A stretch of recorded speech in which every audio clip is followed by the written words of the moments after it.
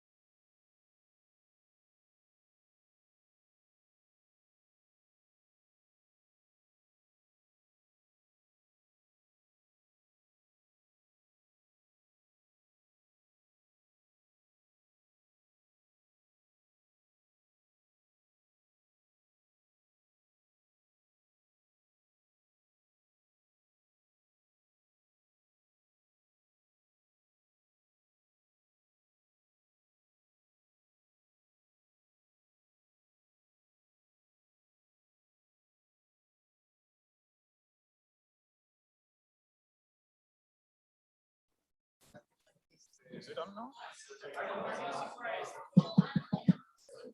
It's not on? Hi. No.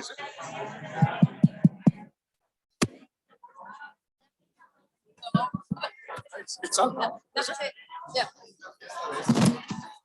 Hello, everyone. No. It's not as loud. Hello. Hello. Hello, everyone. Good morning and welcome to New York. How are you feeling this morning? Hope you had a wonderful rest and your journey through here was smooth and beautiful, like your faces.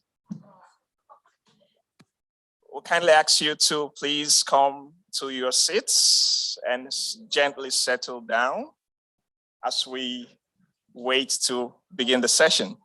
And also welcome our participants online who will be joining us all through today's historic and hopefully memorable event. It all depends on you to make it as fantastic as we aim it to be.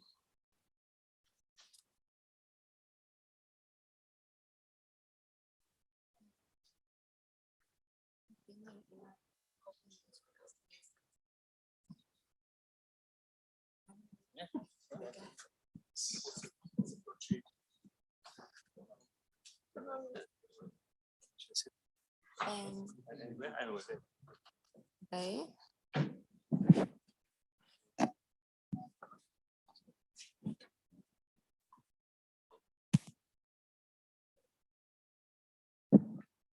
Okay. So, welcome and good morning, everyone. We are so glad you have here today. We know that was very complicated and difficult, all the process with the ticket, the visa, but we are so happy that you are here and that participants can be staying in the virtual way. It is great to meet you and see some of you again in person. My name is Sarah Kognuk. I am from Costa Rica. I am a youth activist in Costa Rica, Central America, and Latin America and the Caribbean. And now I'm going to pass the mic to my co-MC, Chiagosi.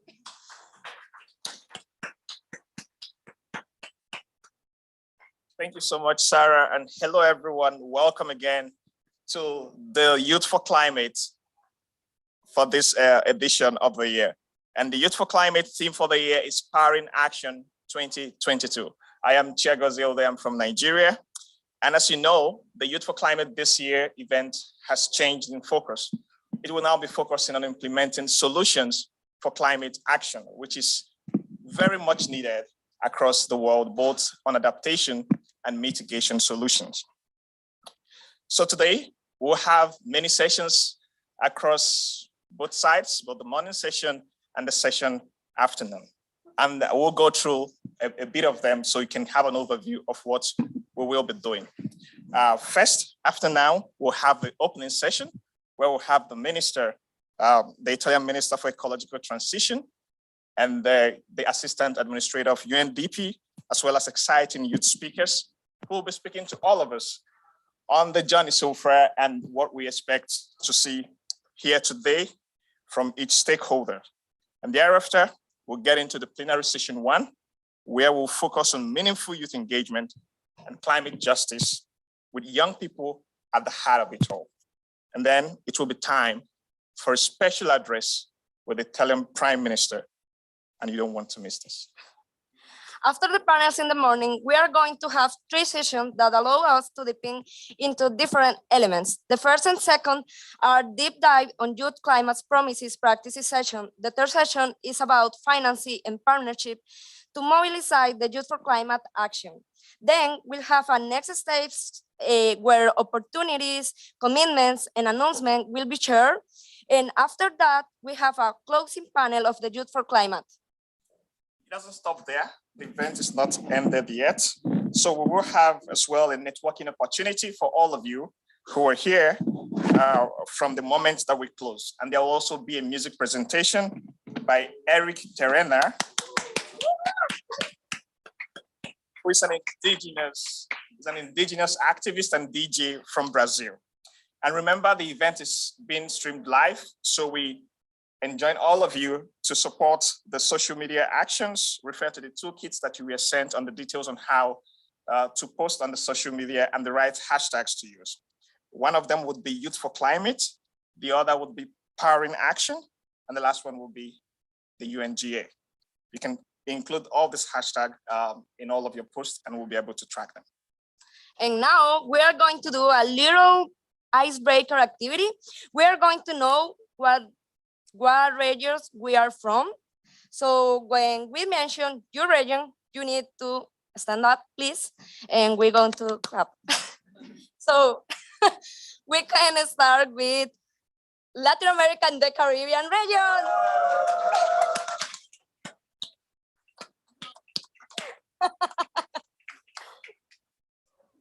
Arab States. Arab States. Yeah.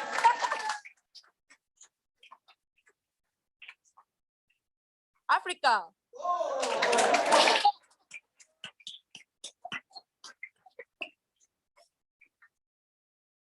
Asian Pacific.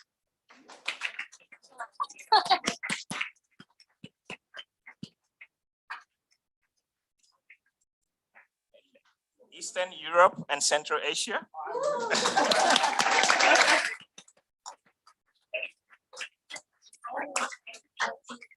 And those from North America.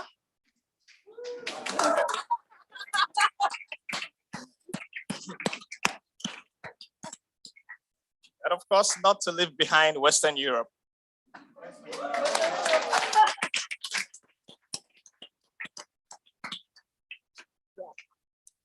So thank you all. And welcomes the first youth participant, Jeremiah Toronka, a youth participant from Sierra Leone who will share his personal story. Jeremiah?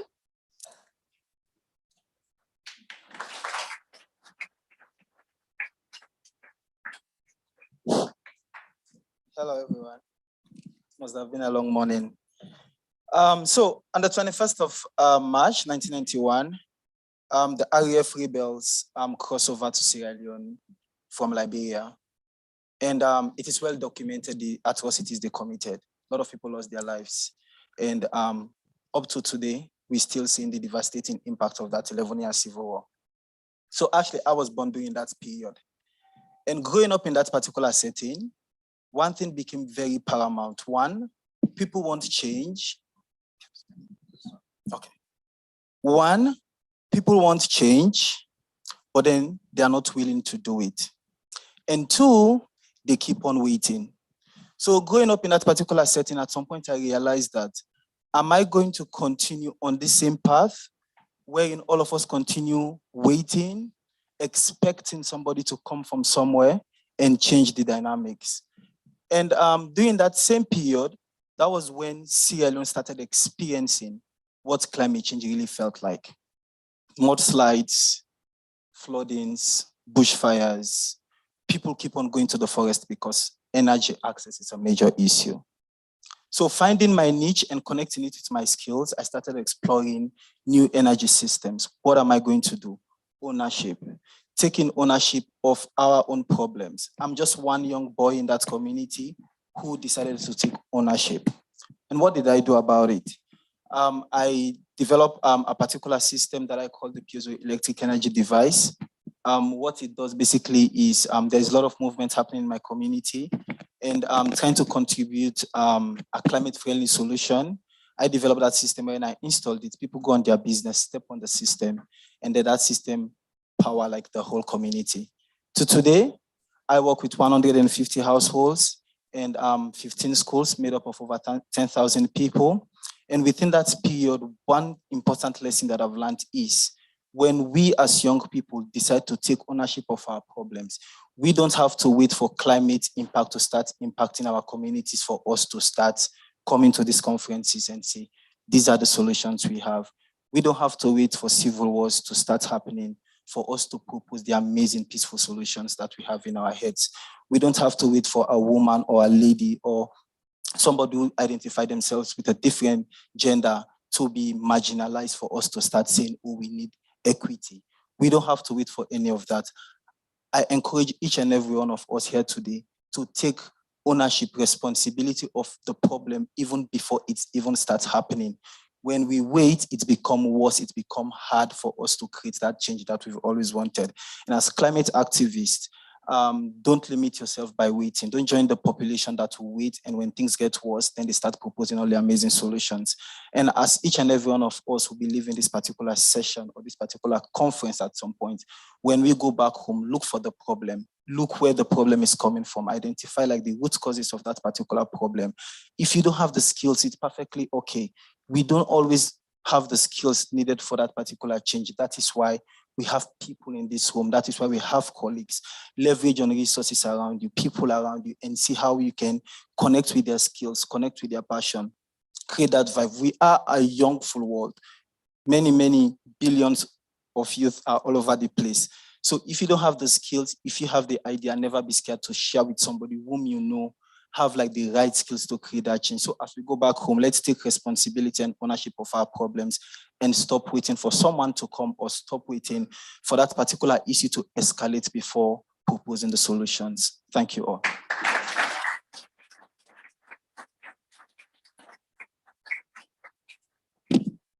Thank you so much, Jeremiah.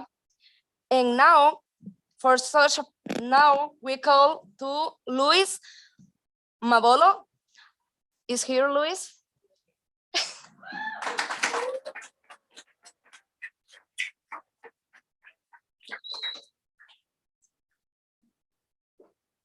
Hi, everyone.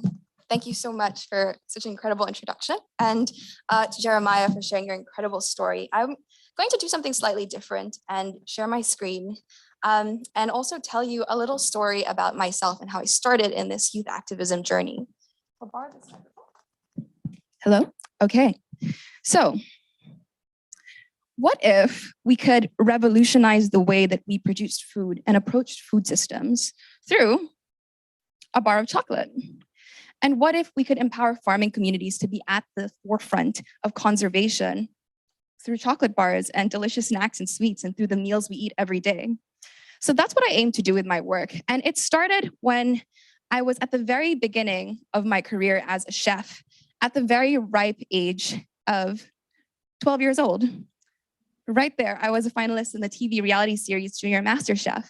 And this launched me into a very premature culinary career as this chubby cheek girl in oversized chef's clothes that would never fit because I was 12, and working with kitchen teams that were thrice my age. And I would travel the world and create pop-up dinners in different restaurants across different industries just to feature good food. And slowly as I developed in this career, I realized that food systems extended way beyond me as a chef and way beyond people on the dining table eating their meals. Because of course, we have beautiful stories that we can share over a gathering. But behind these dinners are unsung heroes, are farmers, producers, logisticians, and so many individuals that are vulnerable to the impacts of climate disasters and even more from broken systems. So this was me slowly beginning to move into a farm-to-table cuisine format, starting to localize systems and highlight the stories of our farmers through pop-up dinners. But that was well and good until December of 2016, when my hometown was hit by Super Typhoon Nokten. And it meant that many of these farmers that I worked with to highlight their work would lose their livelihoods, would lose their income, would lose their homes in a single overnight event that would keep them vulnerable for at least 6 months, up to 5 years. And so this was a turning point for me as a young person, because I realized that farmers, producers are some of the most vulnerable people, especially in the global South. And yet they produce almost next to nothing when it comes to the carbon emissions and contributions to climate change. So that led me to reassess our landscapes and see what we could do to actually help improve the situation for these farmers and transform these landscapes into something that was inherently sustainable and adaptable to climate. So we looked at our landscapes and spoke to a lot of farmers for months and decided to see what can we do so that we weren't just taking on the brunt of typhoons, but also figuring out how we could adapt and make sure that farmers would not have to feel the impacts of climate disasters in the future. And that's how I was led to build the Cacao Project, which is basically cocoa, or chocolate as it's better known.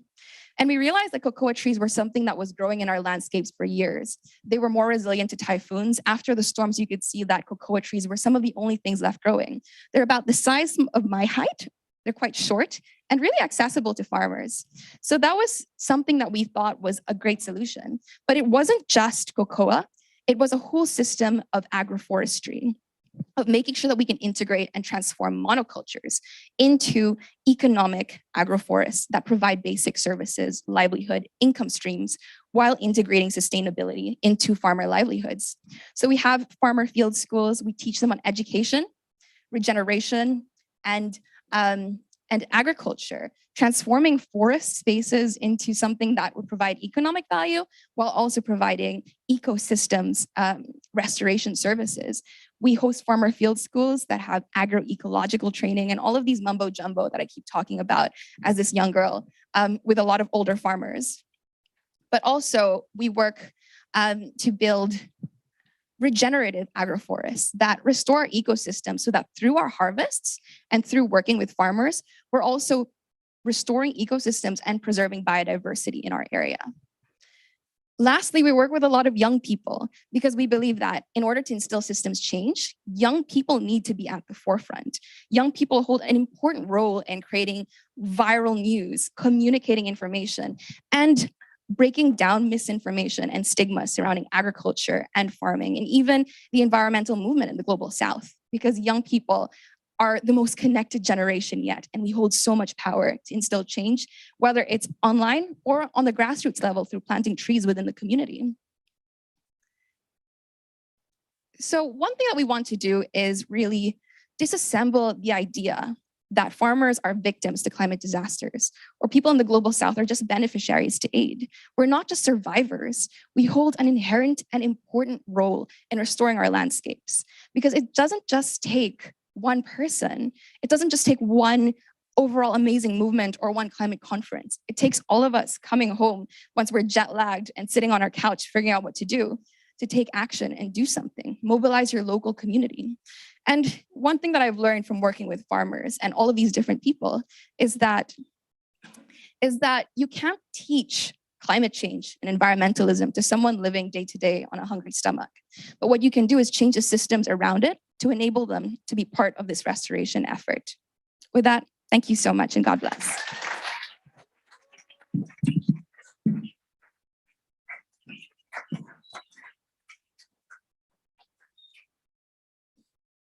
Thank you so much. Thank you so much, Luis, for such inspiring remarks. And it's been really exciting stats that we've had from two young people empowering action in their various ways through various solutions and various means in their various countries that can get us started into the next stage for our session this morning.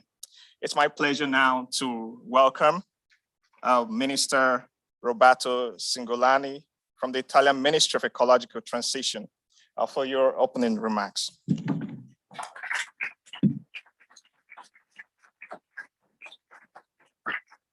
So guys, yeah, maybe this is better. So guys, I'm very happy to see you here. Many of you I remember from the last Youth4Climate. Nice to see you again. And I also want to welcome those who are connected by video conf. 1 year ago, when we were at the Youth4Climate, there was this crazy idea: shall we make Youth4Climate forever? You remember this? And not I pay the guy. So the Youth4Climate forever. I mean, I really believe it's a smart idea. I remember maybe it was a little bit provoking, saying you have to go from the protest to the proposal. You know why, guys?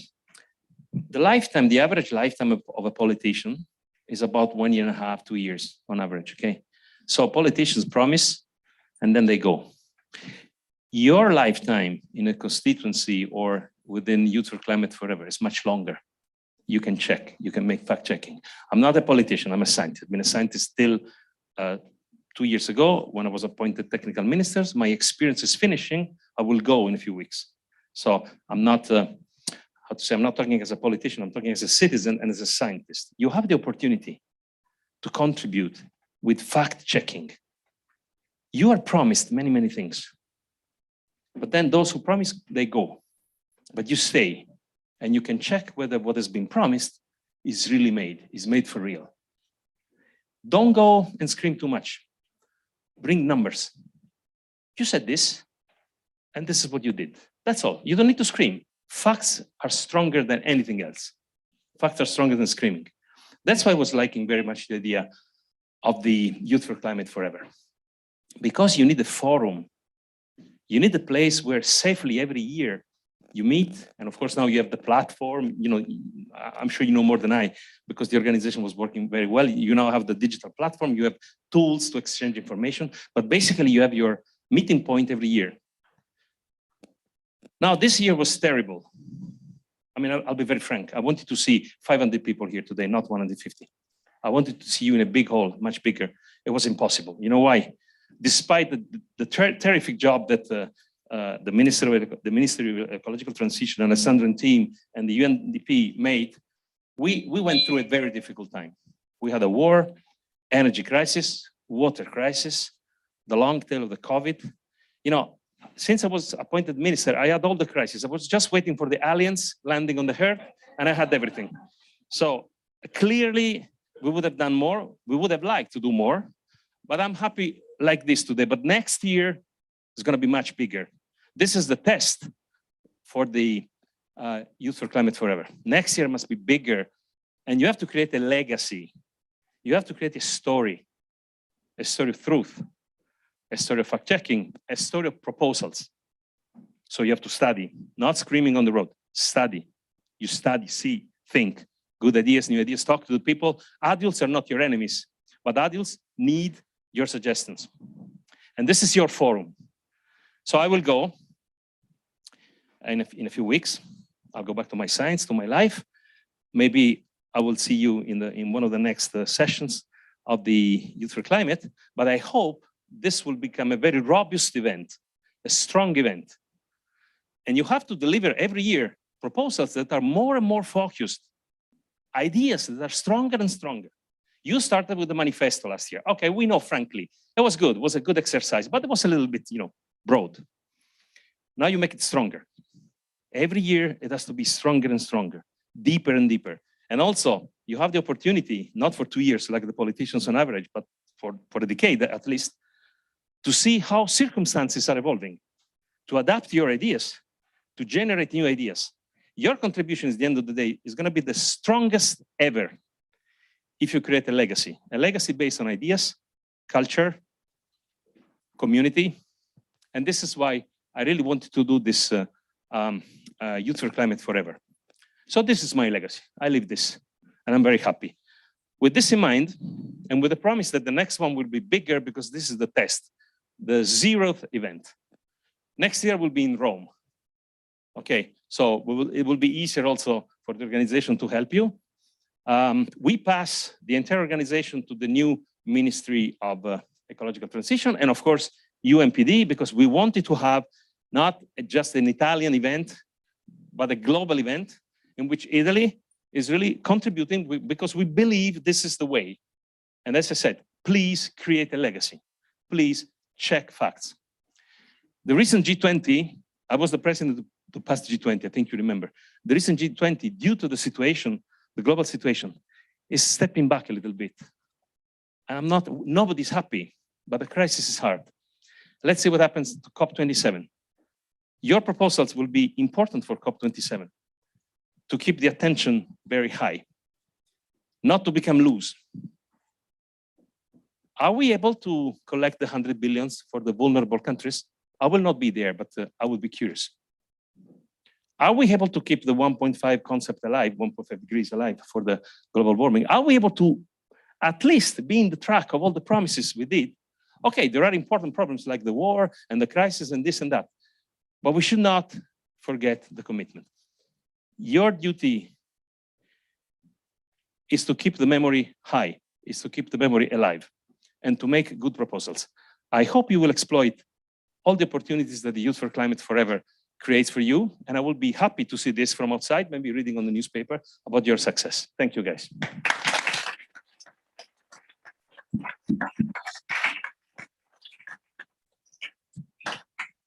Thank you so much, Minister Cingolani. Thanks again. A round of applause for Minister once again.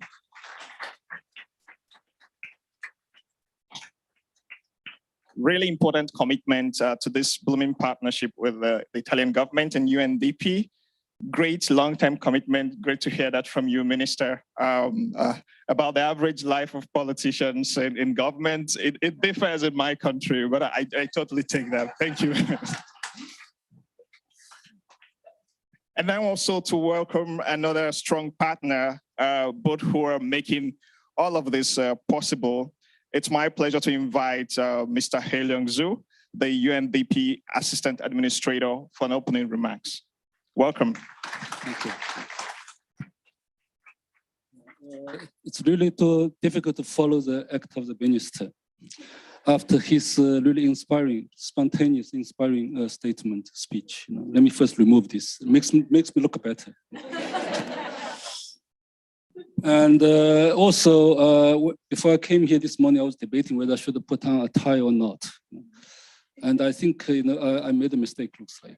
So, but yes, right. Definitely. Speaking of facts, I don't know how much you know about Minister Cincolani. You know, he was born in 1961, the same year I was born. Okay, and he has a PhD in physics. He was a full professor in the year 2000. Okay, right. So, and he was associated with prestigious institutions, not only in Italy, but also in Max Planck Institute, and also University of Tokyo, which are really top-notch, scientific institutions. He wrote more than 1,100 pages of scientific paper internationally. And he has held more than 100 patents in different fields of physics, right? So speaking of facts, right? So let me get some facts out. Okay, right? No. Anyway, this is right. So but also, I think scientists, politicians alike make mistakes, right? So I think his statement, that he's leaving in a few weeks probably is a mistake. So, but let's hope that's a mistake. Okay, right? But anyway, really seriously, right? I think I want to say that first, I would like to thank the government of Italy, the Ministry of Ecological Transition, for this strong support, with the partnership with the UNDP to co-organize this important event, Youth4Climate, about actions, right? And we know the challenges we're facing. We're not getting into details. You all know this. You live this every day, like we do.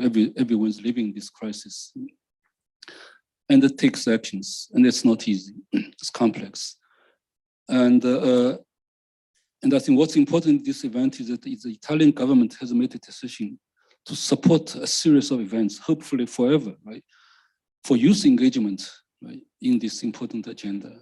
And we know that decisions are made by adults, by politicians, but the young people can make a difference. And we heard the two inspiring speakers earlier that they are making a difference with their own, actions. Right?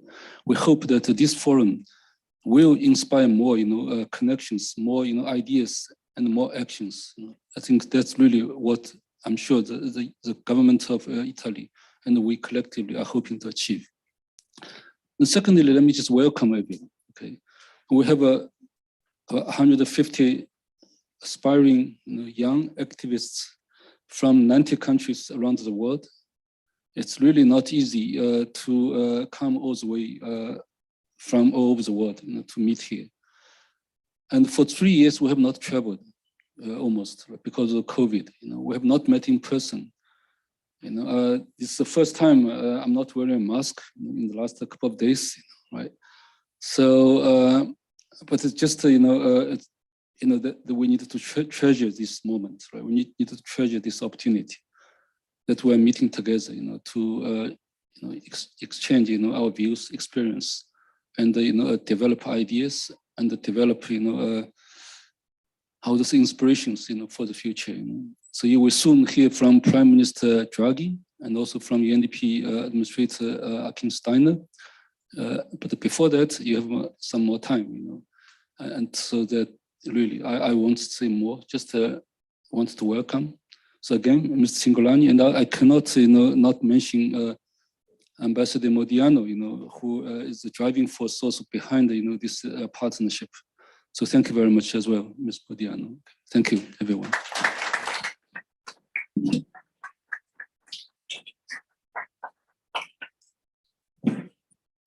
Thank you so much, Assistant Director, Administrator of UNDP. Thanks for your very important opening remarks, and also looking forward to the session where Achim Steiner will be joining as well. And now, as we have a kind of a hybrid approach as well, some of our speakers who are unable to join us physically here, they made it a point to be sure to send in a video message. So now it will be my pleasure to welcome the special video message by the Deputy Secretary General of the United Nations, Her Excellency Amina Mohammed.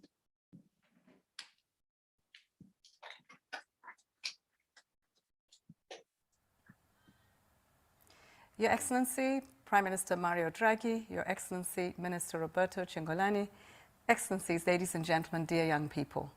It is my pleasure to join you today at the opening of the Youth4Climate Powering Action global event, co-convened by the Government of Italy and the United Nations Development Programme. Particularly, I would like to appreciate Prime Minister Mario Draghi for his vision. The impacts of climate change are more dire than ever before, and we have limited time to act. From extreme drought in the Horn of Africa to the recent floods in Pakistan and China, the hottest European summer in 500 years, and the devastating wildfires in the American West. We are collectively heading in the wrong direction on all of the key climate indicators, as we saw in last week's United in Science report. Global emissions are at their highest level in history and rising. We need emissions to fall by 45% by 2030, yet on current pledges, they are instead set to rise by 14%. G20 countries account for 80% of global emissions. Their leadership is critical now, and your voices are more crucial than ever in holding them to account. I urge you to push governments to take this crisis seriously at every possible opportunity. Demand that they boost national climate commitments every year until the world's 1.5-degree goal is safe. Push political leaders to commit to phasing out coal by 2030 in OECD countries and 2040 in all others. Taxpayers' money spent on fossil fuel subsidies doubled last year to $700 billion. Urge your governments to switch these subsidies to renewables to speed up the transition we urgently need and help drive forward on all the SDGs. No one holds corporations to account as effectively as young people. Demand that businesses and financial institutions commit to net zero and put in place credible plans to get there. I applaud you for not tolerating greenwashing. The costs of adapting to climate impacts are soaring every year, expected to reach $300 billion annually by 2030. The Glasgow decision urged developed governments to double adaptation finance to at least $40 billion annually. This must be delivered in full. Dear young people, we have to ensure that climate action is rooted in human rights and meaningful engagement with youth. I want to thank you, young people in all your diversity, for keeping hope alive and making an impact, despite facing many complex challenges. Young people like you around the world are at the front lines of the climate crisis. You are also our main reason to believe in a more sustainable future. Every day you speak truth to power, hold governments accountable, and raise ambition. More than ever before, the world needs your ideas and innovative solutions.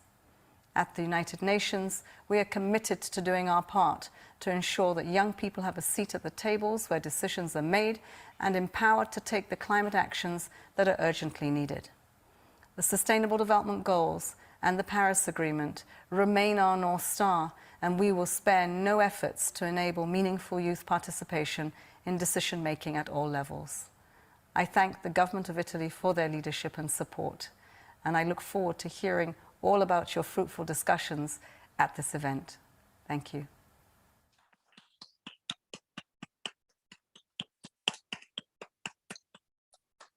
Thank you to all the speakers. Thank you. And now we are going to receive the first plenary session of the morning. Youth people at the heart of climate action, youth mindful engagement and climate justice. For this, I give the floor to Archana Soren, member of the United Nations Secretary General Youth Advisor Group on Climate Change from India, and Noela Richard, Global Team Leader on Youth Empowerment, UNDP. Archana, Noela, thank you.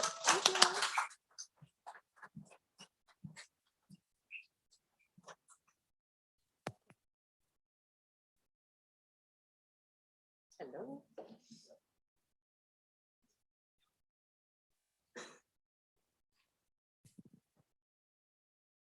Hello. Johar, everyone. It's a pleasure meeting you all here for the Youth4Climate 2022. And after this opening session, it feels so emotional to be here with you all. And I would like you all to pat yourself and say, I'm proud of myself. Come on. Pat yourself and say, I'm proud of myself.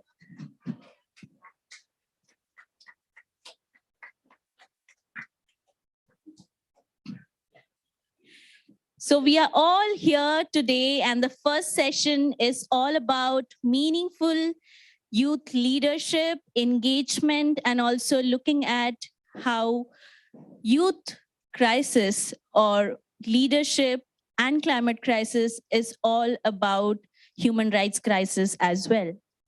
And as we step on and start our first session, I would like to say that each one of you present here are unique. You all have been contributing to this discourse in your own uniqueness, and you are making difference. It's love, respect, and solidarity which makes difference, is making difference, and will make difference. And today we are here to take it to another level. So taking it ahead, I would like to now call upon our speakers for this session. So I'll give a brief about the session. We have 3 sets of speakers. First will be about meaningful youth leadership, how we are engaging as young people in this entire discourse of climate action. Second will be more into climate crisis from the lens of human rights crisis. Third is like, how do we continue to assert ourselves and make sure that meaningful leadership is embedded in institutional infrastructures and pushing forward for more of its implementation. So for the first set of speakers, I would like to call my friends and colleagues. So I'd like to call Rose Kobusenge from Uganda. She's a Youth4Climate 2021 delegate.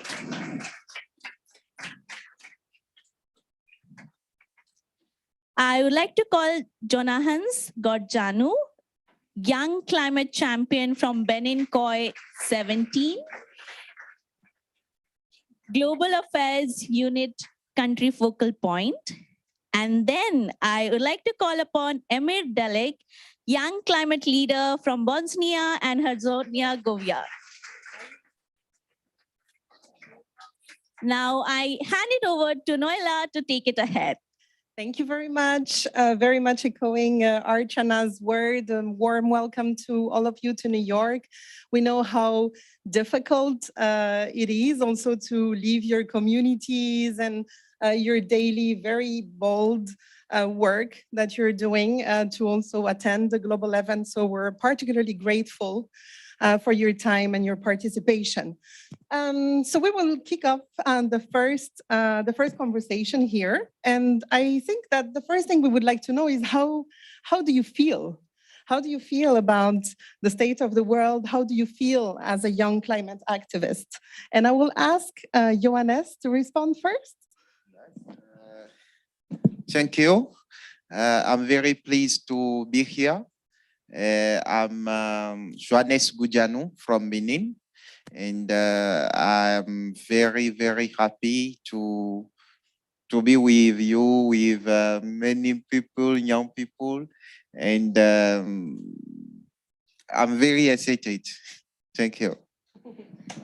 Thank you very much. We will move on to Rose. Yeah, thanks, Noella. I think I can say I'm really excited about this. I mean, I'm quite nostalgic about last year because we're so many, but I also feel that this is more intimate for us, more great conversations and networking. And yeah, really excited to see what happens today, hear everyone's projects and what they're doing and how they're powering action. But of course, also excited to see what was like a one-off event progressing into an implementation one. Of course, last year, I remember I asked Mr. Chingolani, like, so what after this? I asked him that question and here we are. Thanks. I can really say that I'm really honored to be here and to see so many young people here fighting together for climate and promote sustainability and sustainable development goals. I'm a member of a lot of NGOs in my country, in Bosnia and Herzegovina. It's one small, tiny country in the Western Balkans. Really, yeah. Yeah, it's really tiny and small, but with a huge potential and a very rich biodiversity that can help us really fight climate change. But just we have to have a right vision. And I guess, well, I hope I have a right vision because I really work with a lot of young people through many NGOs and really hope that I will achieve something really against climate change. And of course, with your help, it's going to be so much better and huge. Thank you.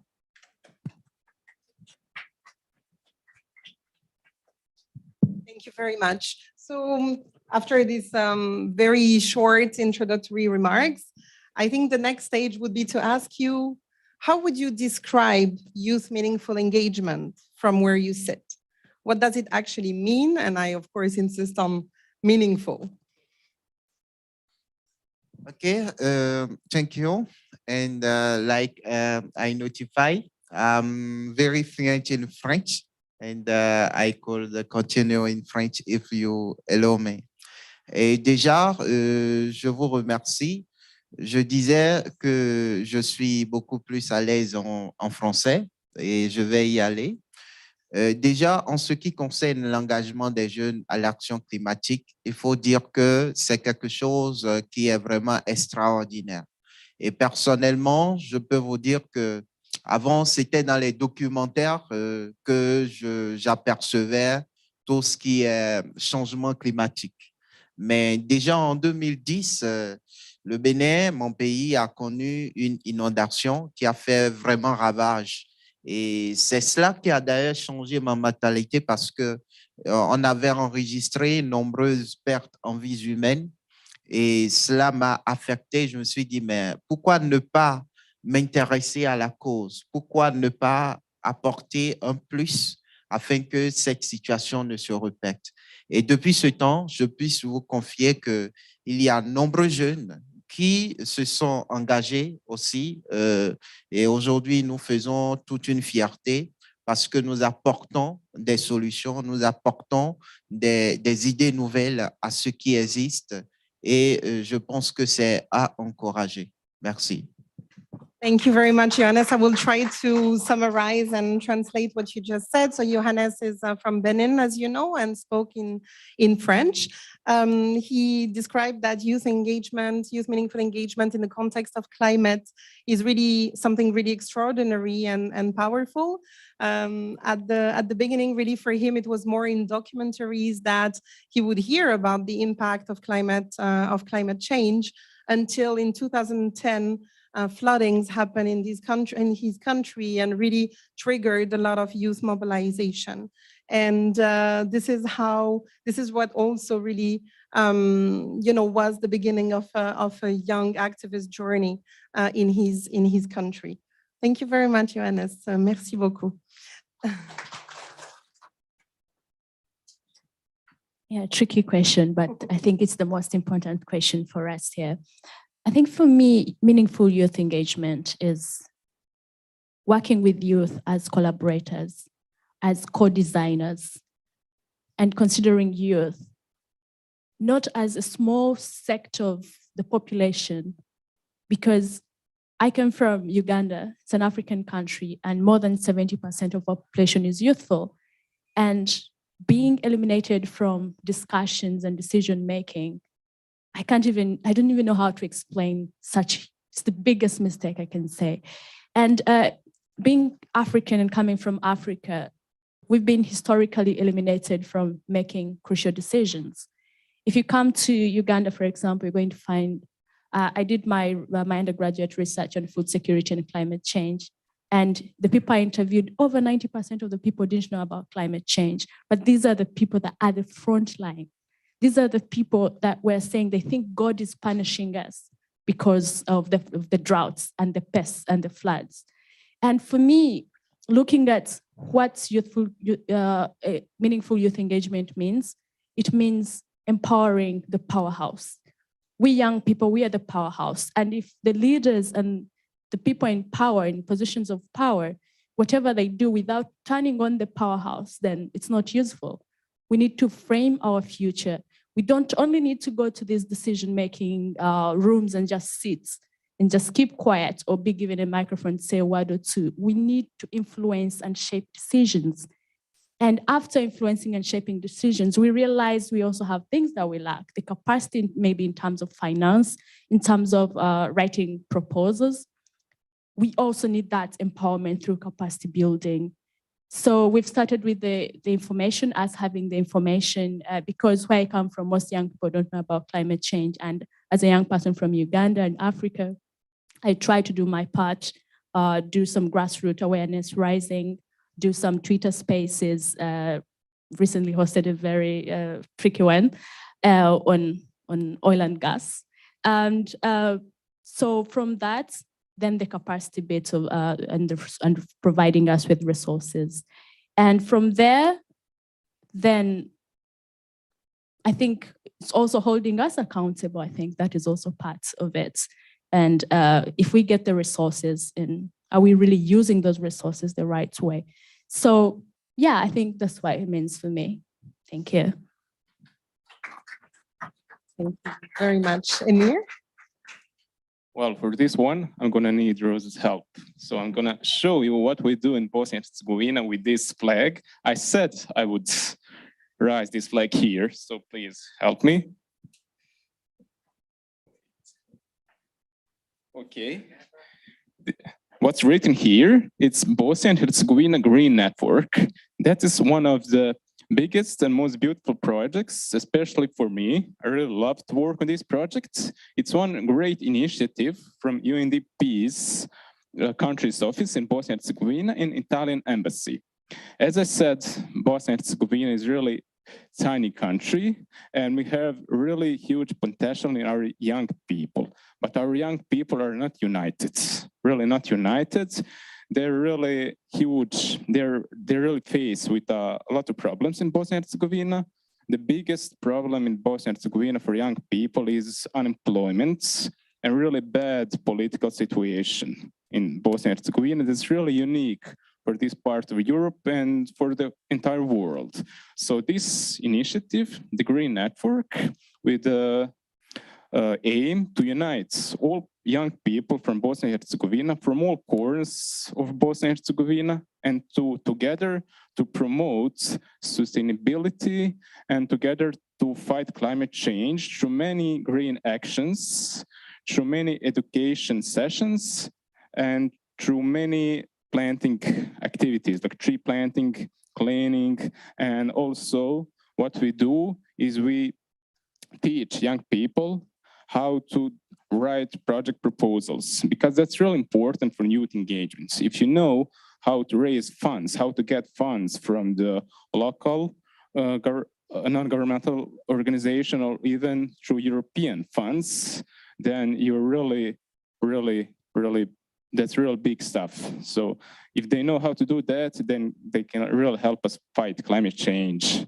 because it's really important for youth to be involved in the project proposals writing. So the Green Network is one of my best projects that I have been working so far. I'm also part of many NGOs that we work to promote sustainability, especially in the process of tree planting and educations. I also work with NGOs, let's say, to protect the wildest European rivers. In Bosnia and Herzegovina, we have more than 50 territory covered with forests. So that makes us first in the Balkans by the forest coverage territory. But what do you think? What else makes us first in the Balkans? Illegal activities. Yeah, that's really a big problem in Bosnia and Herzegovina. And with all of these projects and with youth people, young people, I will try to stop that and to promote sustainability and environmental protection processes in Bosnia and Herzegovina. And I hope I will motivate young people to do so. I have just to say another thing. Another big problem is that we do not have in our schools educational process about climate change, starting from the preschools and from elementary schools and high schools. It's really not included in teaching curriculum, and that's really a bad situation. Even though many teachers agreed that that's really bad, we still don't have any sense from the ministry to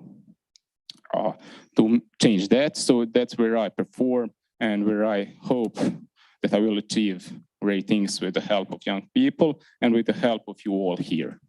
Thank you. Amazing. Thank you very much, Emir. Thank you, everyone, because already in this first round, I think we've heard quite a lot about the extraordinary power that young people bring to a particular room, the strong desire and aspiration that you have to influence decision-making and not just be as token youth, part of an event or part of a conversation. If there is no table, you bring your own table. You have your own initiatives, and this is what we're here to support. So thank you very much for also speaking very concretely about, the initiative that, for instance, Emir, you are contributing to and to drive in Bosnia and Herzegovina. We have a couple of speakers that just arrived. I want to recognize Paloma and Nisreen also, who just arrived with her baby. So we have a very young leader in the room, future activist without any doubt. So welcome, and thank you very much for defying the laws of New York traffic during the UNGA. This is a first step. So we'll hand over now to Archana. We'll thank Emir, Rose, and Johannes, and we welcome to the stage here Paloma, Cantuta, and Sarah, our colleague, also from UNDP. Please come to the stage, and thank you very much, guys. Thank you.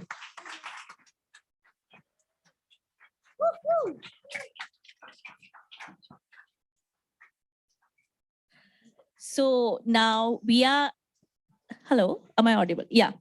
So now we are moving on to the next thematic and next round of discussion. So it's looking climate crisis from the lens of human rights crisis. And I would like to start by saying that Secretary General recently said, climate crisis is a human crisis. And to dwell upon and reflect, because today in the first session, in the first round, we were speaking about meaningful leadership and how we can engage meaningful in the decision-making spaces. But we also need to acknowledge the challenges which young people are facing in terms of gross human rights violation and in terms of lack of safe and enabling spaces. So it's an honor to have my friends and colleagues. So we have Paloma, my fellow colleague and one of the UN Secretary General's Youth Advisory Group on Climate Change. She has just come from the Regional Conference of Youth from Latin America. The best one. We have Cantuta.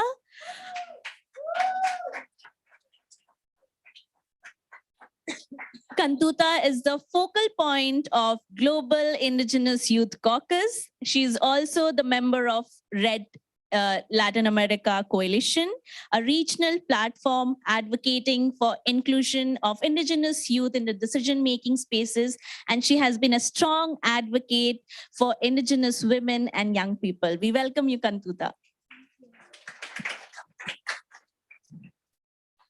we have Sarah, who is the Global Advisor on Human Rights in UNDP based in New York. So welcome, Sarah. So as we take upon this discussion, I would like to ask all three of you all is, how do you see climate change or climate crisis as a human rights crisis? Paloma, would like to hear from you first. Thank you so much, Archana, and thank you everyone for putting it all together. It is so nice to see so many young people, leaders, who inspires me every day to keep fighting. I will start crying a little bit because it's hard to talk about it. But when you ask me that, like how the climate crisis relates with human rights, it brings me directly to the Amazon rainforest. And when you are there, you are fighting to have a right to the present while you are still trying to construct a future. And young people that are there, and Cantuta and Archana, they all know that.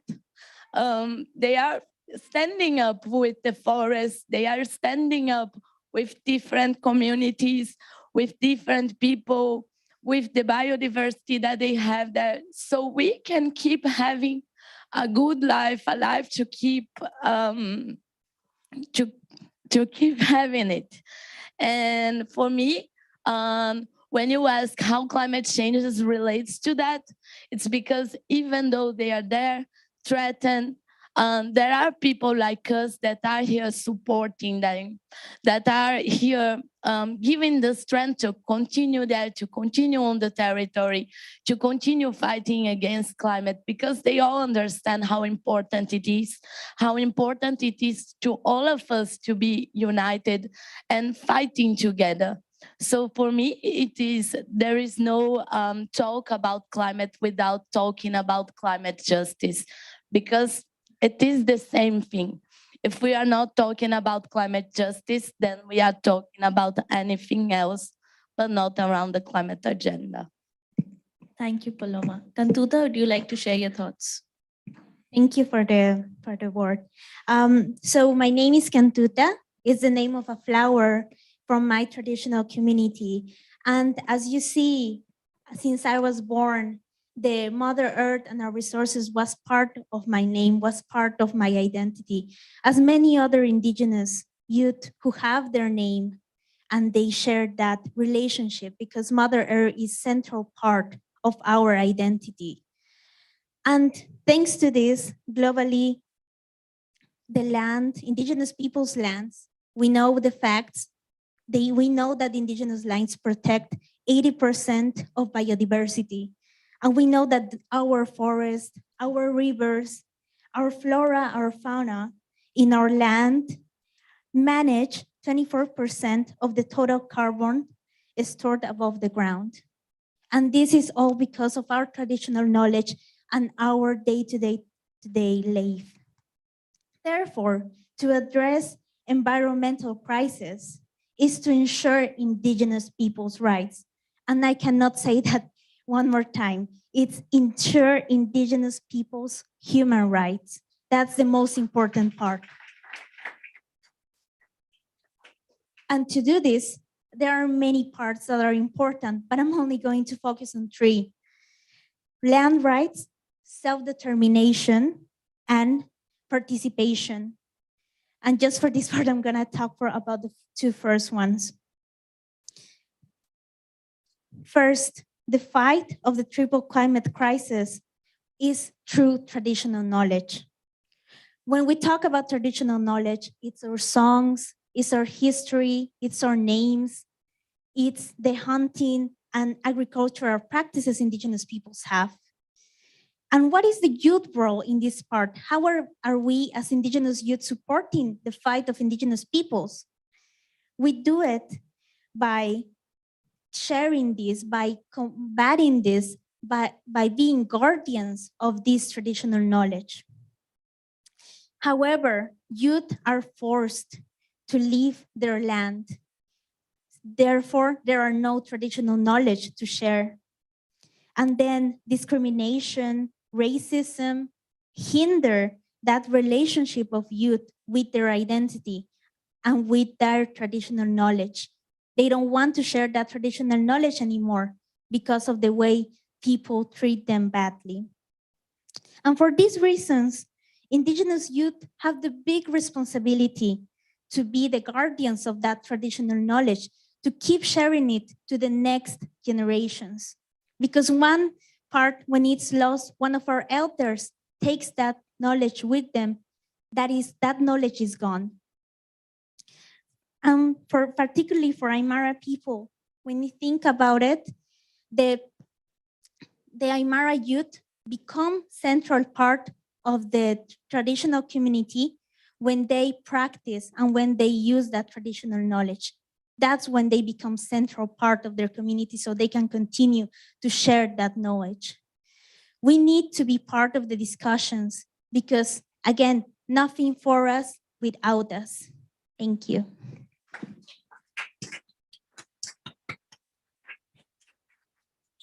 Sarah? Thank you so much. Thanks for letting me be here and participate in this conversation. I think the question is climate change a human rights issue? Absolutely. There's no question that the climate emergency that we're facing, that Cantuta and Paloma have talked about, affects all aspects of human rights: economic, social, cultural, civil, political. The former High Commissioner for Human Rights, Michelle Bachelet, described it as the defining challenge of our era in human rights terms. In the last year, there's also been important recognition of the human rights elements of climate change. There's been member states have shown a lot of leadership. There's been a General Assembly resolution just a few months ago, recognizing the universal right to a clean, healthy and sustainable environment. And that follows a resolution at the Human Rights Council last October, which young people were critical in achieving. Their advocacy, their campaigning, their leadership again and again, and running up to that process really helped that process, help that discussion, and member states have taken that leadership. But another reason it's a human rights issue is because of this extreme inequity and injustice we see in the impacts and the consequences of climate change. As Cantuta spoke about, it's the people who have done the least to contribute to climate change that suffer the most from its consequences and impacts. Indigenous people, people with disabilities, and arguably young people and children, perhaps even more. Of course, everybody's young Indigenous people, everything's intersectional, but having that understanding of the real inequity and the impacts of climate change is another reason why it's a human rights issue. And one thing that the Secretary General said recently, which I think is really interesting in the call to action for human rights, when he was talking about this issue in relation to young people and climate, was he was talking about the rights of future generations as well. And saying, you know, the promises that we've made in the UN Charter and the Universal Declaration of Human Rights, they affect current generations, but we have an explicit promise to future generations too. And that has to be on the forefront of all of these conversations and on the action that we need to take to find these solutions for this emergency. Thank you, Sarah. Thank you, Cantuta and Paloma. So now we dealt upon like how a climate crisis is human rights crisis with specific insights and examples from your places. I would also like to emphasize, like, which I have been keenly advocating, which I feel is so related to this, is like Indigenous people and young people should be leaders of climate action, not victims of climate policies. And that's where I feel it's so important that our policies need to have rights-based approach, which we are discussing. So as we move ahead towards this conversation, I would like to get back to you all. We know there's an issue, we know there are challenges and imposition of different developmental worldview. How do we go ahead? How do we navigate that rights-based approach and human rights is taken into consideration in policy level, in implementation? So if you could briefly share your key recommendations, 3 points very briefly would be really how we would like to take it ahead. So Paloma, would like to start with you. Thank you so much, Archana. And I'm sorry for getting the energy a little bit down, but it's hard to share of something that it's so close to your heart. I think like going straight to recommendations, I think we all can learn so much with each other. And I think like all the change, it starts in us, in where we are based. So why not we empower each other, we give the mic to each other, we start really working with people who are different to us, who have different realities to us. Why not empower young indigenous women, men, whatever, who are part of our processes? Why not like be there for people, really embrace what they are feeling? We're all having the same anxiety, so why not stand together? The second thing I will say, I think it's basically everyone talks about it, is that we need spaces to participate in a way that we can have deliberative conversations. I think we are all done with giving recommendations that are never taken forward or seriously, and we take so many works together. So why not we just start building really diverse and inclusive places? Companies can have us on board, governments can have us on board, everyone can have us on board. We have the energy, the knowledge, and we are here. And third, don't lose your spirit. I think that's what makes us the strongest group that can exist in this entire agenda. So this one goes to all of you that are there facing and together. Thank you.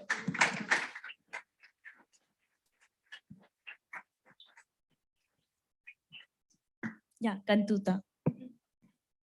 Thank you. I think that the most important thing to do firstly is to recognize the colonial roots of the climate crisis. We need to understand that for ages, we have seen indigenous people's land taken away from them.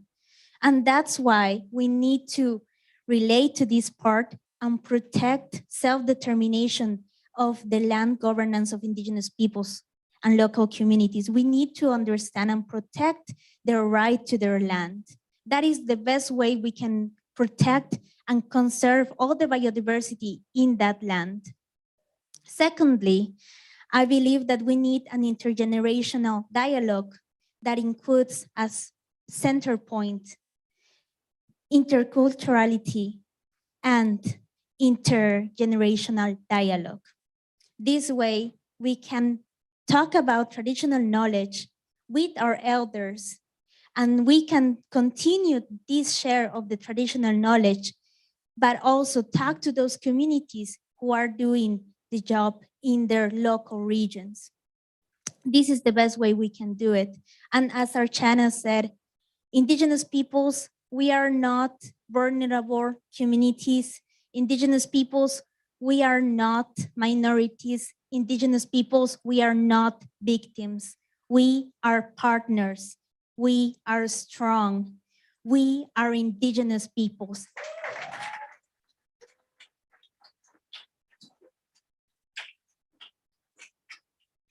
Thank you, and hayaya. Hayaya. Thanks so much. I fully agree with Paloma and Cantuta. I think we're at a really important moment right now. I mentioned, these changes in the international legal frameworks and, various opportunities they present. Experience has shown in other areas that these resolutions, these types of international agreements can be real catalysts at country level for action. But what's really important about them is, I think similar to what Cantuta was just saying, is they really change the conversation from asking for your rights to be realized, asking for assistance, this benevolent approach, to really talking about what we're entitled to, what people are entitled to, and working with the business sector, working with governments, working, to make that a reality. So it's an important opportunity. Another point I want to mention is bringing together the discourse as much as possible.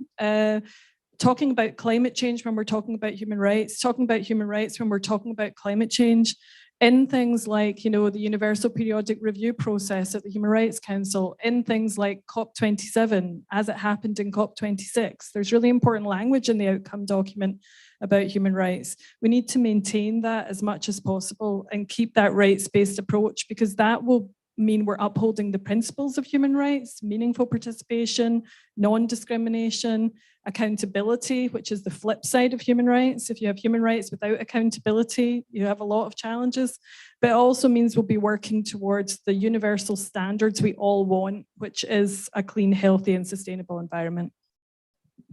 Thank you so much. Thank you, Sarah. Thank you, Kantuta, and thank you, Paloma. It's been such a critical, insightful, and enlightening discussion.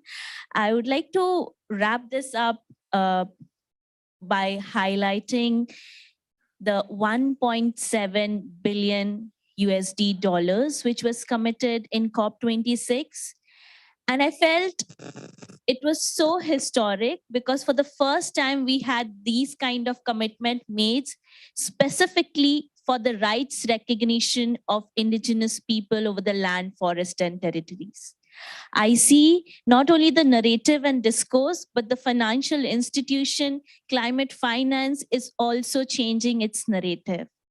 And that's why I feel we need to broaden our thematic interventions, engagement. We need to broaden and ensure that there is direct access funding to indigenous people, young people, and in all the diversity and intersectionality. And that's why I feel, thank you so much for bringing your insights. It was so, so important to have this here as a friend and colleague, and also person who is from an indigenous community. And I just want to say, Kantuta, I felt so touched because even in my Kharia tribe, the meaning of my surname Soreng means rock. So like we all come from different geographical territories, but our identity, cultures, belief systems is so aligned. And that's why we are together in this fight together. So thank you. Over to you, Noyala. Archana, before moving to the next round, I really want to thank you all. And Archana, I think we would all benefit from hearing a bit more about your own story as well. So I wanted to invite you also to share a little bit more about the work that you're doing in India and beyond. Thank you so much, Anoila. So I belong from Kharia tribe in India. And for me, what has brought me to this entire discourse of climate action is, for me, climate action is reclaiming spaces for indigenous people and local communities. When I say reclaiming spaces, is that it is only now, and it is only in 2019 that we were able to have in the IPCC report about rights recognition of indigenous people over the land, forest, and territories, and also supporting and promoting and preserving the traditional knowledge and practices of indigenous communities and local communities. It's very sad because while I was growing up, there was so much of inferiorization of our identity, culture, tradition, and language that indigenous youth across, and specifically in our region, have so much inferiorization and question their own identity. But now if you see in this global spaces, we see kind of acknowledgement, glorification, and sometimes romanticization of indigenous people's identity, culture, and tradition. How do you expect to undo this years and generation of inferiorization if it is not coming from a place of institutional support and approach? And that's why I feel it's so important to see meaningful leadership and participation from a lens of understanding people's perspective, and more so from respect. You cannot expect people from my communities or region to be here speaking about their identity or speaking about the good practices, because that is not which is considered as good. And it is also from the not only lens of culture, tradition, but more so about the food practices. And that's why I have been advocating that indigenous people should be leaders of climate action, not victims of climate policies, because I truly believe we need more representation of indigenous people in this decision-making spaces. We need to address the gross human rights violation which we are facing across by extractive developmental projects, impacts of developmental crisis, and also impacts of climate crisis. I'll just give a very short example. I don't stay in coastal areas, but I stay in the mainland. And there's a assumption amongst people that you are only affected by floods if you are in the coastal areas when your house is swept off or you have no shelter. But living in a mainland, even the mere drop of rain snatches away our entire livelihood and pushes us towards the vicious circle of death. And this is what I would like to also emphasize when we are talking about loss and damage. There is no proper identification in terms of the degrees and types of loss and damages, because my communities are affected by extractive developmental projects, are affected by vicious circle and frequent impacts of climate crisis, but they do not get any access to climate finance and all of the support because they are not identified as loss. And then there is displacement, there is migration, there's loss of identity and culture and tradition, which again, I felt what can be done, how can be done. And of late, one of the key thing, one of the very crucial thing how we can address is rights recognition of indigenous people over the land, forests and territory, meaningful leadership and participation of their supporting the traditional knowledge and practices, because this will help them to retain their practices. This will help them to make sure that they are able to transition this traditional knowledge to the upcoming generation. And I also started being in the space after loss of my father, because that was a very key moment for me, because when I was pursuing education, I realized whatever literature I was reading was already which I had seen in my communities. But the sad part was it was not written by indigenous communities, but non-indigenous person. And that's why I felt that given the access to education, which I truly believe that it's because of the sacrifices of my elders and ancestors, I feel we as indigenous people have different roles to play. And we as communities have to take different positions in the spaces, because we all are critical. And that's why also I felt that our elders will not be with us for a longer time. This is the generation which is in dire need of intergenerational solidarity, intergenerational dialogue. And I would just end by saying that embrace your identity, be proud of yourself, and go back to your roots and stay connected to your roots. Thank you. Okay. Already, thank you very much, ladies, for a very interesting conversation already. I didn't think that we would feel like dropping the mic already in the first session. Thank you very much. And thank you for also bringing this very emotional and human face into this discussion, because we're talking here about people and real lives. So thank you very much for being so real and so candid. If you want to know more also about the work on environmental justice and human rights, really encouraging you to join us tomorrow for the networking session on governance and human rights. And we will also have the opportunity of deep diving into the nexus between the youth, peace and security agenda and climate action, which are both really, really important. Thank you very much. And we will welcome our next speakers. Thank you very much, Sarah Cantuta Paloma. Girl power. To reshuffle some of the rounds of discussion because of traffic, but you know, youth is also about flexibility and about adaptability. So I'm going to welcome Elijah from the Caribbean, Nisreen from Sudan, Maria Eugenia from Argentina, Akamaru. Thank you very much for joining us, and Keka Shan, the founder of Green Hope Foundation in Canada. And congratulations on making it as well for the session. Thank you very much. So please sit here, I will stand. The question to you will be, you can sit, sure. Please sit, yes, we will stand. The question to you will be a very straightforward one. I mean, I think we did a zoom in climate justice related issues. We discussed youth meaningful engagement.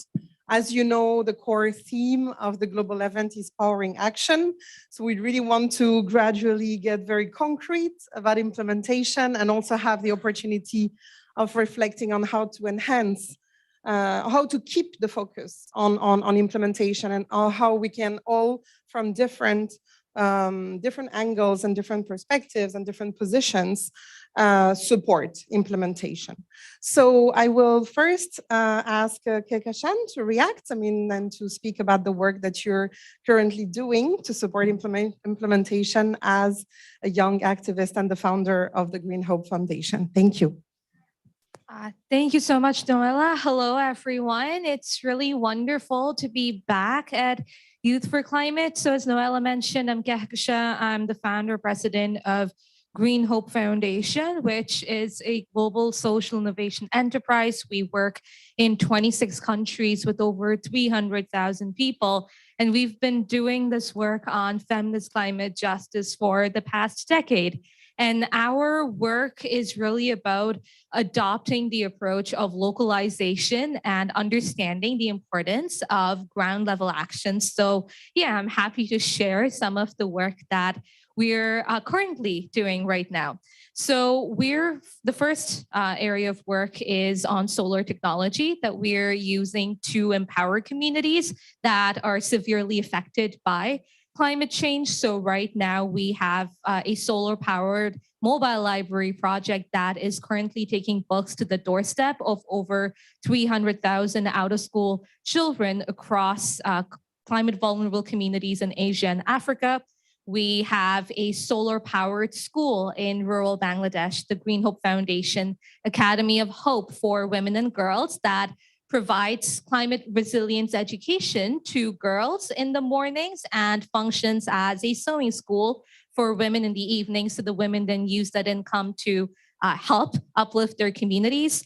And the last solar project we have right now is called through agrivoltaics, where we empower farmers in those communities that have traditionally grown cash crops, forced to grow cash crops with demand from the cities. And instead, by using this agrivoltaic system, they're able to ensure food security within their communities.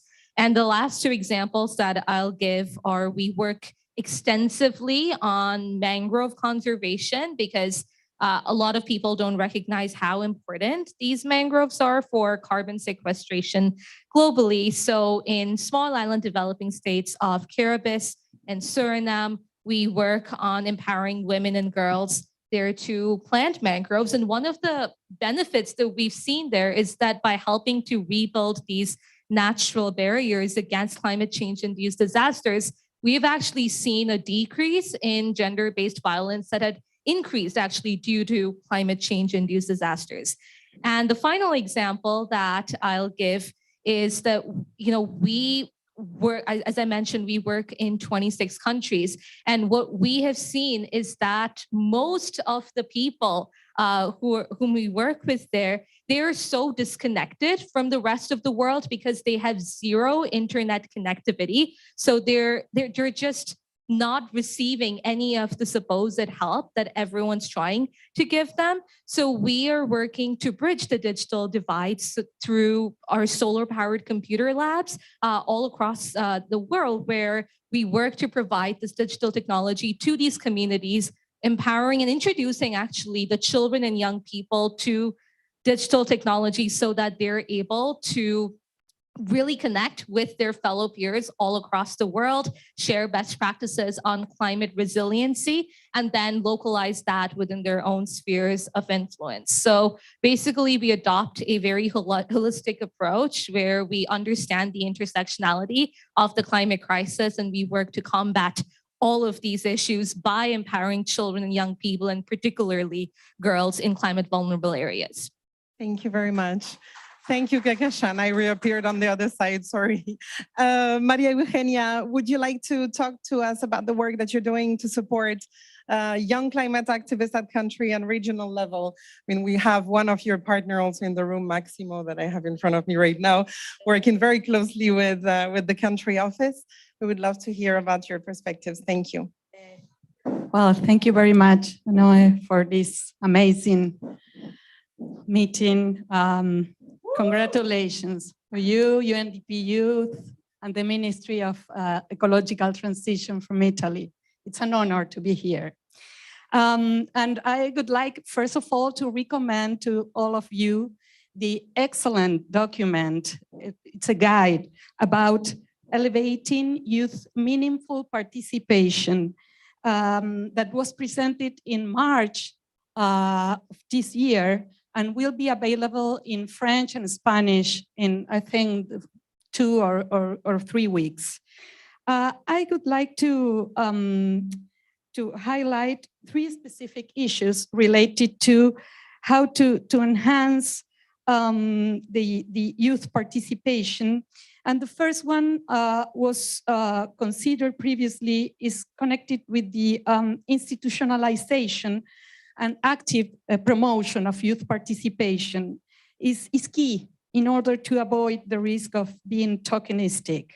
The second one is that youth participation is key regarding the exercise of rights, it was mentioned before, in a broad perspective, and that cannot be reduced only to activism, which is very important, but it has to be connected also to the active participation and representation in society. Adults and young people, we need to be part of the decision-making process with an intergenerational perspective, intercultural perspective, and youth participation should be considered in all dimensions, all cycles, and all levels of governance, and in multi-stakeholder settings. The third one, environmental justice in the Anthropocene requires not only the recognition of rights, but also that social, economic, and environmental aspects are 3 parts of the same reality and need to be integrated together. And this intergenerational solidarity implies informed participation of the youth movement and greater transparency on the impact and influence of youth inputs. So the exercise of the right to get access to information, public participation, and access to justice on environmental issues from Principle 10 of Rio 22 gives an opportunity to strengthen the support of the youth movement as well as their participation. And for Latin America and the Caribbean, the Escazú Agreement is an important milestone that we need to consider and to put in the center of governance and participation of the youth. That's why it's very, very important. I listened to the Minister Cingolani. He talked about the protest, from the protest to the proposal. And this is the title of the regional COI that took place last week in Costa Rica. So congratulations for that. And well, I will continue in the next round. Thank you very much. Thank you very much, Maru. We will pass on the floor now to Nisreen, who's the chair of the Youth Advisory Group of the United Nations Secretary General, a fellow of Archana and Paloma. You're from Sudan. Could you speak about this particular reality? Of course. Yes, so before speaking about Sudan, I just want to comment on a question that was mentioned in the previous panel, which is the relationship between climate change and human rights. And I think this is a very, excuse me, but I was like, to put it bold, it's a very silly question. Why? Because people die because of climate change. And the first and the most important right is the right for life. And if climate change is threatening the right of life, then it's threatening all of the other human rights. Because if we are not existing in this planet, then we don't have rights to defend in the first place. So everyone who doubt or think about the relationship between human rights and climate change, I just consider them as climate denials. And these are not the people that we are currently constructively work with to move forward. And secondly, regarding the situation in Sudan, or generally the climate change situation in different parts of the world, including Sudan, of course. One thing I want to speak about is how much media plays very good, very constructive roles sometimes, but at some points also it plays a very constructive roles, destructive, sorry. And how, for example, in the past 2 weeks, I've been hearing about the floods in Pakistan almost everywhere. And then I was sending pictures to my friends and there was, oh yes, we know the floods in Pakistan are horrible. I was like, no, unfortunately, this is 2 hours from my house. This is not Pakistan. Yes. And I know that many other countries are, let me put it a bit dramatic and say, suffering in silence because no one delivers their voices and the media doesn't care about them. And I want to give another example. The only time I've heard about Ukraine before in my life was in my previous visit to New York because one of the bicycle drivers were from Ukraine. So he was telling me about Ukraine and the country instead, but I've never heard about Ukraine anywhere, any way. Of course, we had it in geography in school back then, but not like really in real life until the war happened.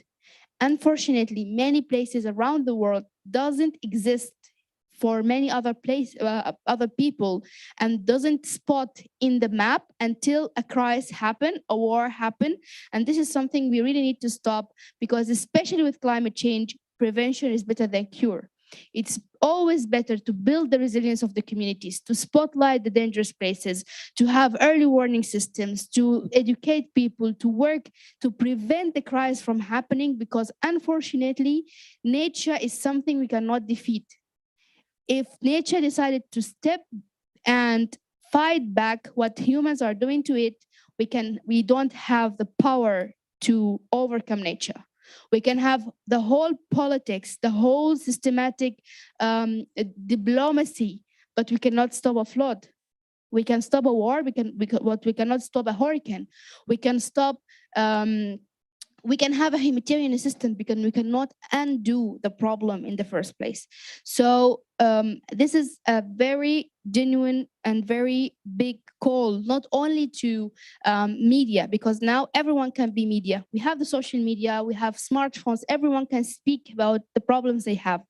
Communicate about the problems, climate problems, of course, in your countries, in your regions, and try to be the voice of the people who doesn't have a voice.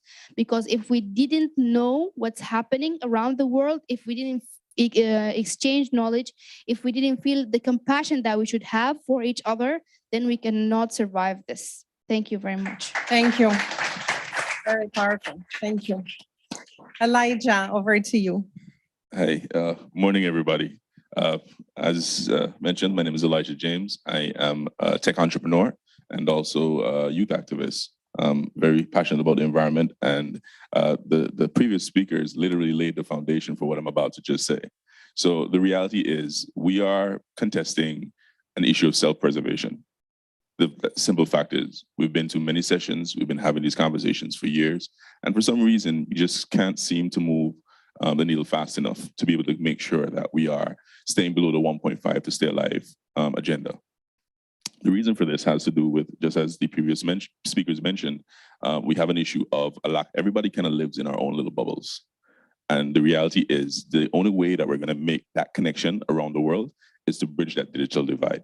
It's one of the motivations that got me into tech because it was one of the ways that we could be able to spread the message among young people or even to just raise awareness generally within communities so persons can actually know that the information that they're seeing is actually correct or if something is actually even happening at all.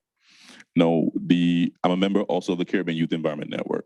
And the Caribbean Youth Environment Network, CYEN, is a network across the Caribbean region that basically seeks to provide education and empowerment to young people so that they can actually, I know we started out the conference and we had the conversation where we keep talking about trying to be a part of the digital space.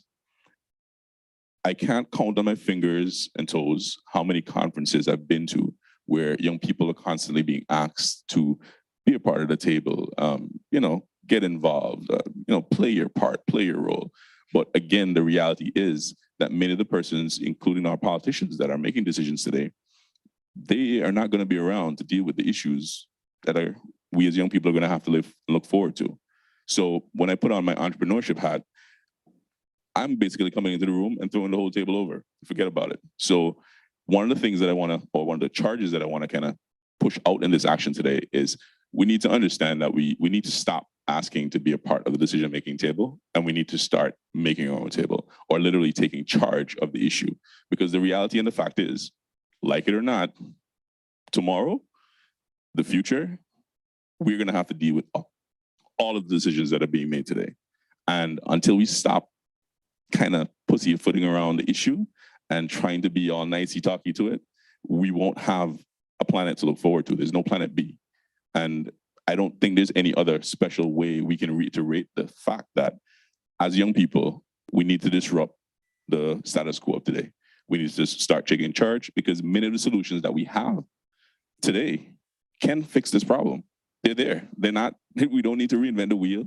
The solutions are already there. The problem is that, again, that issue of self-preservation, where nobody wants to upset the apple cart or have to make that uncomfortable change or have these uncomfortable conversations that we need to have about the fact is, if we don't stop what we're doing today, we won't have a planet to look forward to. All right, so I'm hoping that, and again, I must say thank you very much to UNDP for organizing, of course, this event, and I'm looking forward to networking with many of the speakers that are going to be here as well today. And so, but again, let's agree together today that we're going to stop going along for the sake of getting along. It's time for us to actually disrupt what is happening. The solutions are here today. We just need to take action. Bravo. Thank you very much. Grateful of all of you to address structural barriers and power dynamics. Very, very well noted. So I will simply ask you now to perhaps in 30 seconds and 1 minute each, give sort of your top recommendation in terms of implementation, just to sort of re-emphasize some of the points that, that you alluded to. Kekashan? I think that there is a lot of talking that goes on, but not acting. So I think that as young people, a generation where we're known for going out of our comfort zones and taking action, it's time for us to do exactly that. Step out of our comfort zones and act, no matter how daunting this situation might seem. I think that the climate crisis cannot be addressed by just talking about it. Action is absolutely, absolutely necessary.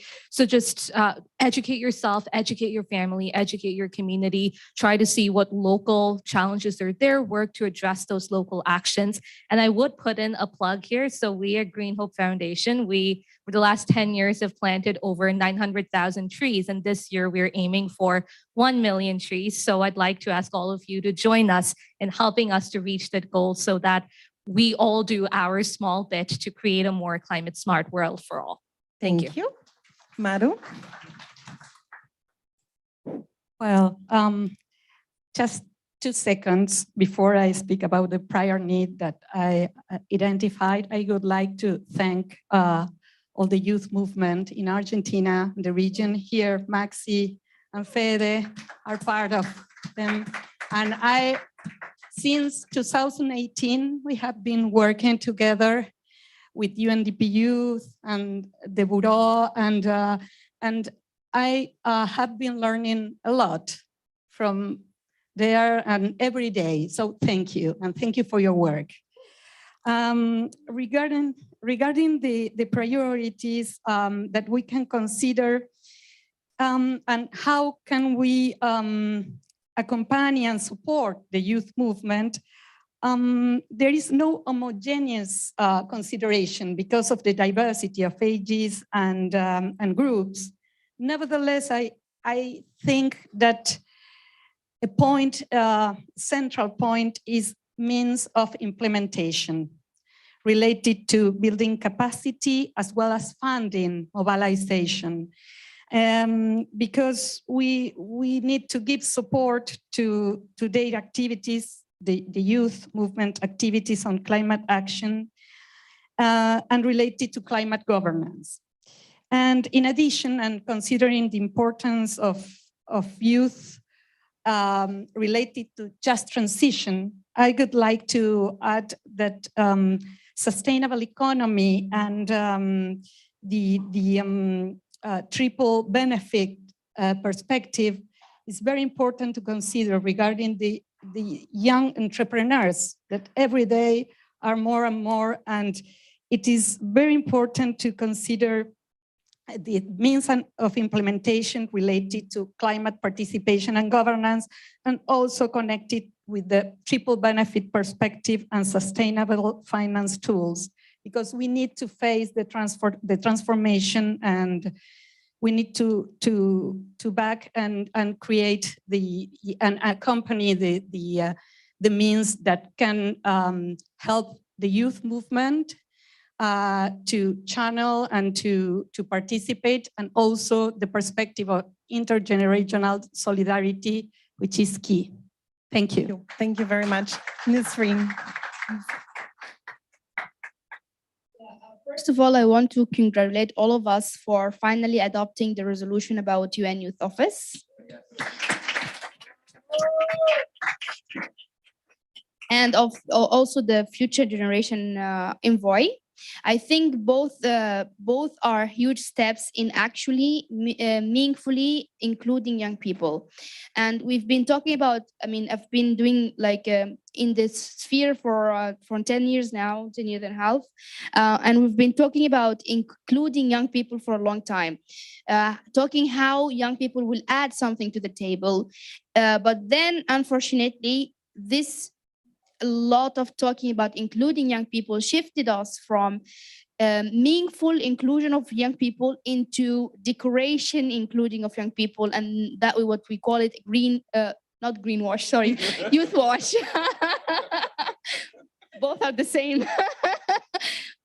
Youth wash, which is having young, and this happens to me a lot because luckily I tick a lot of boxes. So I'm a female, a young person, not for a long time, but at least at least for now, and African, yes, and I'm a Muslim. I speak Arabic also, so I connect many regions. So if it's a MENA, then I fit. If it's Africa, then I fit. If it's a female, then I fit. If it's a young people, then I fit. So I get invitations to many events, not because what I know or if it's my field or not. It's just, and I'm really sorry, but unfortunately, most of the time the victim is Vlad. Because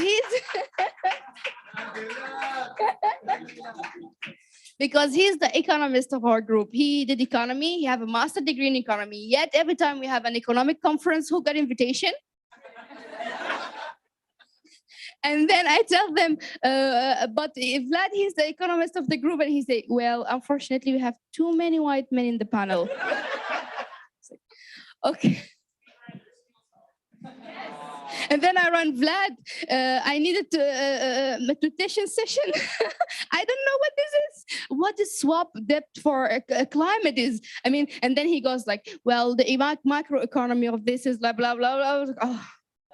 I did physics for a reason.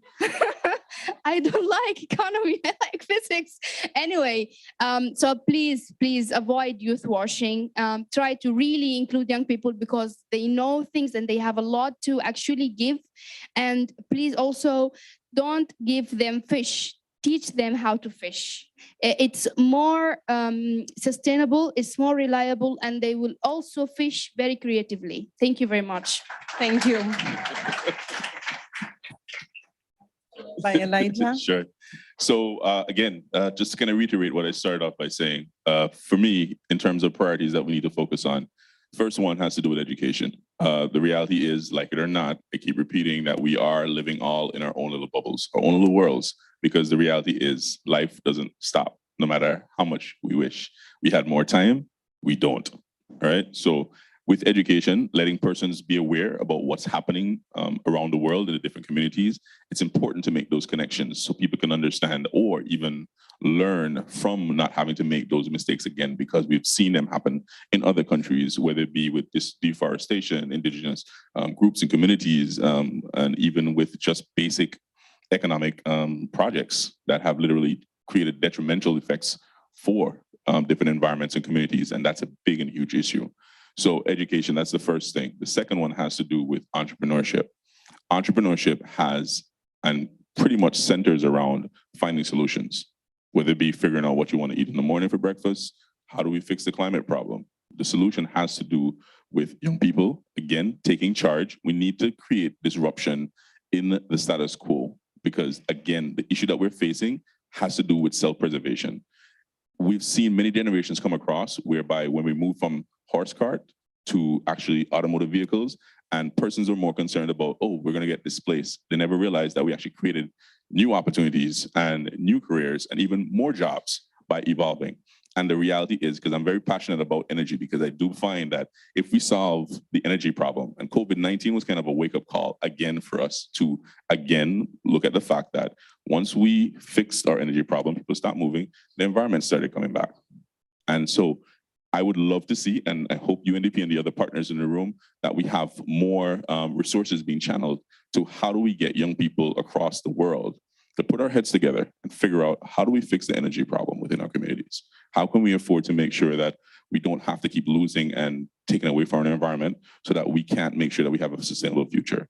And last but not least, again, let me just reiterate, the only way we're gonna fix this problem, because of the fact that the people who currently now are making our decisions for us today, they're not gonna be around to fix the problems. We need to take charge. We need to take action. We need to stop talking and we need to start doing. So it's time for action. Let's fix the problems, save our future. Thank you very much. Over to you, Archana, and thank you very much to each and everyone. We will now thank our panelists and hand over to Archana for the conclusion of this panel with our three respondents. Thank you. Yeah.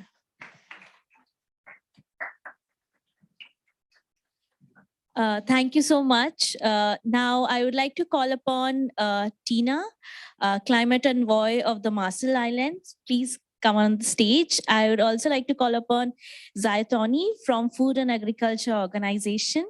I would like to call upon Praveen from Bangladesh to please come up on the stage. So we had 3 sessions and I would like to thank all of our youth leaders for sharing their thoughts. Now we have Tina, Praveen and Zayatoni who will be sharing their reflection on what the young people have said.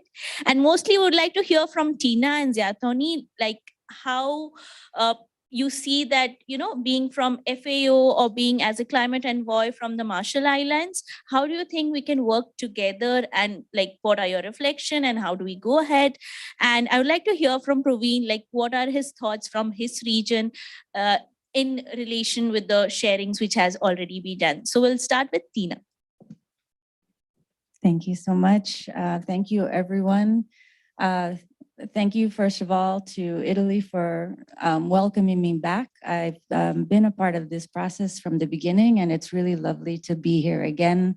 It was my first, when I took on this role, this was the first thing that I started with.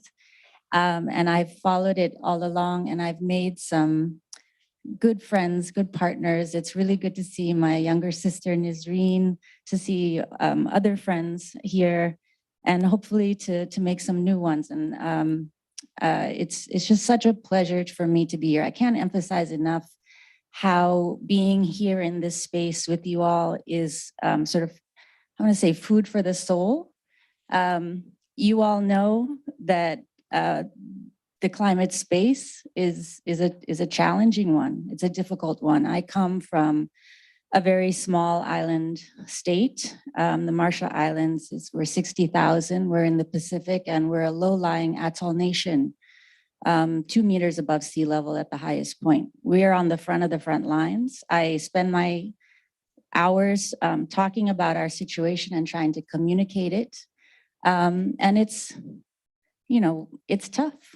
And to be here to hear so much of what I try to say echoed so strongly and powerfully by all of you. And I just was writing down some of the things as I was listening that really spoke to me. I heard co-designers and partners. That is what we need. We need not, I mean, this is what I say for small island developing states as Marshall Islands. We need to be co-designers and partners in the solutions. I heard, don't lose your spirit. I took that to heart. I mean, I say that to myself every day. We are not victims. We are partners. We are strong from Kantuta. I mean, that is, again, a mantra that you have to go in this with. We're partners. We, as the most vulnerable, we come actually with the most knowledge about what vulnerability is, what it means, and what it takes to address it. And so, you know, we're absolutely essential to the conversation. We're all vulnerable in this climate crisis, but there are those of us who have been living with vulnerability far longer than others. And we need to be at the front of the conversation, at the center of the conversation, and explaining how to address the extreme vulnerability that we're now all facing. And finally, I think this was, I mean, my phrase that I say to myself is hope in action, because faced with all of the challenges, what is it that we do? We get up every day, we act, you know, regardless of the difficulties, regardless of the barriers, and they're very much there, especially those of us who are from the South. We know those barriers are there. We're hitting at them every day. What do? You act. You get up, you put on your clothes, you make your bed, you read your briefing notes, you write your speeches, and you go to work, and you do everything that you possibly can to make a difference. And I think when we do that together, that is the power that is needed for the response to this climate crisis. And I would just say 2 more things. Sorry to take so much time, but we heard very powerfully from Mr. Chingolani at the beginning, the need for solutions and science. And I fully agree with that. I firmly put traditional knowledge up next to and alongside traditional Western science. This needs to be taken into account when we're looking at, you know, in the Marshall Islands adaptation, we're looking at assessments. How do we look at what's going to be lost first? Where are the safe places to go? In order to understand that, we go to our traditional leaders, we go to our elders who know the land. And then we also do the mapping exercises. We also coordinate with experts who come. And those 2 forms of knowledge are equivalent, because without both, at least in my country, it doesn't make sense. We need to understand the science is numbers unless you can tell it in the story too. And so I would say those 2 things need to be equivalent. The other thing that I want to say is that as we come up with solutions, we need to have space for grief. And I think that came across today. There is loss. We're experiencing loss. There's damage.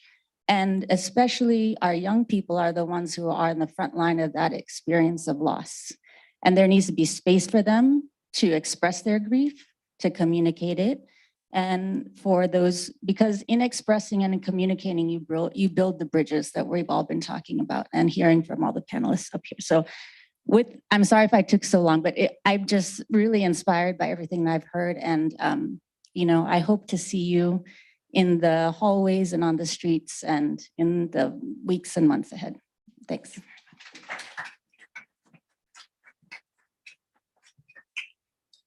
Well, good morning, everyone, and thank you very much for this opportunity to share with you some thoughts on the youth action. So obviously there is a lot of passion, there is a lot of energy, I think is very clear from all the interventions and the presence here. But I'd like to share with you my perspectives in 3 points. So the first one, we keep hearing a lot about empowering young people. You do have the power already. You just need to know how to use it. I don't think you need any more power. What we're looking for is connections. I think there was a young gentleman in the previous panel. I can see you sitting there. You were saying we need our own table. I don't think so. There is only one table. I think you need to be part of the table that connects us all. Because, when you talk about this generation is not going to be around, you're going to take over, this is a relay. Yeah, it's like you're doing sprints, you hand over from one to the other, because climate change is much faster than what we're doing. We're definitely not doing enough. We're really failing in taking the fast and large action. So we need you, we need young people, we need the indigenous, we need everyone to do this. So for me, is one table really to be around and to drive this forward. So this is really the first thing.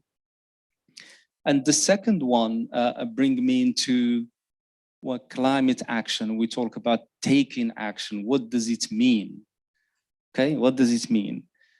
And here I want to highlight at least one thing as an example that connects us all, and that is food. And for food, we're also failing to take action altogether. And here are some examples. We still have about 828 people who go hungry every day, okay? And then we throw away the third of the food that we produce for human consumption. See the contrast? So when we talk about action and doing something about it, here, our choices matter. They matter a lot.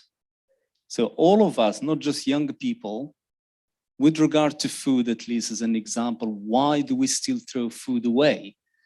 The third of the food we throw away is responsible for around 8% of greenhouse gas emissions globally. And when you throw that away, you throw with it the water, the energy, the effort, everything that goes about producing it and bringing it to us. So we need to take responsibility altogether, but certainly as young people, action for me means leading by example. Start with us. When you say, we need to take action, we need, political support, absolutely. But you also need to look at ourselves, what we need to do as individuals. There are many small things that we need to do, but actually we take for granted. All scientists around the world, they say that every fraction of a degree matters. Therefore, every small action matters. Why sometimes you go and visit friends or families and you see the lights everywhere, lights on in rooms. Turn the light off when you don't need it somewhere. Why do you need a plastic straw to drink? You can enjoy a drink without a plastic straw that has a huge damage on the aquatic environment and pollution in general. So our choices really matter, and start with that. You, me as an individual, what is that you can do to make a difference? And this leads me to the third and last point, which is influencing. I don't think anyone here needs to be converted or convinced of the issues we have today. If we want to make a difference, then we have to go outside.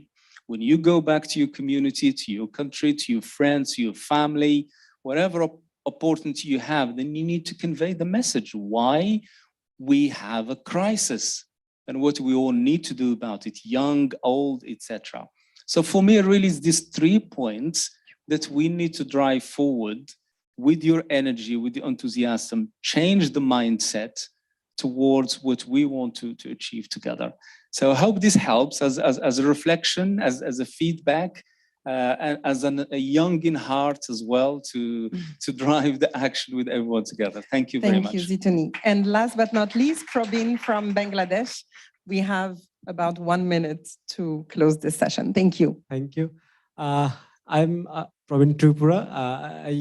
Basically, I'm from a country which is assumed to be, to be underwater by 2050 because of the climate change. So the people from my country suffers from lots of climate disaster like landslides, and also water, water, yeah. So, and also today I'm representing indigenous community people. When I was listening to the stories of Kantuka, so I was relating myself in my community, indigenous people in my country, they suffer one of the big issue, which is in the year of March, in the month of March of the year. So they face water crisis. It happens because of the the indigenous people in my community. They collect water from streams and fountains.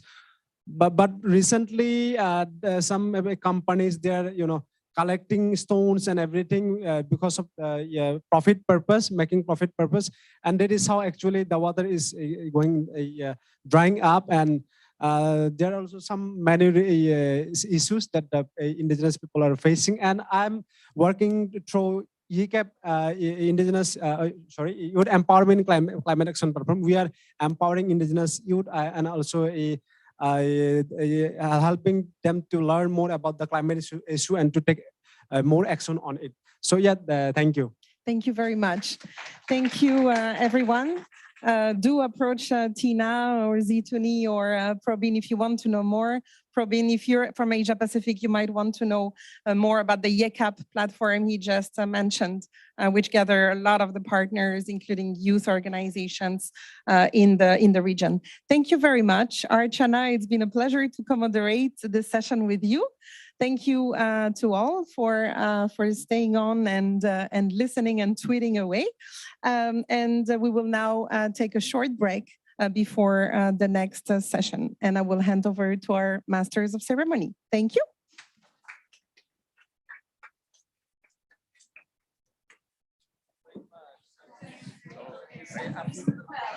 Sorry, because she said we're going to break. Okay, Yes. so we agree. After the break.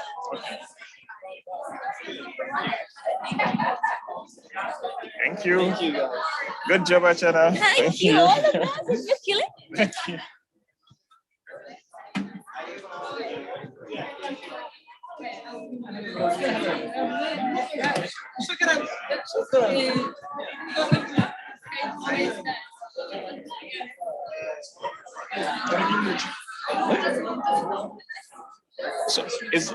So I can announce. Yeah, do they need to sit now or? No. First, the first row should be empty, and also the last one. Okay. Because I don't know what the looks like. All right. Yeah. Okay.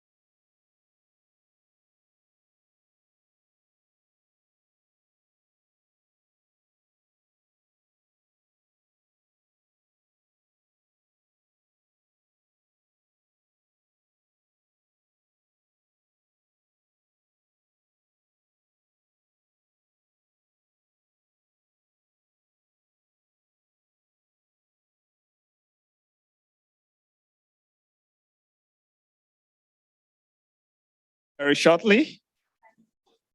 We invite you to get back to your seats slowly. The Prime Minister will be here soon for the special address. Please take your seats.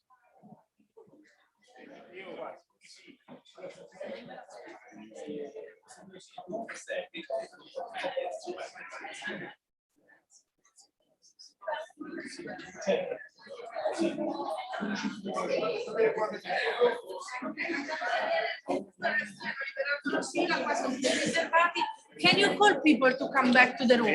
We also. Please, can you kindly come back to your seats? For people outside, try to call your colleagues to come in. Yeah, I did.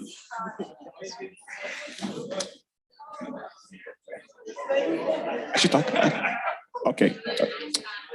We expect the Prime Minister of Italy to be here shortly. Please kindly take your seats. Come back for those who just stepped out of the room. Please come back to take your seats. We expect the Prime Minister in some minutes.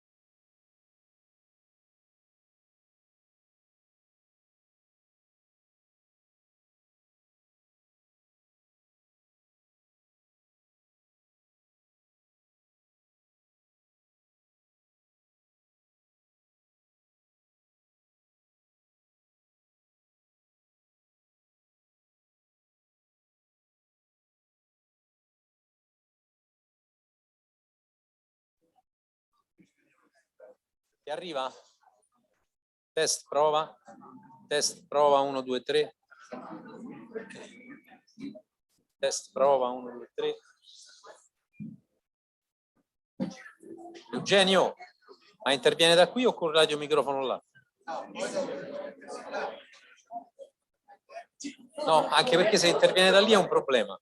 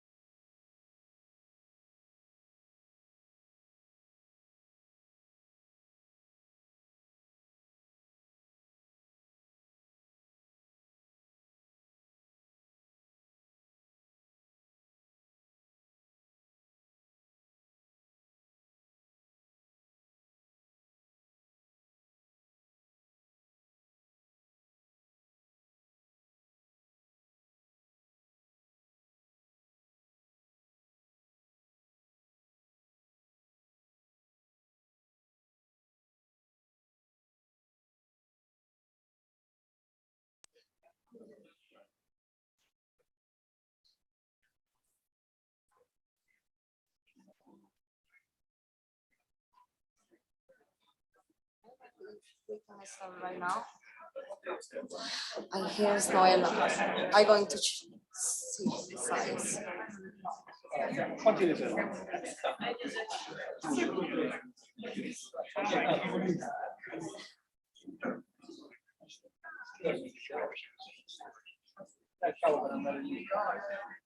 Sorry?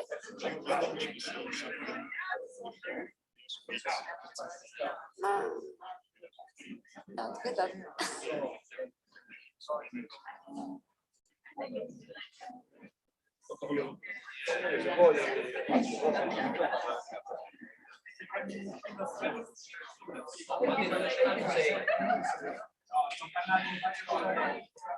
Ce l'avete il cavo? Ce l'hai?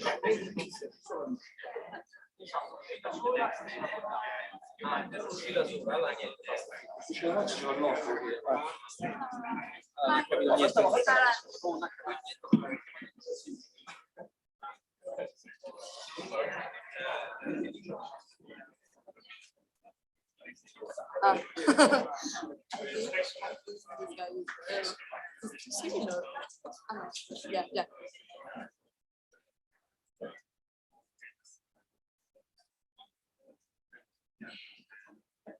Prime Minister, no, other from Italy. I'm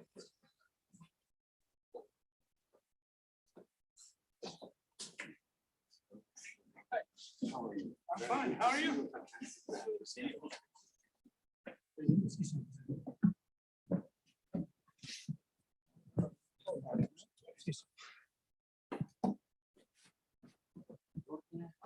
Lei si induce. Ok, giovane.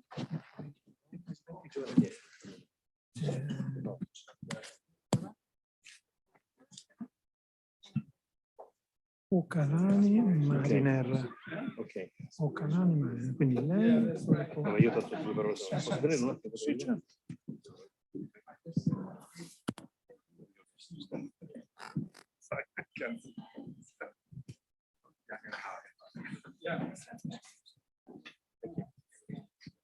No, sayonara. My name is Akwani. I'm from South.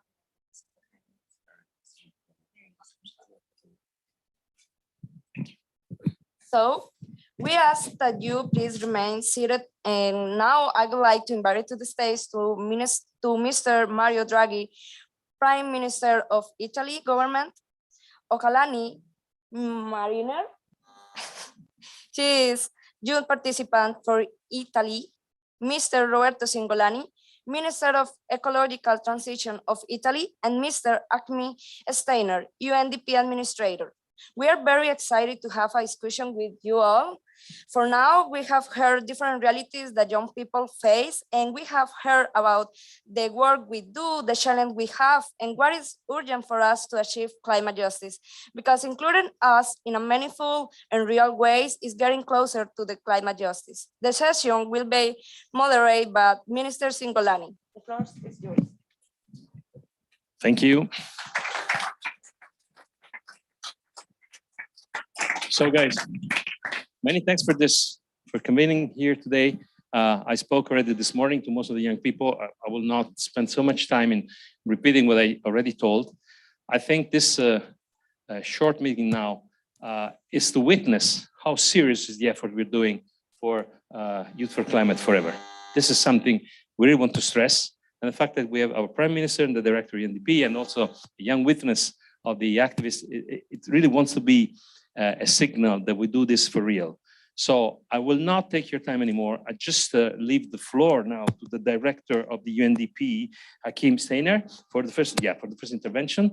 And thank you for the support you gave us during the organization, because this is Italian government plus UNDP, UNDP plus Italian government. And if this is possible, it is because of this collaboration. Thank you very much, Hakim.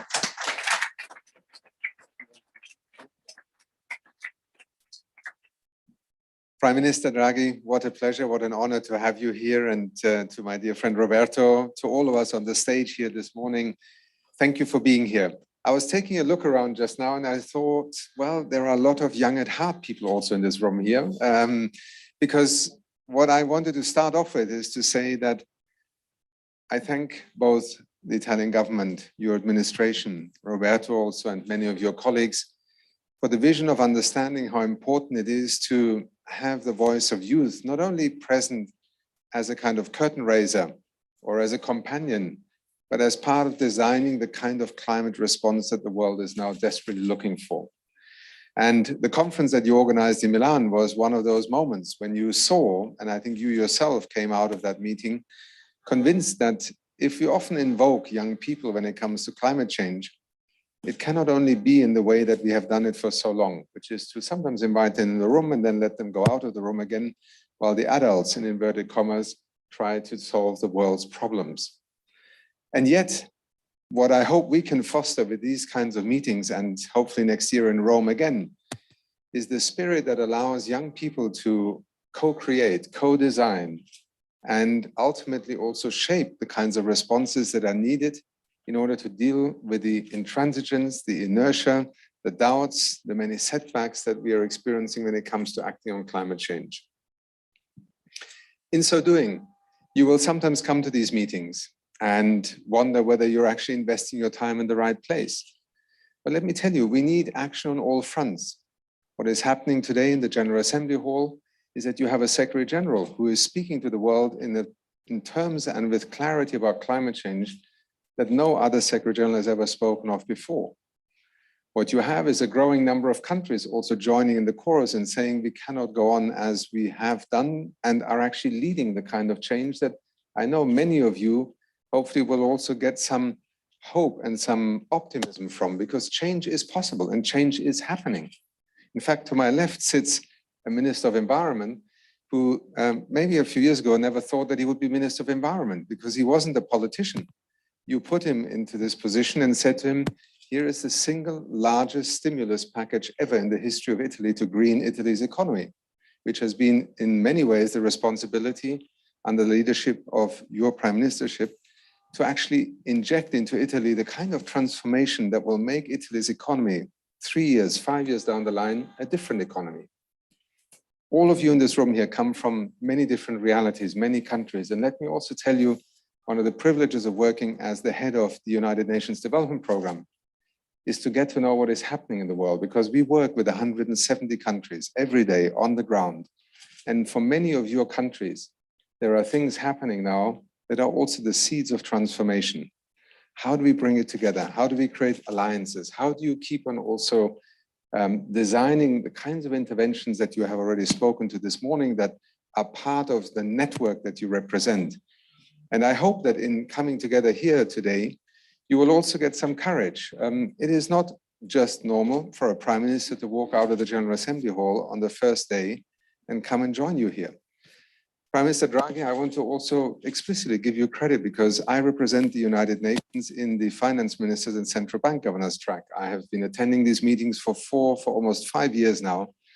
And more often than not, I leave in slightly more despair than hope, I have to say, because the ability of those who essentially drive the blood in the veins of our global economy, namely finance ministers, central bank governors, for a long time thought climate change has very little to do with them. During your presidency of the G20, you have recreated the kind of spirit, attention, and focus on climate change that was sorely missing for the last 4 years.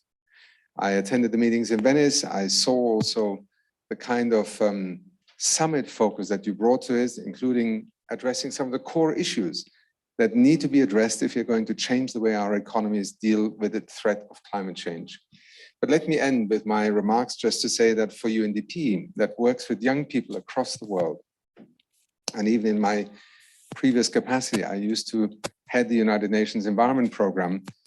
I have found in young people across the world, not only the greatest allies about the kinds of issues we want to tackle, but also often the most imaginative, innovative, and risk-willing and risk-taking colleagues that I can think of. So welcome to this partnership. And above all, please don't be passive partners. You are the ones who are going to drive this train. And here we are sitting to listen to you, to be guided by you, and hopefully to form an alliance with you that will change the future of the world. Thank you so much.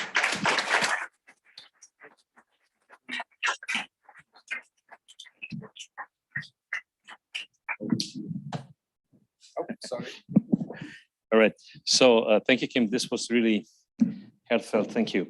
Mario, as usual, we have a witness of the constituencies, one of the young people that are bringing here the history of a commitment. Today, on the stage, we have Okalan Mariner. She is a counselor for the rights of kids and young adults and a spokesperson of the group for 350 Pacific climate warriors from the Samoa Islands, if I understand correctly. So, stage is yours and let us dream.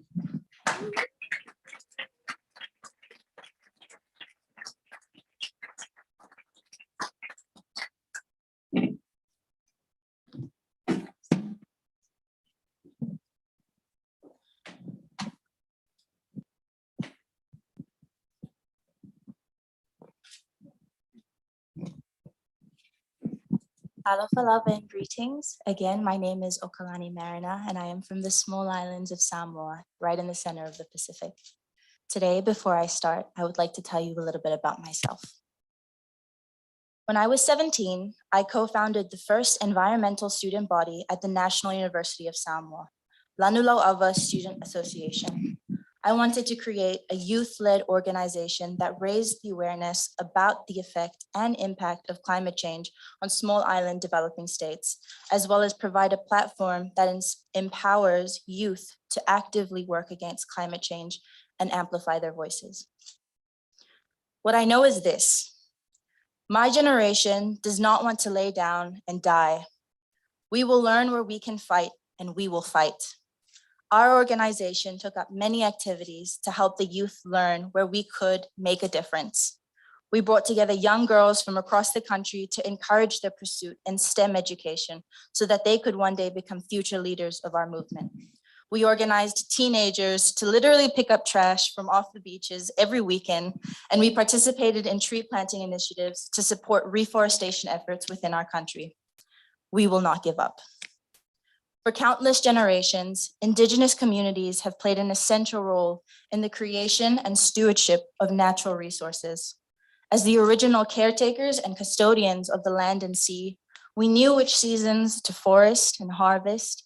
We knew when to fish for food in order to allow, we knew when to forage for food in order to allow Mother Nature time to regrow and reproduce. For years, we lived as stewards of the land, not as owners. As we know now, that dynamic has changed, but we can change it again, and in time, for the better. Sitting among us today are government leaders and people in high standing, but you are supposed to be more than that, aren't you? You are supposed to be parents, grandparents, and guardians of the next generation, my generation. You are meant to be the leaders we look up to, the ones currently responsible for building a future for us. You who say that you want to give us the world, but what world will there be left for us to protect if you do not take act now? Our dreaded future, your dreaded future, is our present. Look no further than our brothers and sisters in the islands, Tuvalu, Kiribati, the Marshall Islands, Tokelau, to see it in real time. The effects of increased global temperatures and sea level rise, record king tides and prolonged rainfalls, islands whose children are missing, carried with the next tsunami or storm, whose mothers are drowned because of flash floods, crumbling riverbanks and cascading debris, whose fathers are rebuilding houses and seawalls only to see the ocean moving closer and closer to their door, whose brothers must survive and farm to survive, but each year returning with a smaller and smaller yield, whose people are dying because the increase in cyclones, hurricanes, and natural disasters threatening families, homes, and livelihoods. And even in the face of all that, I urge you to look again to the same islands for hope and resilience. Look to my people in the Pacific who collectively contribute less than 0.03% to greenhouse gas emissions, and yet are pioneering renewable energy practices within our communities. I urge you specifically to turn to the youth who want to live and thrive in a world where we are not fighting to stay above water. We have no choice but to live in the world you have made. I am a young Pacific climate warrior, and I am not drowning in the next king tide. I am fighting. I have the fire of my ancestors in my belly and the voices of thousands of young Pacific Islanders at my shoulders. There is a proverb in Samoa, "Oletele o sulu e maua ai fingota, e maamasia venga peata amo faatasi."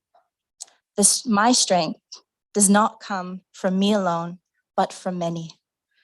And we will not sit back and wait for our region to be overrun by irrevocable climate catastrophe. We are organizing and building resilience within our communities, and we will continue to call out the destructive fossil fuel industry and all those who bankroll our extinction. You will not profit from our grief. And at the same time, as I stand here in front of you all, amazing leaders, I am so proud to see that despite all the odds being stacked against us, we continue to reimagine what the future looks like and what the future we deserve looks like, to share knowledge on equitable and just solutions, hold space for climate grief, and mobilize people power to create our own solutions to this crisis. There's a saying among my people, "E tua le fale tele, I le fale o." Even the mighty need others. Even the mighty need others. Leaders, you need us because we see hope where you may see defeat, where you may see difficulty of phasing out fossil fuels. We see the opportunity for innovation and justice. Join us, continue to invest in us, collaborate with us. Thank you.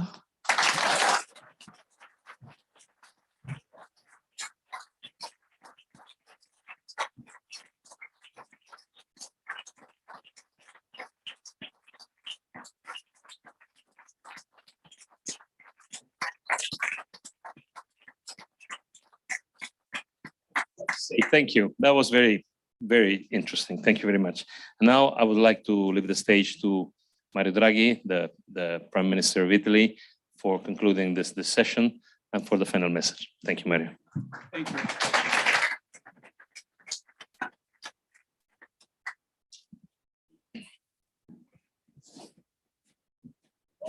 Good morning to you all.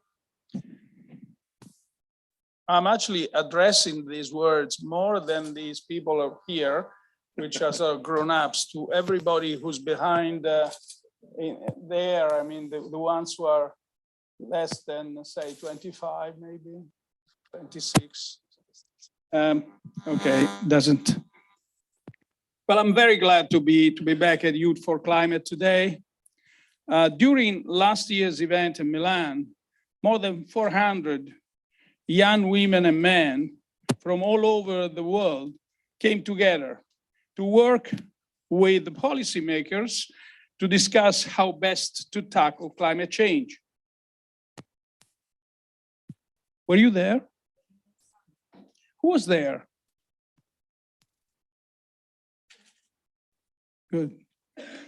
Thank you. Thank you. Welcome back. It's good to see you again. The meeting placed young people at the heart of a debate and in a strong position to shape discussions at the ensuing COP26.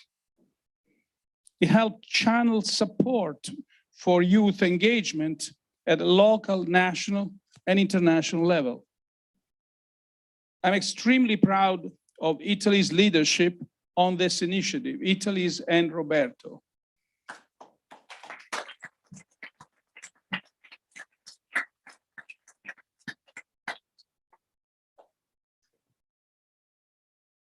On the back last year's success, we decided to make the meeting an yearly event in close collaboration with the United Nations.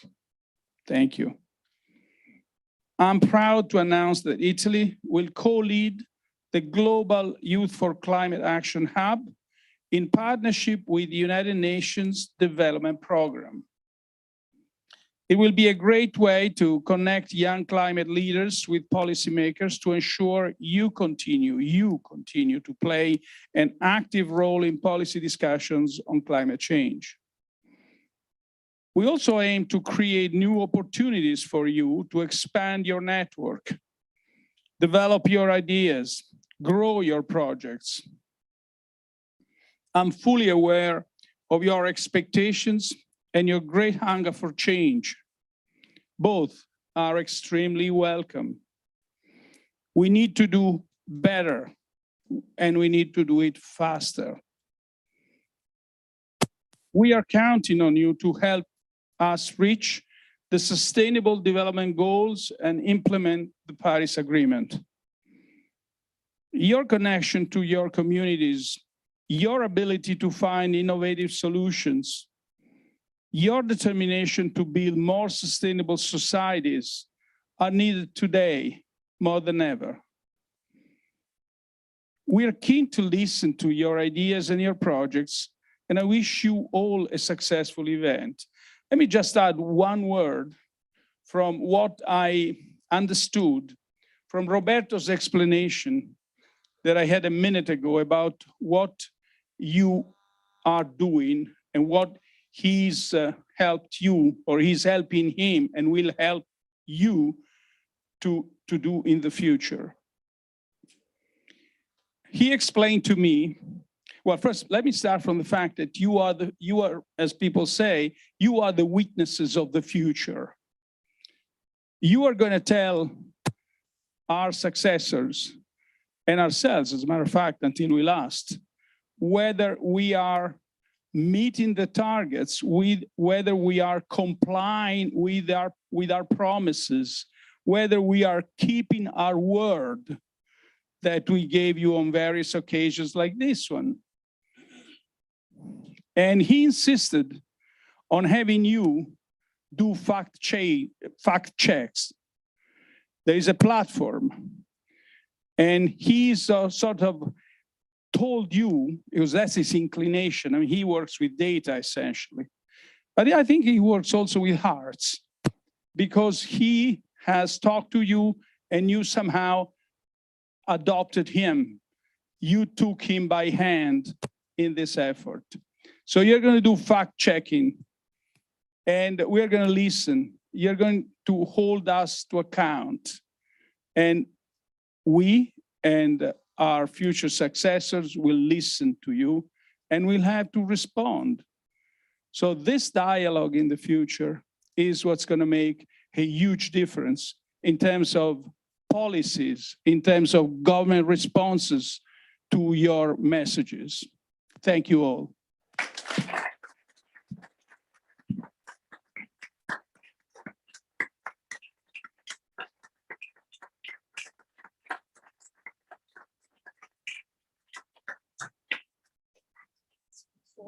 Yeah, it's all finished. Goodbye. Thank you, guys. Thank you. Thank you very much, everybody.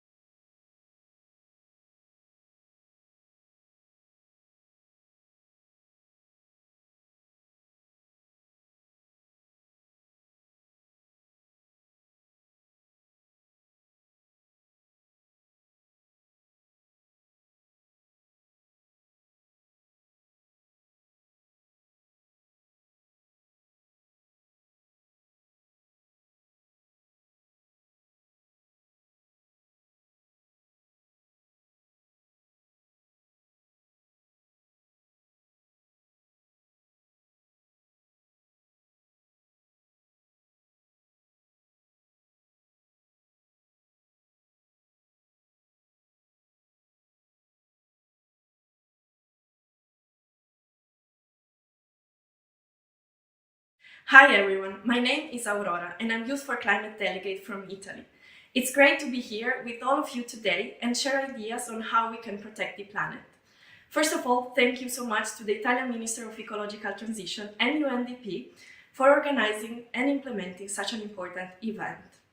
I want to share with you how I got to Powering Action and how I'm strengthening the implementation of the intergenerational equity principle.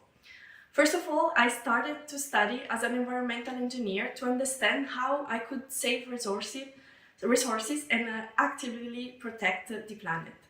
While studying, I was involved with student association, and later on with youth organization to raise environmental awareness among citizens.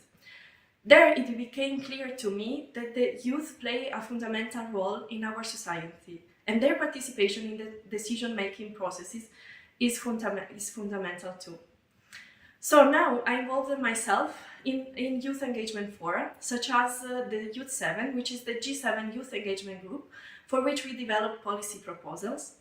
And at the same time, I'm volunteering for the Italian Climate Network, which is an association which is strengthening the implementation of the Paris Agreement through the organization of divulgation activities, as well as education programs on climate change in school, and also by participating at COPs, and which are the climate negotiation, and reporting on what is happening there.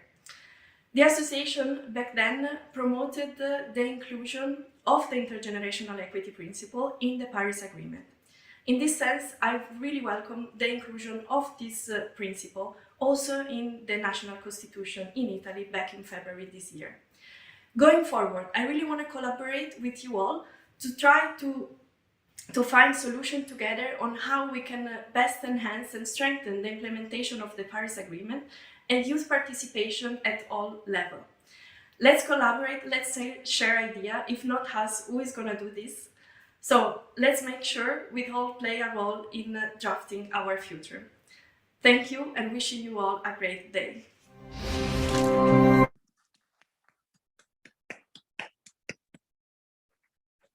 Now we're going to listen and see a Cinderella Noblu.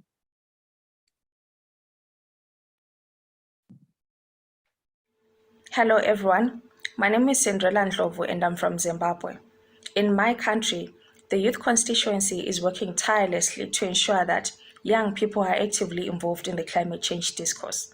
This has been done through making sure that the contributions of young people are taken seriously in climate change policy formulation, and that their skills and capacities are continuously being built and refined for them to be effective climate leaders. My message to global leaders is this: young people are not only a vulnerable group to climate change, they are also an important stakeholder that needs to be engaged.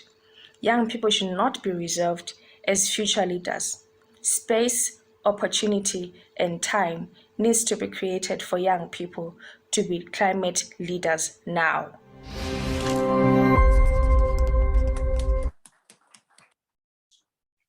The next one is from Mohammed Marai. Dear changemakers in New York and those following worldwide, firstly, my sincere condolence to the people of Pakistan and the families of those we lost as a consequence of the recent floods. This is just a case that shows political instability and the lack of needed infrastructure, along with climate extreme events could lead to frightening humanitarian disaster. As being Youth4Climate last year, I have realized that there is a huge gap in ambitions between delegates from stable countries and those who are representing countries that face conflicts, anarchy, and civil wars. During the last year, I have done all I can to raise the voices of nations living in unstable conditions to the policy makers and decision makers at the international level. Indeed, powerful countries spend billions of dollars in supporting their allies in conflict countries. The same powerful countries that they get blind eye when it comes to loss and damage. My colleagues, your voices can do much more for nations where their policymakers does not take the future of coming generation into consideration. We need to fight for the implementation of justice and policies through our voices as observers or young negotiators. We need a revolution in justice and policy-making process. We need a revolution that can lead to the implementation of climate action. A revolution can bring peace and leave no one behind.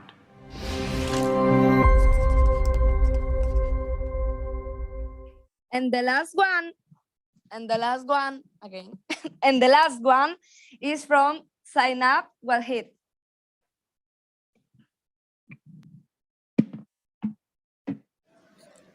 my country has drowned. More than 1,500 of my people have been killed and 1/3 of my land has been flooded. My country is suffering. Let us not forget that the floods that resulted from climate change are just one example from the many countless ways that climate change is impacting my country. In the melting of our many glaciers, we are the victims.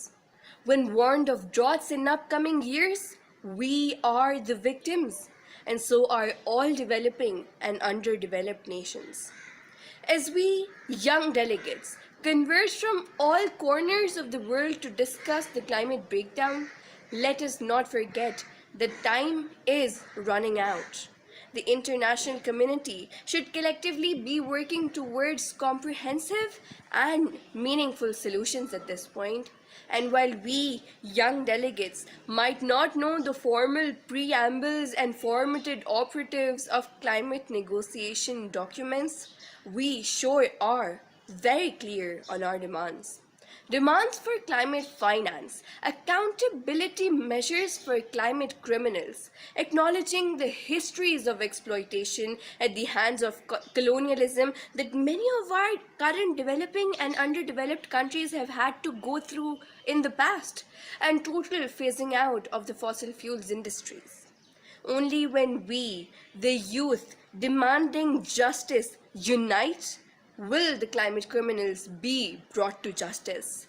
For the people, united, will never be defeated. Thank you.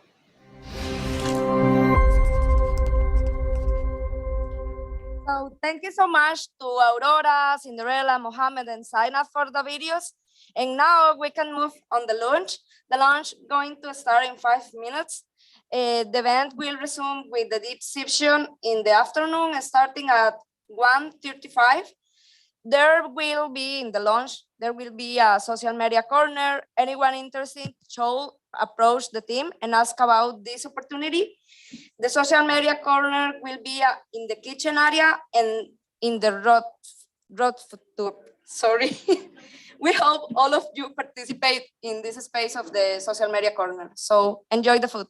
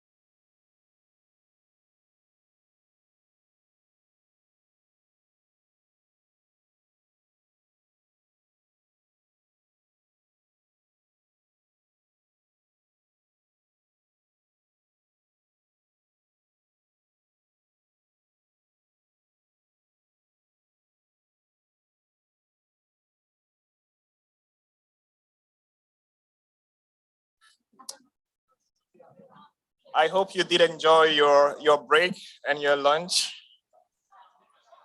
We're about to resume the next session of today's event. Can we have our seats, please?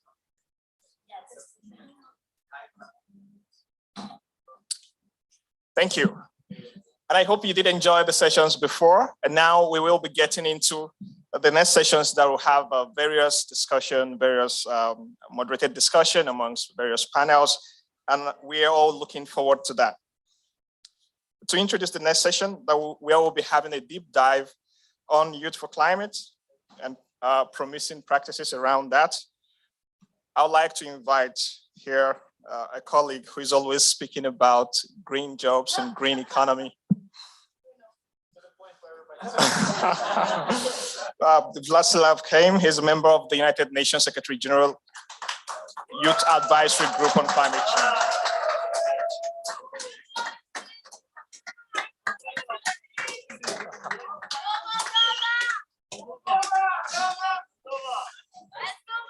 He's always placing Moldova on the map. Welcome, Vladimir. And Thank also would like to welcome Cassie Flynn, who is the Strategic Advisor on Climate Change and Head of Climate Promise, UNDP. Welcome, Cassie. It's good to see you finally, Cassie. Over to you, Vlad. Thank you very much, Shagozi. With your permission, I will continue from the sitting position because I'm a little bit in a health hazard here. Welcome everyone, and thank you for giving your time to our session over the continuation of the lunch. We know that the competition is tough, so we're very thankful to you for that. And as Minister Cengolani and Prime Minister Draghi told us before, this event, the second edition of the Youth4Climate, is a lot and primarily about concrete solutions, best practices. How are we moving forward from the manifesto to concrete actions on the ground? And speaking of the manifesto, our event is going to focus on the two areas of it. So first and foremost, I would like a shout out from those in the audience who last year were in the track 1, Youth Driving Ambition. Who was in the track 1? All right. And the track 2, Sustainable Recovery. Good, because these are going to be the key topics that we will cover. Since 2021, the role of youth in sustainable recovery has become even more important. And in our manifesto, we have covered it a lot. And climate ambition is frankly impossible without our input, because we have all seen how lazy leaders can be. And to make sure that we give the greatest range of voices a rightful stage, I would like to invite our 3 young colleagues who will be the heart of this panel, Mai, Tilino, and Axel. I would like to ask you to join us.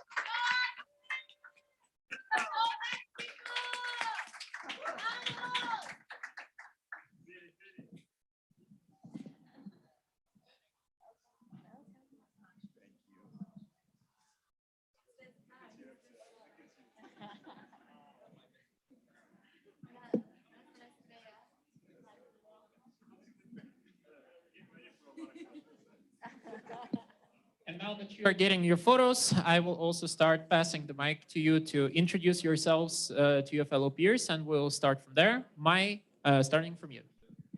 Hi, yeah, thank you for having me on the panel. My name is Mai. I'm from Vietnam, Ho Chi Minh City, to be exact. Hello, my name is Axel. I'm from Mexico. I'm an energy engineer, and it's nice to be here. Thank you. Hello, everyone. My name is Kilino. I am from Serbia, but I also like to say that I'm representing the West Balkan here. So yeah, thank you so much for having me.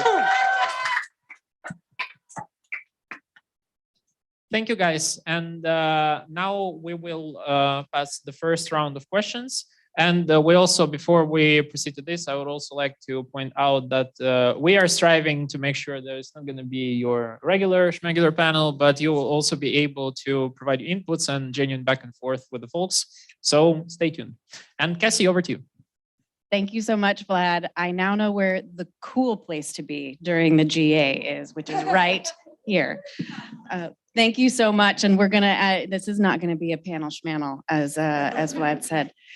We want to really dive into, firstly, this important topic of ambition. What does it really look like? Ambition is one of those words, it's kind of like innovation. You have so many different definitions of it, and everybody says it left and right. And something that I have learned, so I lead a program that helps 120 or so countries on their NDCs. And something that we've seen sort of time and time again is there's always a push by young people to help things be as ambitious as possible. And sometimes it takes many, many different forms. And sometimes it comes across as like an idea that seems a little bit far-fetched, a little bit, oh my goodness, this is so crazy it could actually work. And then guess what? We see it work time and time again. So I am so happy to be talking with all of you and to be talking with our fantastic panelists today about what this actually looks like on the ground and what we can learn from each other, because we have no time to lose. We know the clock is ticking. We know that we have to move at scale. We know we have to be as ambitious as possible. And what these three panelists have to share and what all of you have to share are critical, in particular at this moment in time. So we're going to dive right in. And we're going to start with you. And I'm going to ask all three of you really the same question, because we have seen young people just lead and lead and lead on ambition, on solutions. And I know that all three of you have been doing incredible and inspiring things. So if you can just kind of share what you've been up to, I think it will help kick off the conversation. Mai, over to you. Yeah, for sure. This is a little bit nerve-wracking to be the first person to answer this question, but I'm just gonna try to keep it as real as possible. Also, since Cassie said we want to have a natural kind of flow of dialogue and not just have it be a panel schmanel. But I think my definition of ambition has changed quite a lot over the past few years. So I started out being first engaged with, I guess, like climate, specifically like UN climate work through first writing. I really love writing kind of like as a young person. And long story short, became involved with this network called Climate Tracker. Really great people. I was pitching articles with them to various newspapers in Asia, and specifically Vietnam, where I'm from. So that's how I first came to COP 2018. That was like 4 years ago. I was 16. I'm so old now, crazy. Yeah, so I really love writing. And then I also took a gap year between high school and university in 2020, where I was in Vietnam, kind of like traveling around and picking up stories from people who were impacted by climate change and who are doing really cool things about it. And then by the end of 2020, I got involved with UNDP in Vietnam country office, kind of led the process of creating Vietnam's first Youth4Climate report that got presented to the COP26 presidency and then the government of Vietnam. So it was really meaningful work for me. And I really felt like I was a part of kind of the youth network in Vietnam. And then by the end of 21, I left Vietnam to start university in Boston.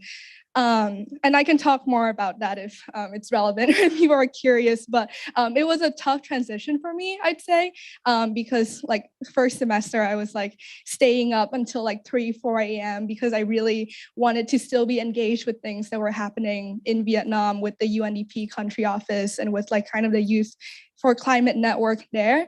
But I think since then, a lesson that I've learned is like you can be ambitious and authentic and still like hold on to the values that you believe in, like no matter what context you're in, and to also like be present where you are and lean into those opportunities. Because I think as young people, especially if you're here, you're like really ambitious, really talented, you're gonna probably have opportunities to like be away from your country, like be in other places, go to school or work elsewhere. So I think it's really important to like balance between both of that. And right now I'm studying math and econ with a secondary in like energy and environment. Yeah. I love that, ambitious and authentic. I think we need to start adding authentic to all of our conversations about ambition. Axel, over to you. Well, when I talk about climate ambition, for me, it's impossible not to remember my childhood. I come from a city in the southern of Mexico, a city that has been dedicated to developing oil industry for more than 70 years. I remember my 8-year-old, like leaning out the window, observing torches with giant flames, and wondering what it was like that, And I think this was one of the biggest reasons to grow this ambition inside me, was the very deep cause was why I decided to start a university career focused on renewable energy. I mean that sometimes we do the things we do as a reaction to what marks us in life. So growing up in an old city, well, it opened my eyes and opened my heart to the heart of the planet, like try to keep safe our nature. And if I am honest, it's very painful for me that my people normalize living between refineries and polluting clouds, to normalize living in a polluted environment prone to making us sick and reducing our quality of life. This feeling gave me the ambition, a deeply desire to change the game, So now that I'm reflecting on, I think it makes all the sense in the world to continue building this path towards sustainable development. I'm a lawyer for energy transition. Since my university, I was working with young people, trying to focus on education, trying to focus on spaces for youth to talk, to generate regional summits for people, like making tools to train us, making tools to express ourselves, making tools to empower us. And one of my latest achievements was developing a climate education platform in which some people can work with different applications, in which the young leaders can know the basic like concept of sustainable energy development. So I think that I'm a blind believer that without energy education, there will not be sustainable future for all. Thanks.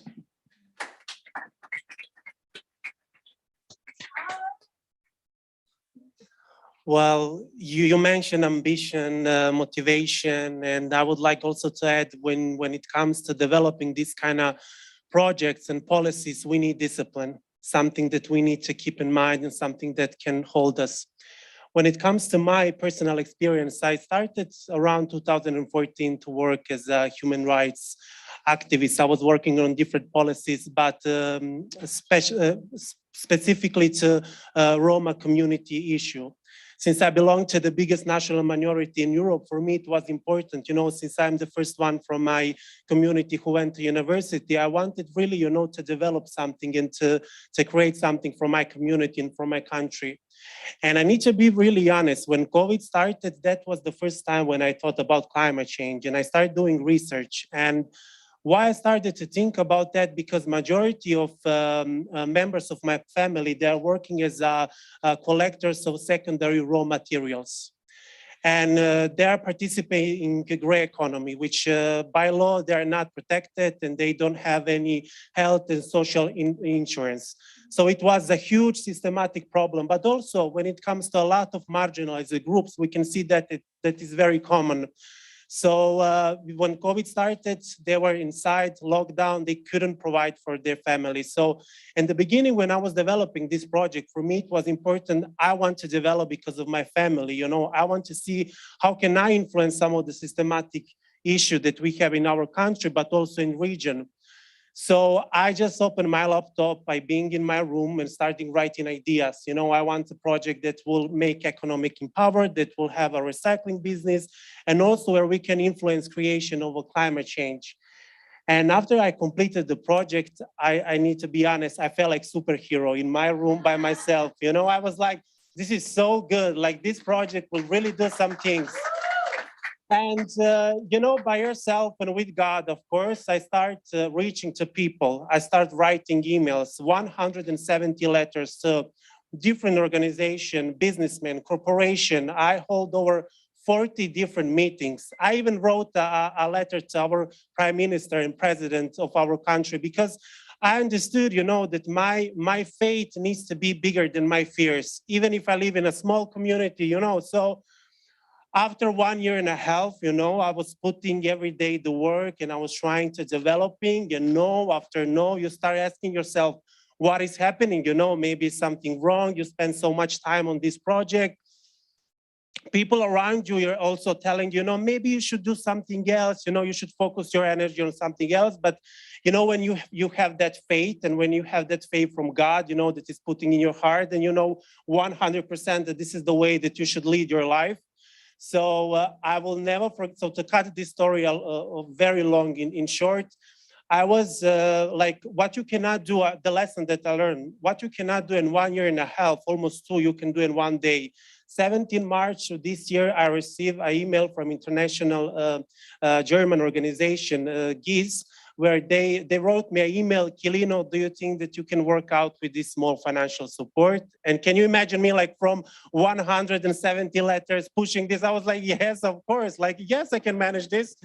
and you know, but after that, I needed to do other things. But in 1 month, everyone wanted to be a partner. Everyone wanted, you know, to be part of the project. So Connect Clean Roma Group in 1 month became one of the biggest national projects. We are working with UNDP now to create a green agenda in our country.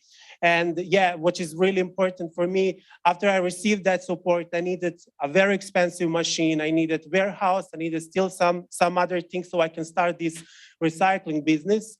And then my friend from Canada, he came, you know, in Serbia, he brought his machine. We find a warehouse. So now we are developing also policies and these projects. And we started with this business in June. So I hope that in 1 year, next year in Rome, I can come and share some of the results that we achieved. Thank you.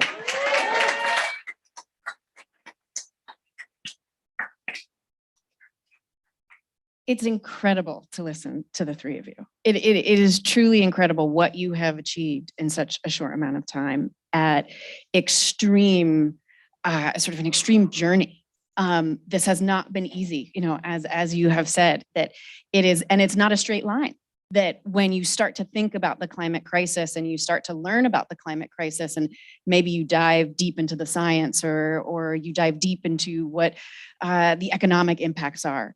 But then when you start to think, as the three of you have done, about what this means for your own communities, what this means for the places that you live, that you start to uncover what is possible and how hard it is to actually push those solutions. And I just want to say how much I appreciate the three of you for the work that you're doing and the inspiration that you're giving us all. So thank you.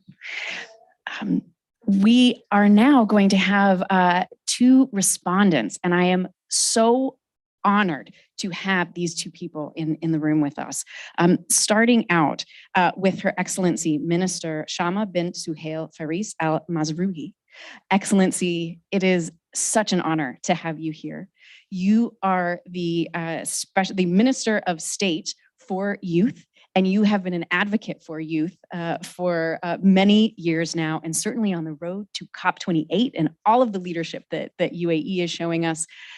We are so glad that you are at the forefront. So please, you are welcome to take the podium to provide some reflections.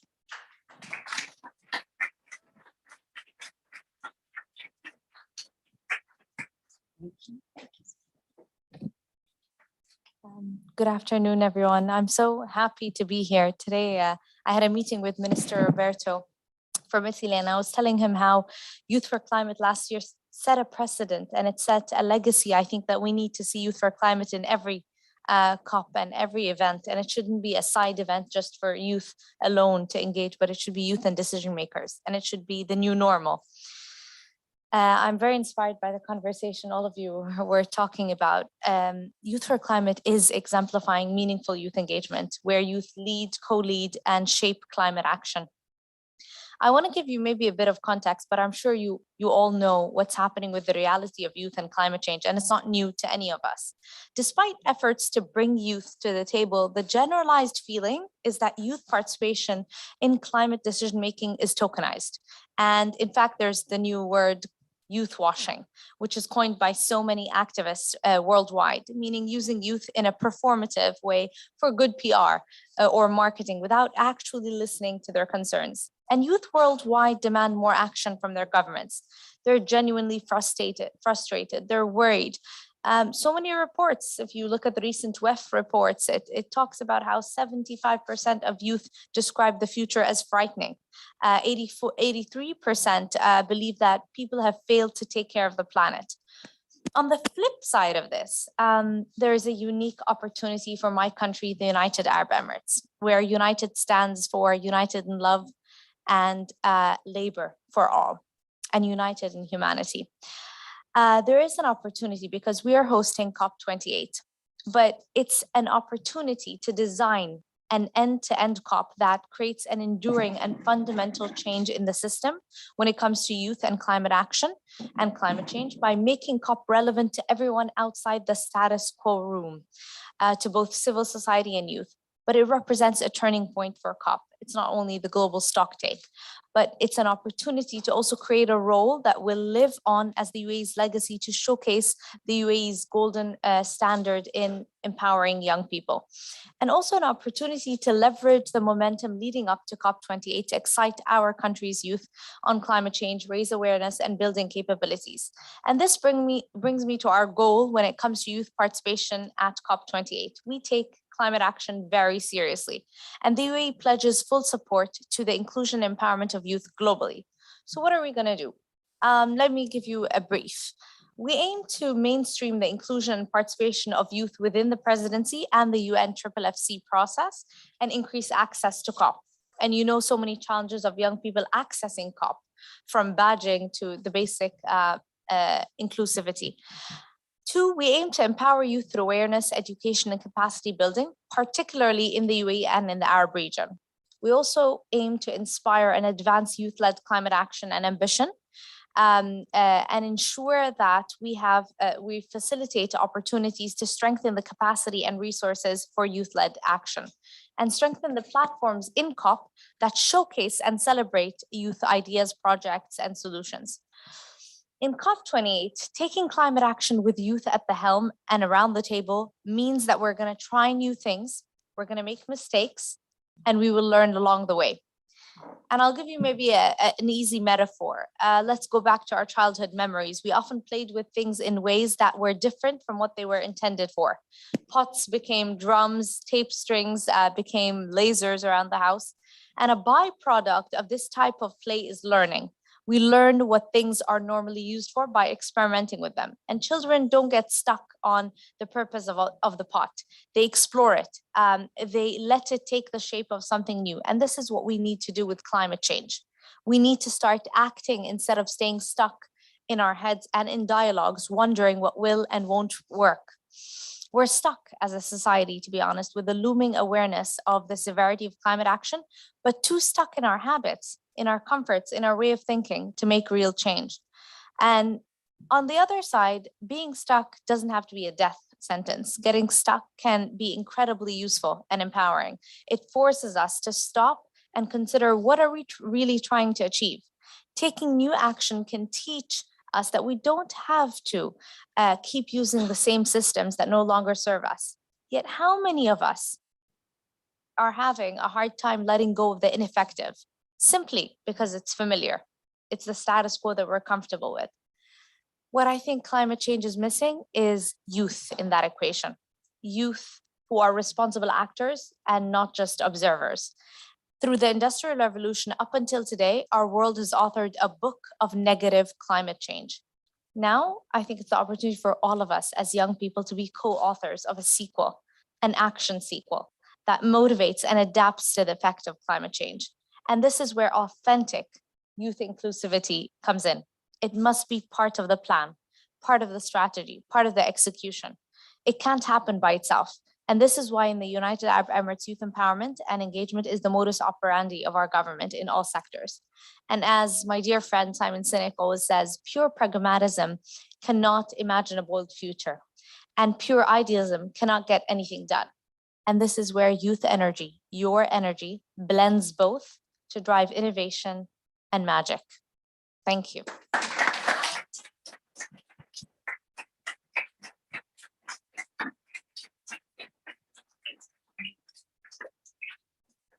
Thank you so much, Excellency. I think we are all in for writing that chapter with you. And I think there are so many opportunities now on the road, of course, to COP28, where we are with you. And we know that you are with everyone in this room as we co-write those chapters together. Thank you.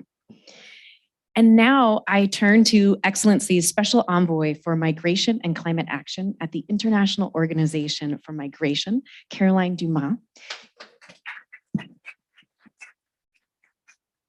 Excellency has had a very distinguished career, including serving as Ambassador of France to Iceland, Jordan, and Chile. Thank you so much for joining us.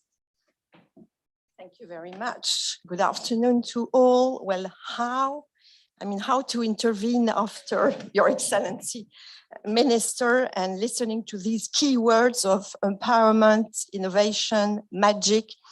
So I'll try to deliver, a few words from a more, if I can say, operational level, as I'm representing here. So IOM, the International Organization of Migration, which is mostly an operational, if I can say, organization from the United Nations, but which has, of course, an institutional capacity and political kind of political impact. And this is the reason why we are attending UNGA, and my Director General is leading an IOM delegation to the General Assembly. So I would like first maybe to thank, of course, the organizers for inviting IOM and to that panel. Thank the youth activists, of course, for sharing their experiences, and just maybe as well say that we are very, we find it, we are admirative of the Youth4Climate manifesto, which was adopted last year and which allowed me in Milan as well to meet a few of you who are in this room or who will be in the next panel as well. Now, I would like, in the name of IOM, we would like to stress, if I can say, the human dimension of climate. You were saying that you discovered climate, but we are linking now climate and that human face of climate, which are the forced displacement, increasingly happening all over the world, in the north regions of the world as in the south, but mostly in the southern regions, which are more vulnerable in terms of geographic situation and vulnerability, so linked to climate. And we would like to say that we have now the largest young generation actually in history, 1.8 billion people who are considered as young people who are facing today's global climate crisis, which is, of course, extremely serious and an impressive figure.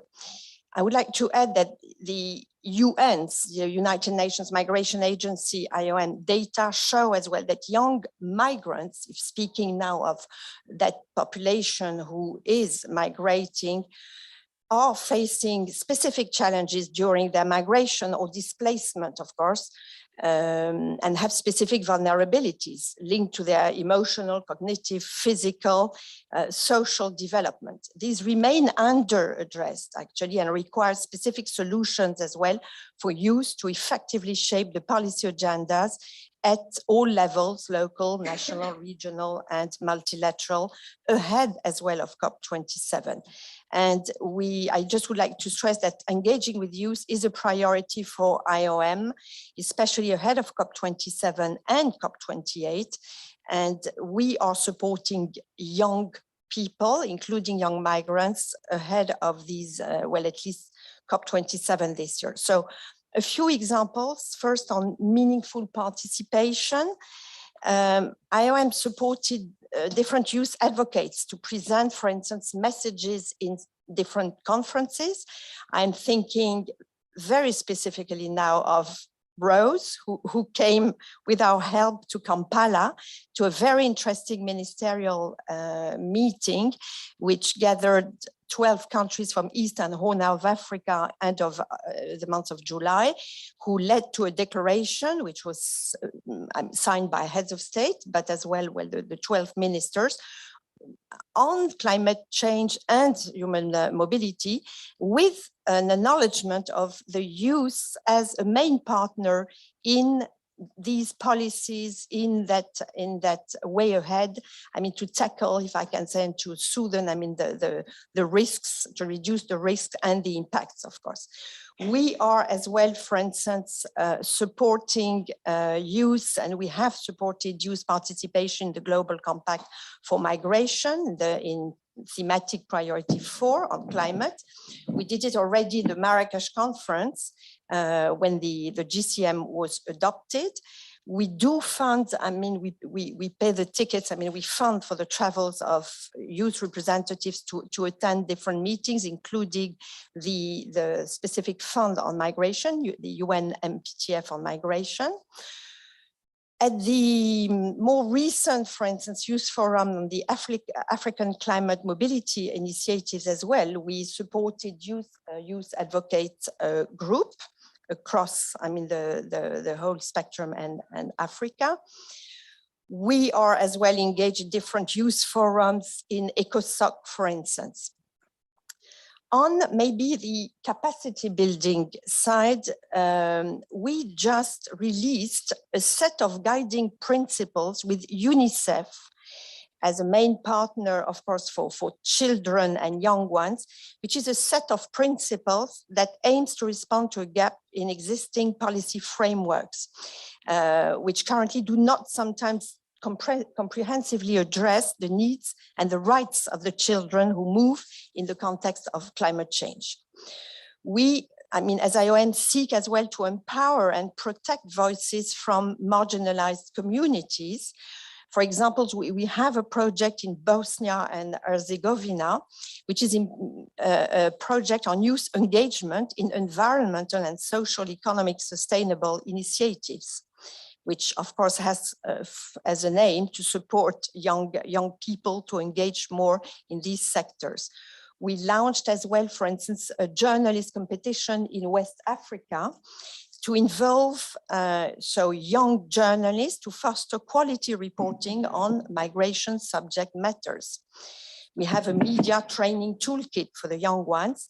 And last but not least, when it comes, for instance, to indigenous youth and young people, we are implementing in Paraguay, for instance. We have several projects, but an interesting one is in Paraguay, and it's a project that focuses on holding community dialogue among 4 different indigenous communities to carry out a diagnosis or a survey, if I can say, on how precisely young ones are involved in the discussions among the communities and strengthen on that capacity to answer or to face the challenges of climate change. So I just would like now to call maybe young people as well to work with us as well, support actually our advocacy, I mean, towards that very important link between climate change and mobility.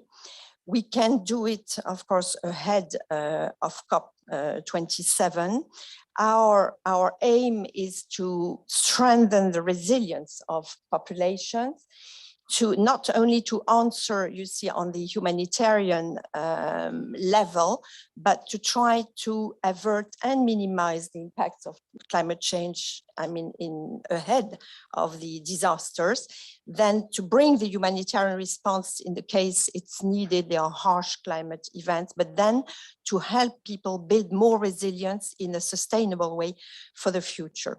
So we are trying to build adaptation strategies, and we really encourage governments to include young people in their adaptation strategies, to include all your energy, precisely your innovation, skills, capacities, ideas, and so that we all fight together that very, very difficult challenge ahead of climate change impacts. Thank you very much. Thank you so much, Excellency.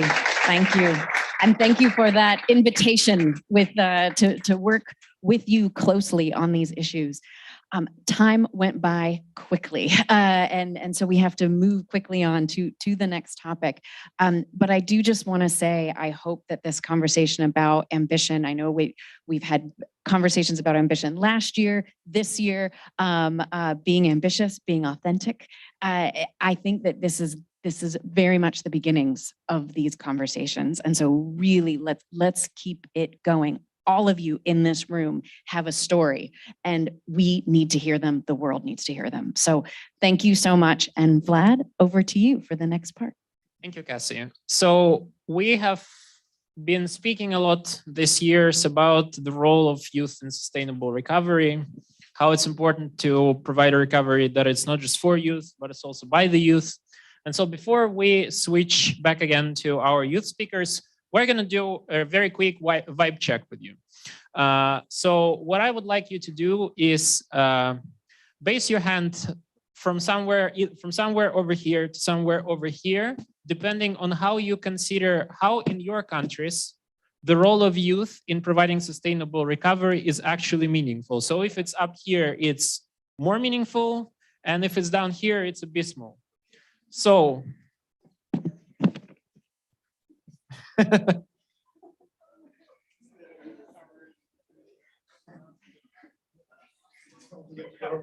all right, so it's not that bad, but it definitely can be much better. We can all agree on that, yeah? And with that, I would like to come back to you guys so you would share with us from your experience and from your thoughts, what are these core things that make sustainable recovery in a community, in a country, youth-friendly and youth-created? And what from your work is maybe one best practice that you can share that was very helpful in your work on this way? Starting with you, Kilino. This is really a great question. And I was thinking a lot about, but for me and my personal experience, something that I learned through my way is first that you don't need to be a big expert, or you don't need to be a Tesla or great engineer to make a great impact in the world, because sometimes there is some small ideas in your village, in your community that can, create a system that can world adopt, and where you can, present something for the future. But I'm hearing a lot, people are saying young people are the future, young people are the future. I don't think that we want to be a future, we want to be a present. I think that's something, because we don't have time so much to wait for the future. And I have a lot of friends who are coming to me and they're saying me, Kilino, your story really inspired me. And I'm like, okay, did you do something with my story that inspired you? Well, no. So I don't want just to inspire, I want to be effective. I think that's most important. And also, I needed to learn, just stop critique. It's so easy to critique the government. It's so easy to critique the people who are not doing good job. Let's start to see what you can do. Like maybe sometimes that's like, yeah, because we spend so much energy and time on just critiquing what is not working. And in my process, Connect Clean Roma Group was never a project just about my community and about just country. It was a project where I transfer some of my pain, you know, and something that I learned through the way is that sometimes your worst means someone best. So take the pain that you have in your life, no matter what is happening right now, try to, you know, convert that pain in your success and try to hear and listen. You know, that's, you know, but not just listen, but also, you know, yeah, like be effective, you know, be effective with your knowledge, be effective with your experience. No one is bigger enough, you know, for you to reach, because if I was from one small village, like 4,000 people, I managed to attract some of the biggest experts when it comes to circular economy, you know, biggest experts in climate change. I think that just represents what we human beings can do, you know, no matter where you live. So I think having the right mindset, that's first thing. The second thing, you know, your faith needs to be bigger than your fear. And with that two things, I think that, you know, not that we can win in this world, but we can really create a world where we want to live. So yeah.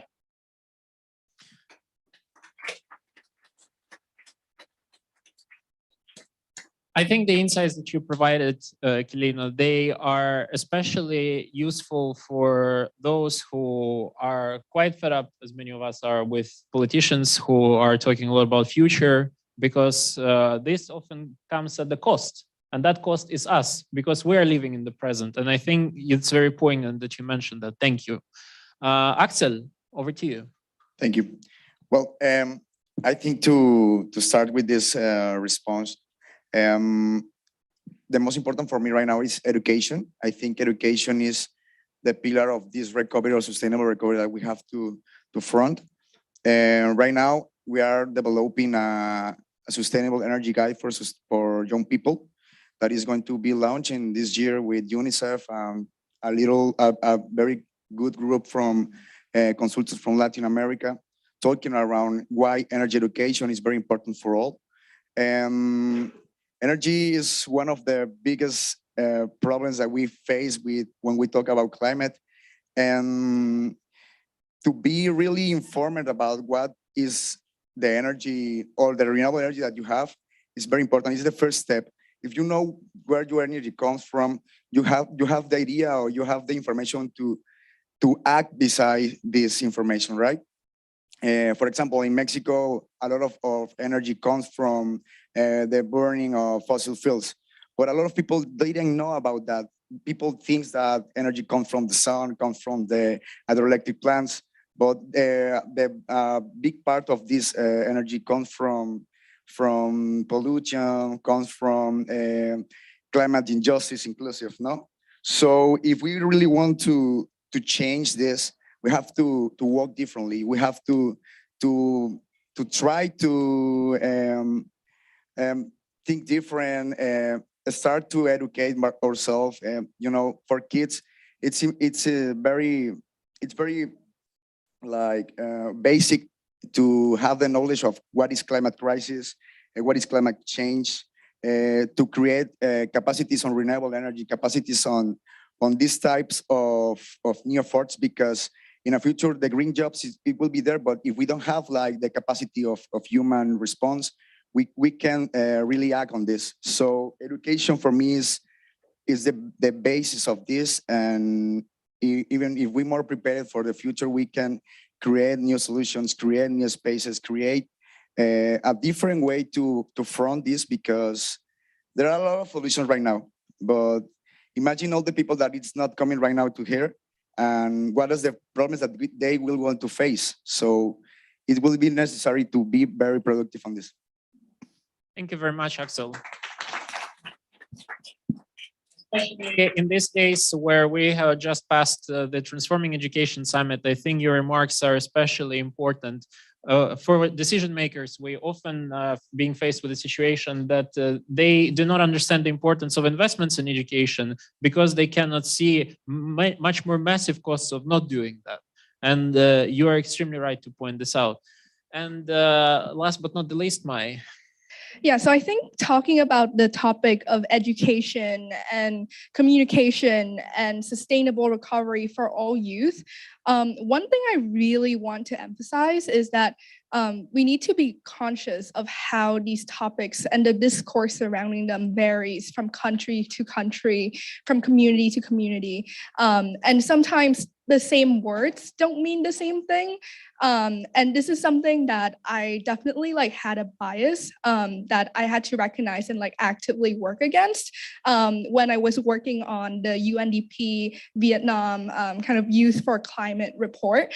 I think when I started out, as someone who first of all understands English, which is not the case for most youth in Vietnam, I already approached the topic in my community with some bias because I was aware of kind of the global Fridays for Future, youth climate action, youth climate strike, and that's what people thought about when they thought about youth climate action around 2018, 2019.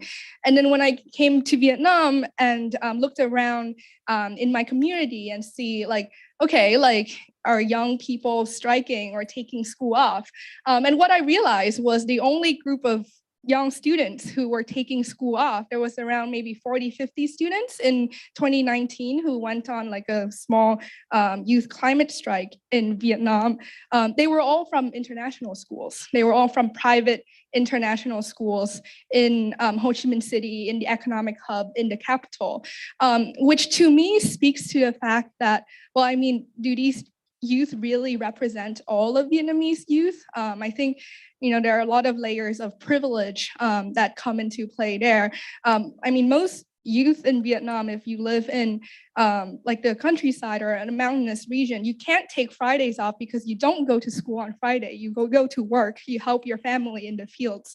And they might not even use the discourse of climate change, but they understand climate change very deeply in terms of how it affects crops, how it affects their family's livelihood. And even as someone who speaks Vietnamese, but I was going to school in the US on a scholarship. So again, I brought a lot of those biases when I went to Vietnam and did this project. So I really took time during that 6 months I traveled around with friends and then later on with a wider network of young people in Vietnam who 100% never left the country, who were using very different terms and very different ways of thinking about these topics, and kind of meeting them where they are and really capturing their stories and what they want. To me, that was really important because sometimes the most, I think the global youth movement is dominated by youth who speak English and youth who have easier access to these international platforms.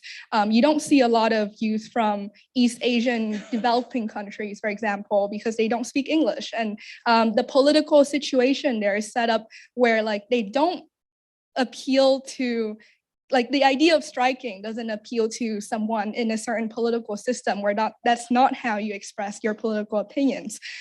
So being conscious of that, I think, is very important when you try to truly engage young people from everywhere.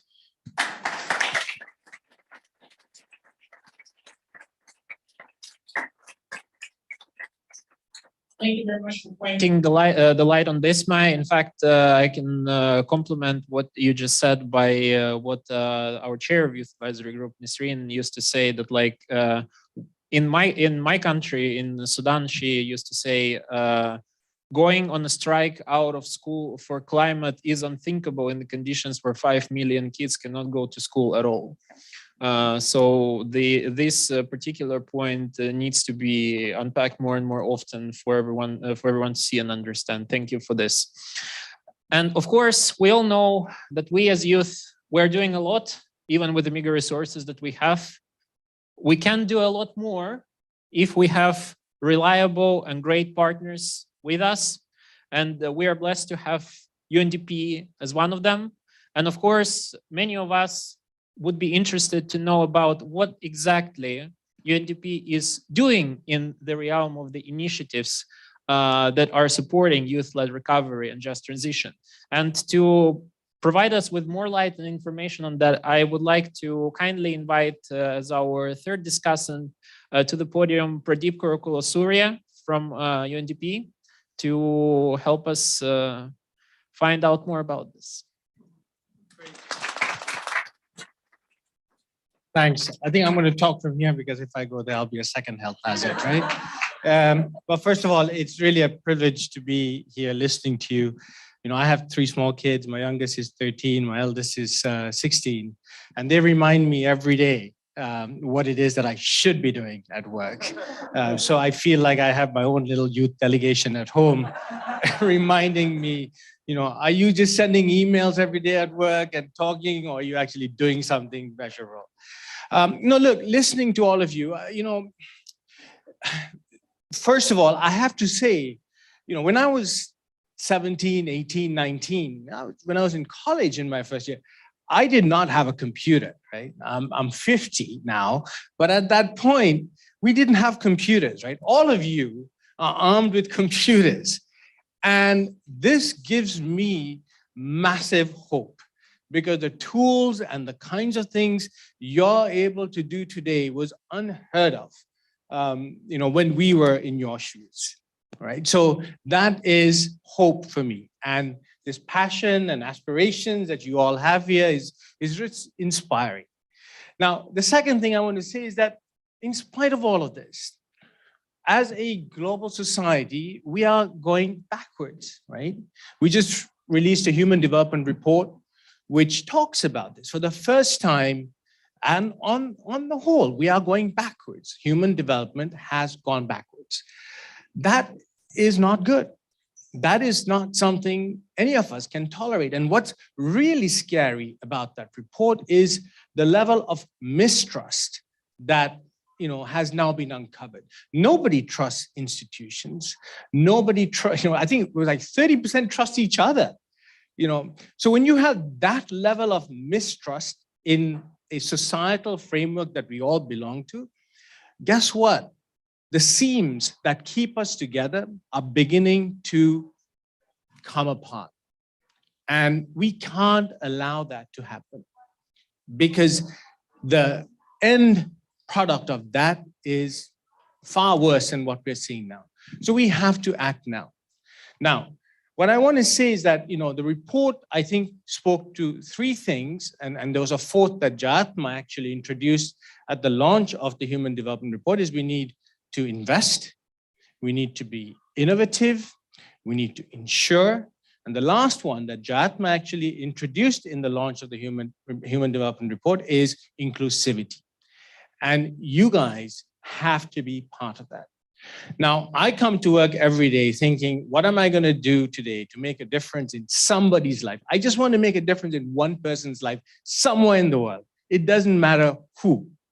I got to do something. So now something like this that we're talking about, look, we all agree on the issues. The problem is not us, it's everybody who's not in this room, right? Those are the ones that we need to engage with, and we need to engage with them in a real sense. So I want to really throw the challenge back to you and ask yourself this question: what is it that we can do? Because we know we have great partners with Italy, willing to step up and work alongside with us. What is it that we can do? Now, just to give you a sense of what we're aiming to, earlier this year, we released our strategic plan for UNDP. And in that strategic plan, you know, we made one bold declaration, and that is, we're going to bring clean energy to 500 million people, not in 5 years, by 2025. Everybody said we're crazy. Can't be done. I say it must be done, because if we don't do it, forget about, you know, reaching any of these 2030 targets. You cannot reach any of these SDG targets without solving this one problem, because there will be 800 million people, maybe 1 billion people in 2030 who do not have energy. And if you have that many number of people who don't have energy, that means every other SDG will not be met. So if we are serious, make it happen, right? Now the question is, what? What do we do? And I think, you know, youth has to play a critically important part in this, because many of these people live in rural communities. They're not in cities. They live off the grid, literally, right? And we have to find innovative solutions. And this is where all of you, young entrepreneurs, etc., need to step forward. So I say, let's stop the talk. Let's now get into a room with a whiteboard and start discussing what is it that we can do. And there are plenty of lessons for us to draw on. You know, Angelica sitting in this room, Srilata sitting in this room, Agostino, you know, Noella, all of us have been working on youth issues from different angles. The problem, the challenge for all of us is scale.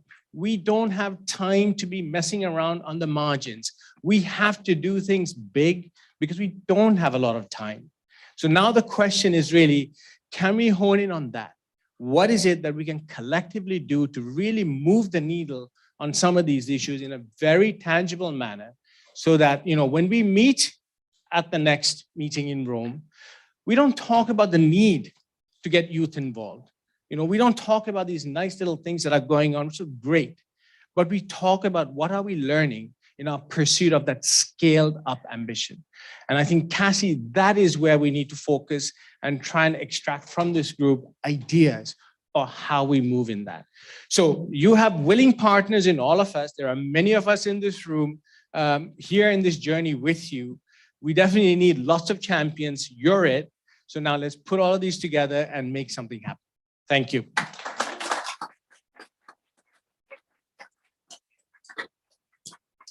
Thank you very much, Pradeep, especially for the challenge that you have launched. So, Cassie, shall we oblige by Pradeep's call and throw the challenge to the audience? I think we shall. Does anyone want to come in with any comments? We're going to pass the mic. All right. First things first, I'm really glad to be here today. Last year I was virtually attending, so thank you. I'm Omar from Damascus, Syria. I live here in the US, so I won't be able to come to Rome next year, unfortunately. What I wanted to ask is, can we, responding to the request that he asked us to do, can we have a room today for anyone that's interested to work with us and start actually planning plans, just like take action starting today? Because I think we have the capacity today as young people that are ready to take action. We have the experience. We just need a place, possibly after the event ends today. If anyone still has energy, we could just gather together, try to create projects, because what's happening is after Youth4Climate, we're creating our own projects. I want to have the opportunity for us to officially sit in a round table with experts like you guys and just start those projects. So if we could do that, that would be really awesome, specifically when we're trying to also, work with the governmental sector too. Thank you so much. Thank you. And I am seeing a number of heads nodding absolutely yes. And so I think, and this is what's so fantastic about this meeting, right? Is that this is the space to help, light that match. And it started last year. Now we're continuing this year. And we have this now. Let's go after it and get it done. We have the networking sessions tomorrow. There you go. Yeah. And, you all know Noelia. You have Pradeep, Srilata, Angelica, as Pradeep was saying, there are so many people here who are allies in this, and don't be shy. So, and I know you won't be, because let's be honest. Who else? Thank you so much. So first and foremost, also, I am very happy to be here because last year I was also struck by COVID and virtual. So my name is Angela. I'm coming from North Macedonia, and I want to ask for the officials one thing that I have met so many fantastic people here. So one thing that you can do is to help us connect so easily without asking me, can I get your LinkedIn? Can I get your email? Of all the people who want to be connected with the youth, like between us delegates, but also all the important people that want to be our allies, so that we can have a great reach out once we leave the event. Thank you so much. I think that's fantastic. We're gonna make that happen, because it begins, even though we're lucky enough to be in person right now, but it's got to continue virtually until the next time we have the opportunity to be in the same room together, right? Yeah.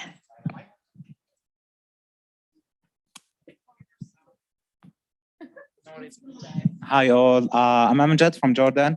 What I want to emphasize on is that we want youth to be involved more in the carbon markets, because economy is the powerhouse of climate change and the world itself. So what I want is a collective effort from youth from around the globe to work in creating carbon markets under the Paris Agreement, Article 6, so we can catalyze the process into transitioning into green economy or circular economy. And the other thing, I don't know, one of the panelists was saying that the pots that we play with, I believe that's the basis for circular economy. So we have a lot of things. Let's just try to juggle them around and see what we can get out of them. So if that can be done, that would be amazing. Thank you all. Thank you. Thank you. And I think, back to the point too about education and thinking about how people can engage, because you said carbon markets, you said Article 6, you said circular economy, and some people know a whole lot about those topics and other people are just at the beginning of learning about those topics. And how do we share the knowledge and share the experiences around that, like you were saying, to help everybody contribute to these solutions, I think is going to be something that we can also prioritize as we move forward. All right, one more and then. All right, yes, thank sir. you. Well, my name is Sapal. I'm from Uganda. I work with Climate and Biodiversity Initiative Limited. Then we're working on a Green Schools project and also carrying out education, climate change education campaigns in schools, but in the most vulnerable communities. Just a quick one. I think this goes to the IOM, our representative here, under human mobility and climate refugees. Well, we have other kinds of refugees like war refugees, but then these are two different cases because we recently had floods in Kasese in the southwestern part of the country, and it was really so horrible, okay? Then we're trying to work with the local community. Well, how can we settle the refugees? Because we cannot treat them as war refugees. These are kind of people that need different kinds of approaches since the causes are different, okay? So how can we address that? Because they really need the energy, they need the sustainability, they need food, they need to survive, okay? And so they need mental health is also another issue because when such catastrophes happen, there's a lot of loss and damage, okay? So it's generally a complex situation to analyze. We are looking for how we can settle climate refugees in a different way from war refugees. Thank you. Thank you so much. And I think, what you're speaking to too about the context in which all of this occurs is so important. Do you want to? Thank you. I cannot agree more with you, and this is a wider subject, first of all, but we'll come back to young people. What I just want to say is that the perception about migrants is a perception about mostly migrants who had to migrate or even become refugees across borders for political reasons, for reasons of conflict, of crisis in their country or their region, or for economic and social reasons. But what we are seeing now, what the figures are showing from IPCC report or from the migrant data tracking metrics, is that the proportion, if I can say, of migrants who are migrating only for climate reasons, either in anticipation of severe drought, which makes their life impossible in a certain place, for instance, or after an event, the whole proportion is absolutely growing hugely. We are now at about 30 million people who have moved in stock, if I can say, as the statisticians would say, who have moved only for climate, because of climate reasons in 2021.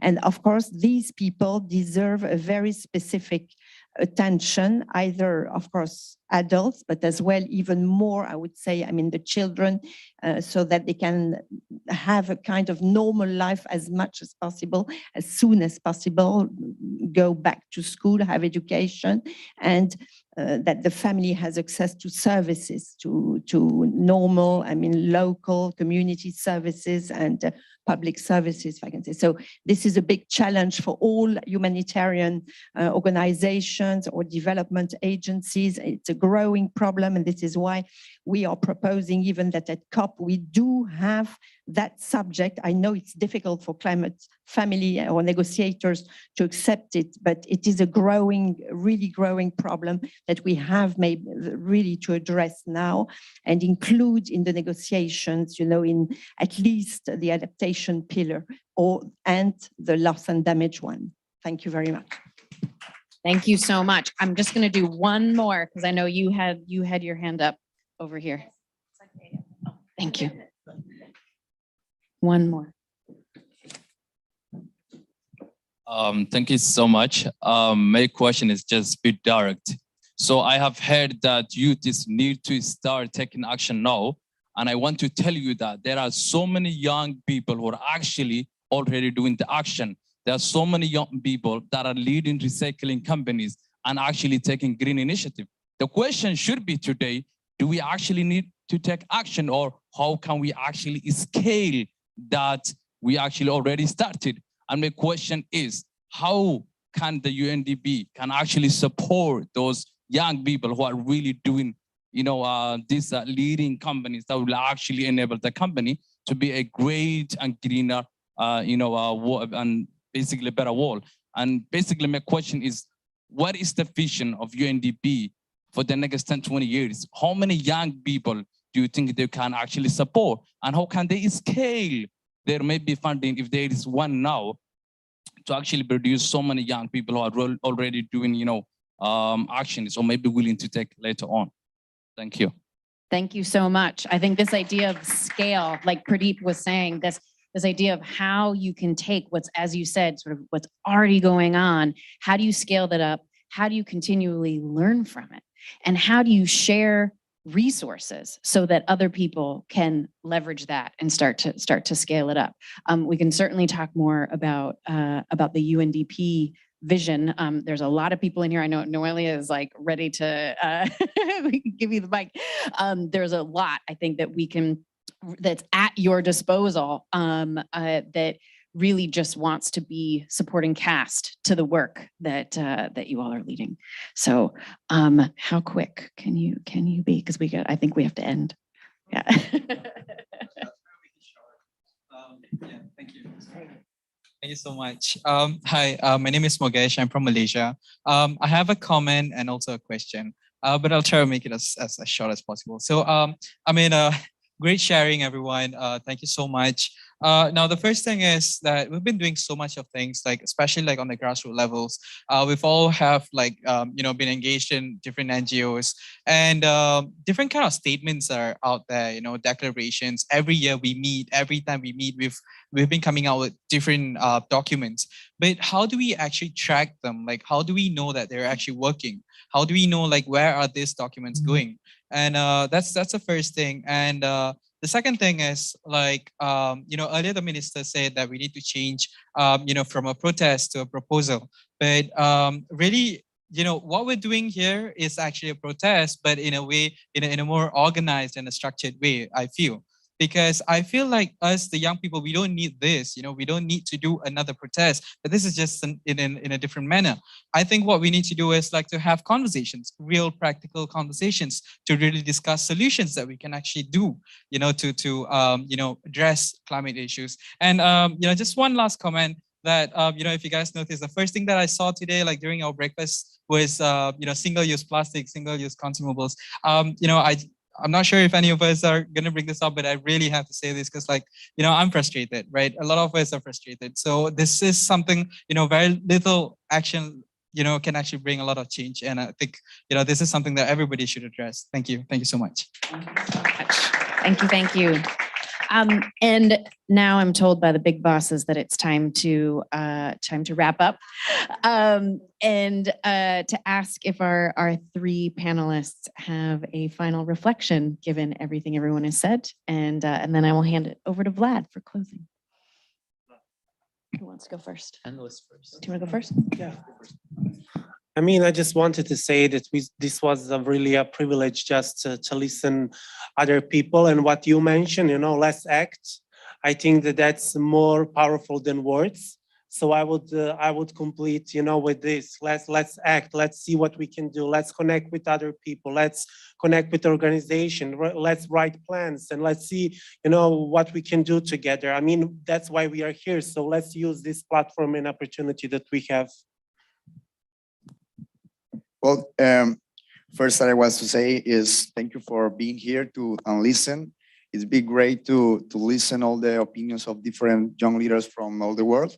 Something I want to share with you is if we can invest in the education for the future, maybe we will change the vision of the next politicians. If we can invest in the future of child, in the future we will have more conscious citizens. So I think education is a vital part of the climate transition that we have to change. Thank you. I think two main things I want to share to wrap up. First is I really appreciate the community of like Youth4Climate. I feel like I see familiar faces like every year, every few months. And it's really nice to, you know, just see how everyone's doing, what you're up to, and really hope like you mentioned, we would like connect virtually after this event as well. And the second thing I really just wanted to throw out there is I think it's like, okay if you're not actively working on a project right now. Like I know a lot of people are starting new things, like owning things, like doing their own thing, which is great. I loved when I was working on kind of like a youth project in Vietnam with UNDP Vietnam. But right now I'm kind of just like in school learning about econ and energy, and I interned at an energy company that's not mine, but that's fine. So I think like whenever you feel like it's more useful for you to learn and just take a step back and absorb what people are doing, that's really meaningful as well, and will build towards like however way you contribute to that organization or like whatever new projects you launch in the future. So I think there's a lot of pressure on young people nowadays to constantly be like, oh, like I'm head of this organization and that organization. Like it's fine to focus on school and like just learning about climate change if you want.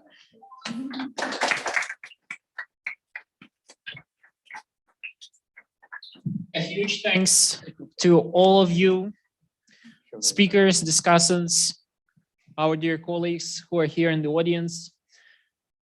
One of the greatest takeaways from this session, from Youth4Climate, from the work that we are doing in general, is that there is no work small enough or unimportant enough to make a difference. And we, each of us, and communities that we represent, we are engaged in this kind of work. So the best thing that we can do to each other and promise to each other, especially UNDP with their climate promise, is to magnify each other's work, to make sure that in everything we do not only bring impact to our communities, but we help magnify the impact to those who are doing something else nearby or far away, or in the same topic that we are engaged in, or different. But as long as we are there to magnify each other, because our strength is not only in numbers per se, but in our mindset, our determination, and our sense of urgency to act.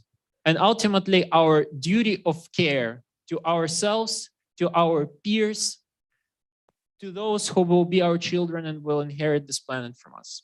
So let's keep up the great work.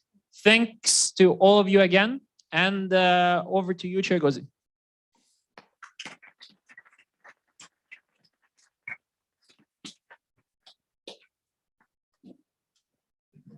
Thank you so much for this excellent panel. Thank you so much. Can you put your hands together again for them?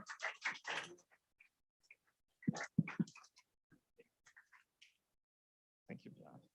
Very important points already raised, points about the importance of storytelling of young people working on energy transition, the importance of pushing on with what you already have, with the various initiatives that you have. And also we are told about a point that I really find very interesting.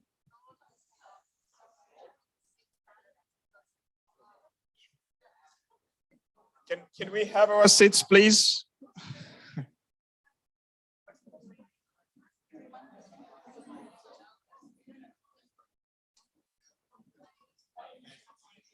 Can we have our seats before we continue?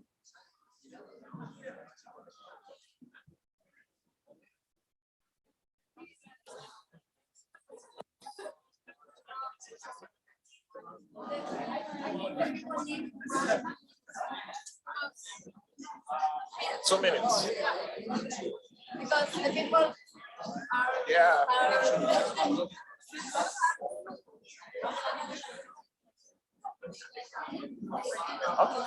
Okay.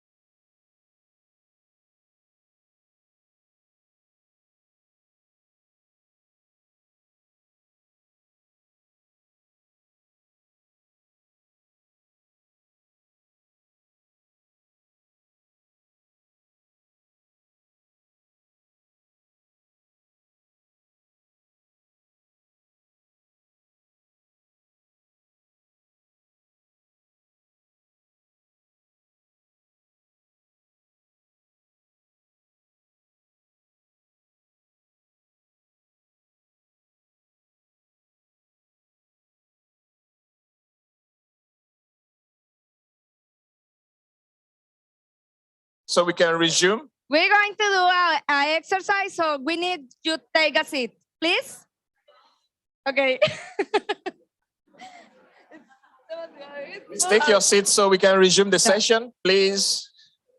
Please, we're going to do an exercise. So please close your eyes.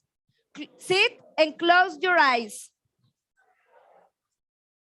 Can you take your seats? Take your seats first. Wow.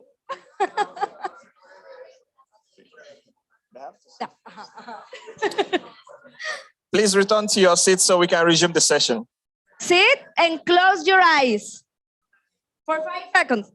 Only 5 seconds. Close your eyes, close your eyes, close your eyes.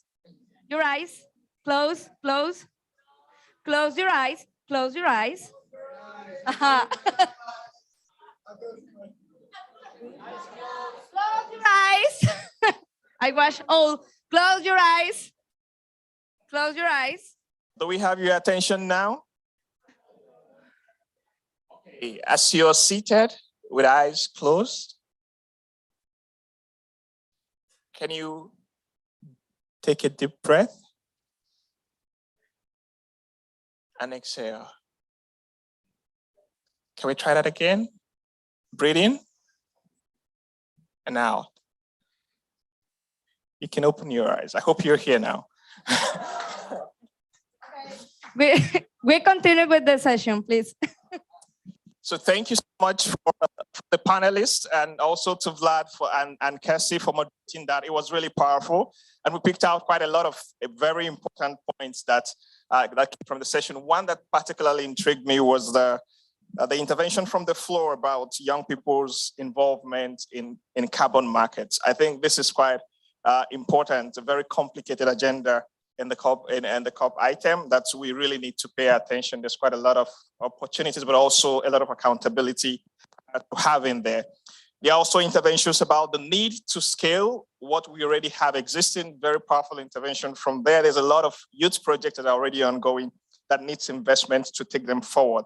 And also the part of resilience building for our population. There's a lot of underfunding, as you all know, about adaptation and resilience, and we need to take this forward. Thank you so much to the amazing speakers, and I'll pass on to Sarah for the next session. Thank you. Let's start with the next session, deep dive on Youth4Climate promises practices. This session will be moderated by Evgenia Shamilou, youth participant from Cyprus, and Alessandro Modiano, Italian Special Envoy for Climate Change.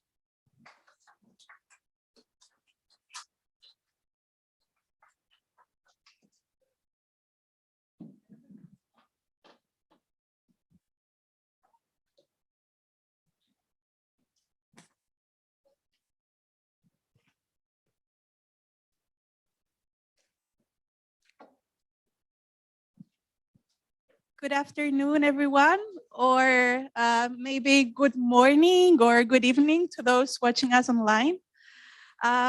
So my name is Evgenia Hamilou, as have been mentioned, and I'm very honored and humbled to be moderating today's discussion on the themes 3 and 4 of the Youth4Climate manifesto, alongside such an inspiring and knowledgeable individual as Ambassador His Excellency Mr. Alessandro Modiano.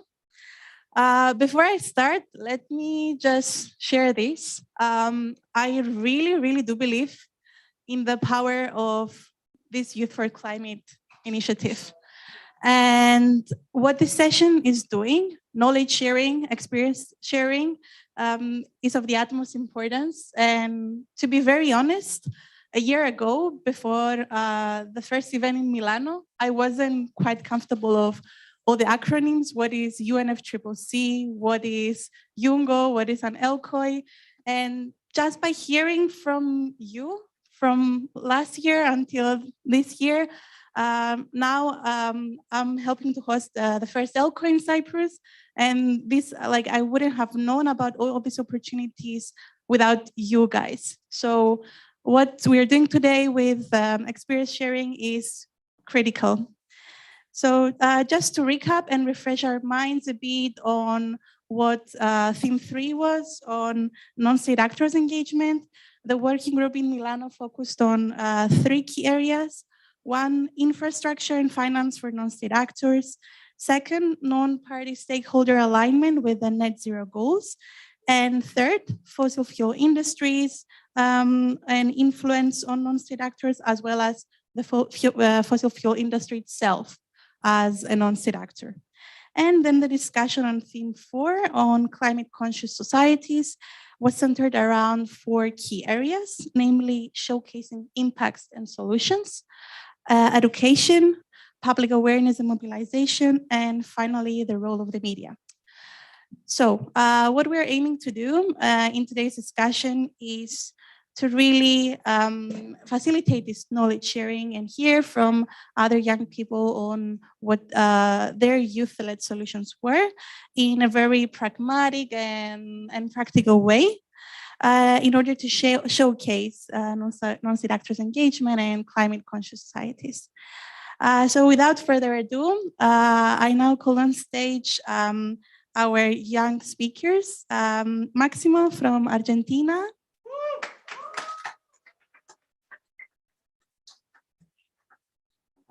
Karine from Tanzania,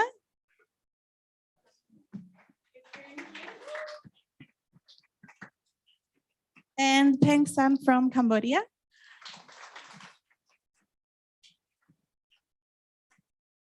So you will have around 2 minutes to introduce yourselves, share a bit about your work, just remember to be mindful of your time so that everyone has an equal chance of speaking. Looking forward to the session. Okay, so first of all, thank you so much for having me on the stage today. I'm really honored and also really glad that I'm representing Cambodia, one of the Southeast Asia country here.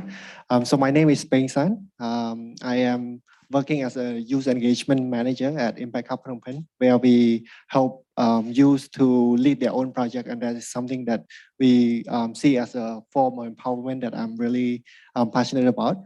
More than that, I'm also representing a Mover program, which is also initiated by Youth Collab and also with the help from UNDP as well.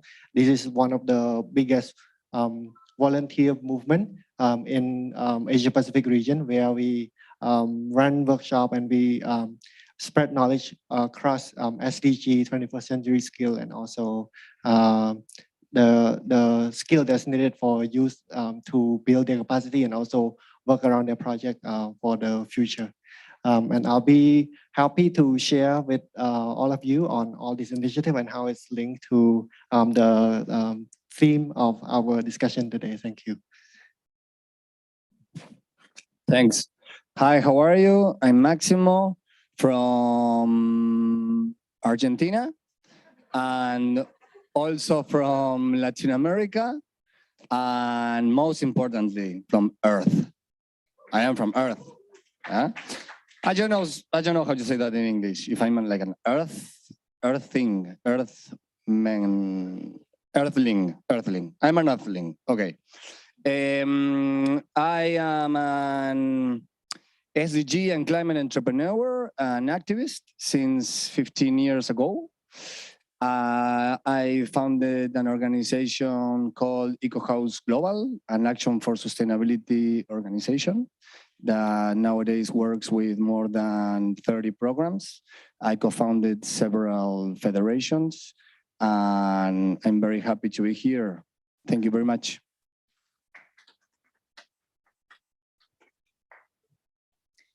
My name is Karin Joel Mwakitalu, Tanzanian climate advocate and co-founder of Notaka, a mobile eco-hub that leverages technology to spearhead climate action, raise awareness, but also engage in policy reformation in the process of climate action. Because as young people, we will never be as loud. We need to continue to be as loud as we can be, but as much as we want to achieve that, we cannot ignore the fact that policies are the one that smelts the societies and the communities that we are in. And if we are not able to powerfully engage in policy reforming, achieving what we want to see in this world or achieving targets in the Paris Agreement will be very, very hard. So at Notaka, policy is at our heart, and we work tirelessly to make sure that young people are engaged, to make sure that young people understand the policy processes, especially in light of COP processes, so that they can effectively engage and effectively attain the outcomes that they envision. Thank you. Very much, guys and girls. This looks like a very promising panel. And I now give the floor to His Excellency Ambassador Mr. Mediano. Thank you very much. Well, His Excellency, it's really too much for me.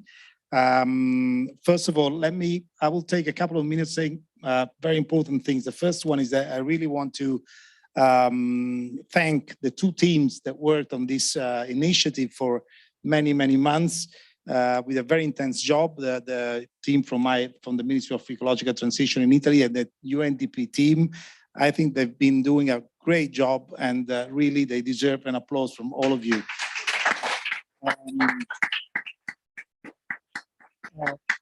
Secondly, before turning to the main topic of this session, let me just say that I was appointed a few months ago as Special Envoy for Climate Change for the Italian government, and I was expecting and it is like this, that most of my work would be, participating in international negotiating tables, talking about climate change, and that is actually happening.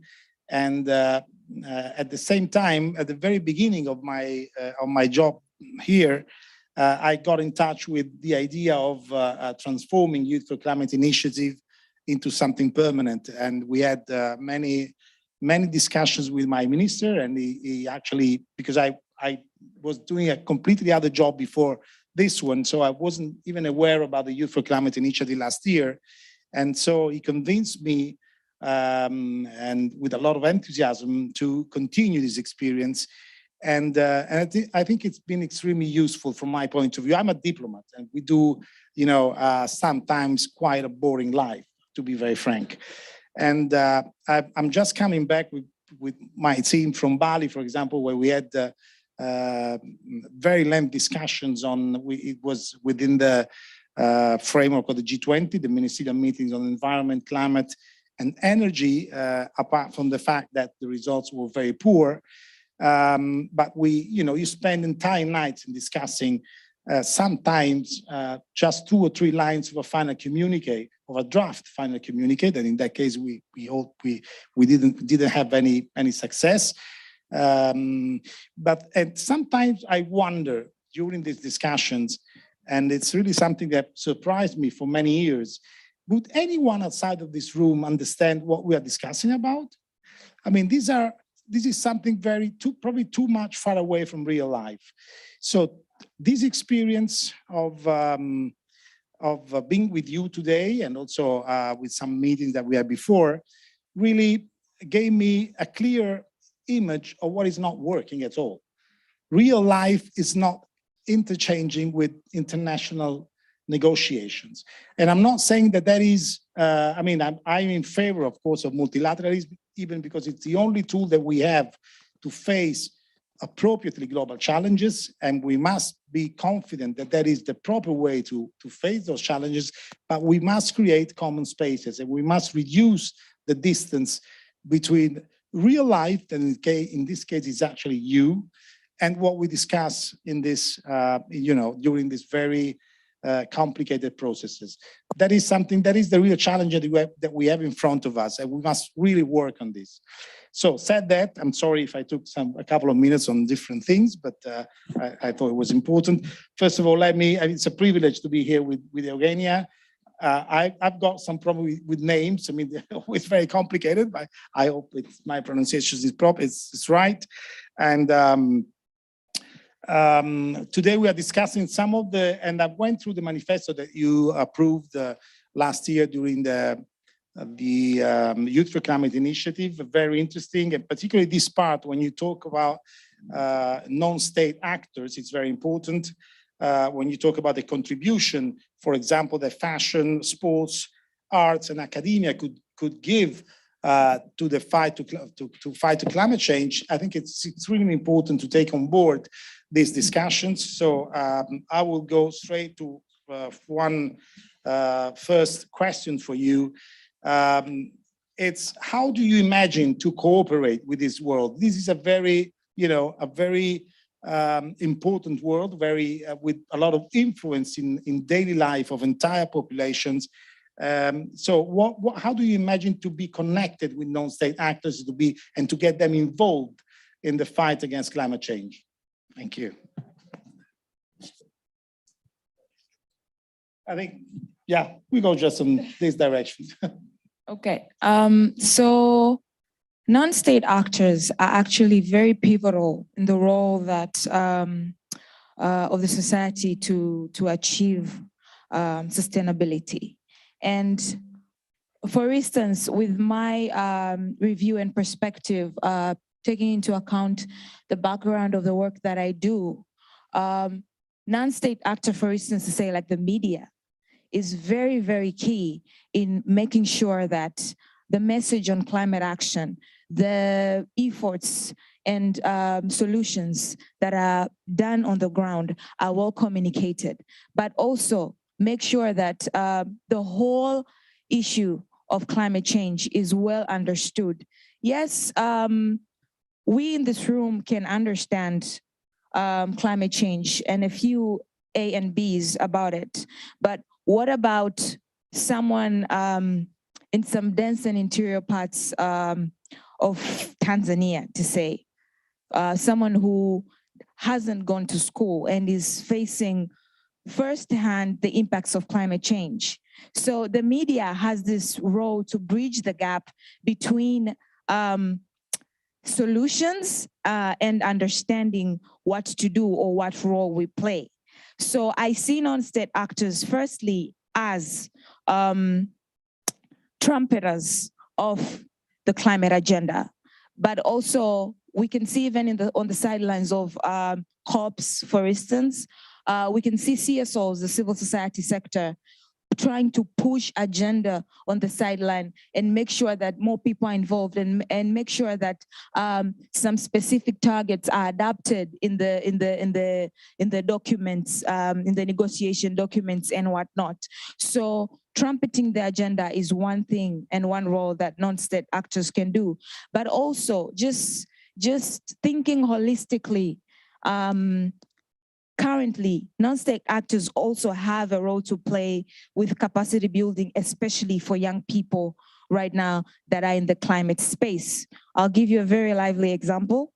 With the coming COP27 in Africa this year, one of the major topics that is hot would be the issue of loss and damage. So we're talking about funding and finance, right? We need to upscale that. Many young people are creating solutions in the community, but then access to this funding is a hurdle. Yes. So why? For instance, with the GCF funding or GEF funding streamlined to the communities that are creating solutions, yes, you're providing funding to these young people that are creating solutions, but then the procedures and the systemic dynamics that come with the providence of this funding to the young people is very complicated. That the young people cannot access the funding and cannot fully extract the opportunity to their gain and benefits. So I think this is the role where financial institutions come in and bring in these young people with their solutions, take them through the process, allow them to understand, and so that we can see more impact from this initiative. And just last week, I was coming from Senegal, from the African Ministerial meeting of the environment. That meeting was there to surface the position of the African continent in the coming COPs. And here I'm talking about the COP27, but also the COP15 on biodiversity, because Africa is very pivotal also in that area. And funding and finance was another challenge. So I think non-state actors need to narrow down to priorities. And as other former speakers that have already spoken, that the challenges are not homogeneous. So we need to specifically pick out according to communities and then help these young people that are in that space come on board. That is the role of non-state actors to me.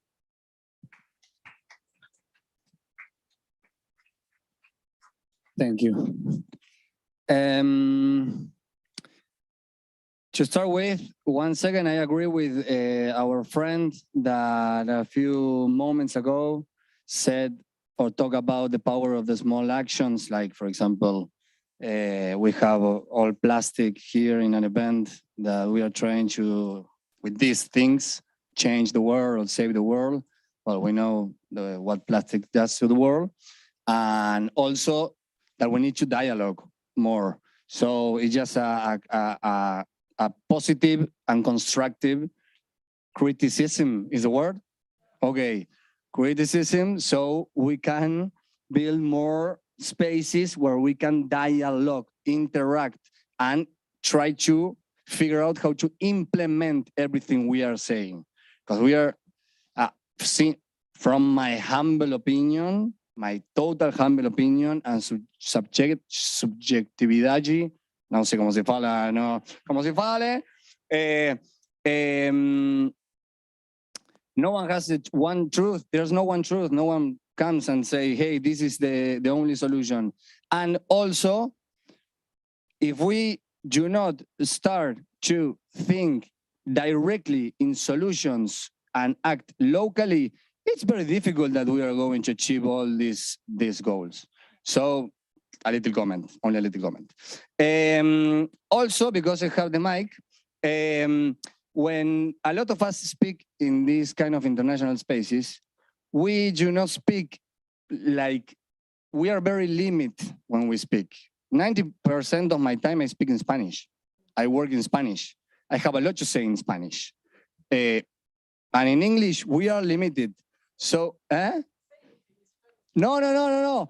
It's just to make a comment also that we need to work with a lot of barriers if we want to internationally and globally make a new social contract with all the difference that we have, so we can start doing this better, no? Living in this planet, when I'm saying doing this. Well, now, yes, I go to the non-state actors. So I wrote down because I need the English thing. Okay, when I start, I remember 15 years ago, there were no spaces like this. Very few, very few spaces. So the first mission was to put the environmental was back then, not the socio-environmental, the environmental topics on the table was the first goal on the agenda, the public and the private agenda. So, of course, we are not achieving everything we want right now, but we can say that it's a little bit more in agenda. And that is a step forward. I have to say this because if not, it's everything wrong all the time. So it's a little bit, we are a little bit step forward. The pain, we all have the pain. I got cancer because of the pain of the extinction of other species. It's not that I am like washing my hands and applauding like governments, etc. I just say that we are moving forward and we are millions right now. When we say non-state actors, there is such a thing as non-state actors, or we are part all of the, when I'm from Argentina, I'm part of the state. I work in civil society. I take this as I'm part of my country. So what is a non-state actor? That's something that I always like say, as sports, the private sector, they finance the state. So they are the state. So saying that, since we started, because we wanted to put, cut me when I'm in my minutes. All right. When please, I'm just going to say this. Sure. When we started, I wanted to put all these topics into the agenda and growing number. We decided that we were going to work with every actor in the society.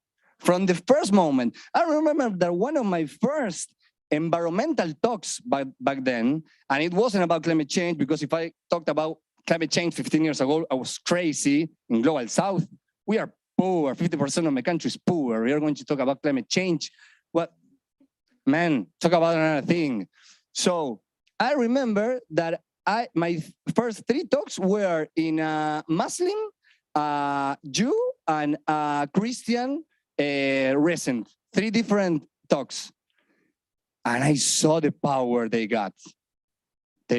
Whoa, I say, they can influence millions. Then we started with syndicates. The last thing we do, we started with education in schools, that then we're going to talk about that. But in my humble opinion, we need to work with every actor, sit down, listen. It doesn't matter if you don't agree. Listen, have a little empathy. And last thing, the people that is working here, we follow them the whole year. They're human beings. We come here, we criticize, plastic, the space, the food, etc. They don't sleep. They want to do a better world. They just have a seat on UN, for example, or the government or Italy or whatever. But we need to understand that they also want the same thing. They are youth also. There are a lot of people that organize this that is younger than me. So they are youth, or I'm youth because I'm not in UN or only in civil society. Just to, I don't know.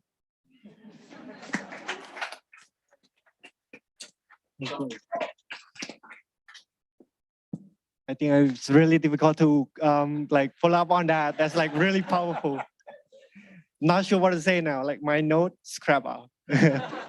But hey, when we're talking about non-state actor, I have all these questions in my head until Max point out, hey, maybe we are all a state actor. We are just like want to act on all these together, and that's it.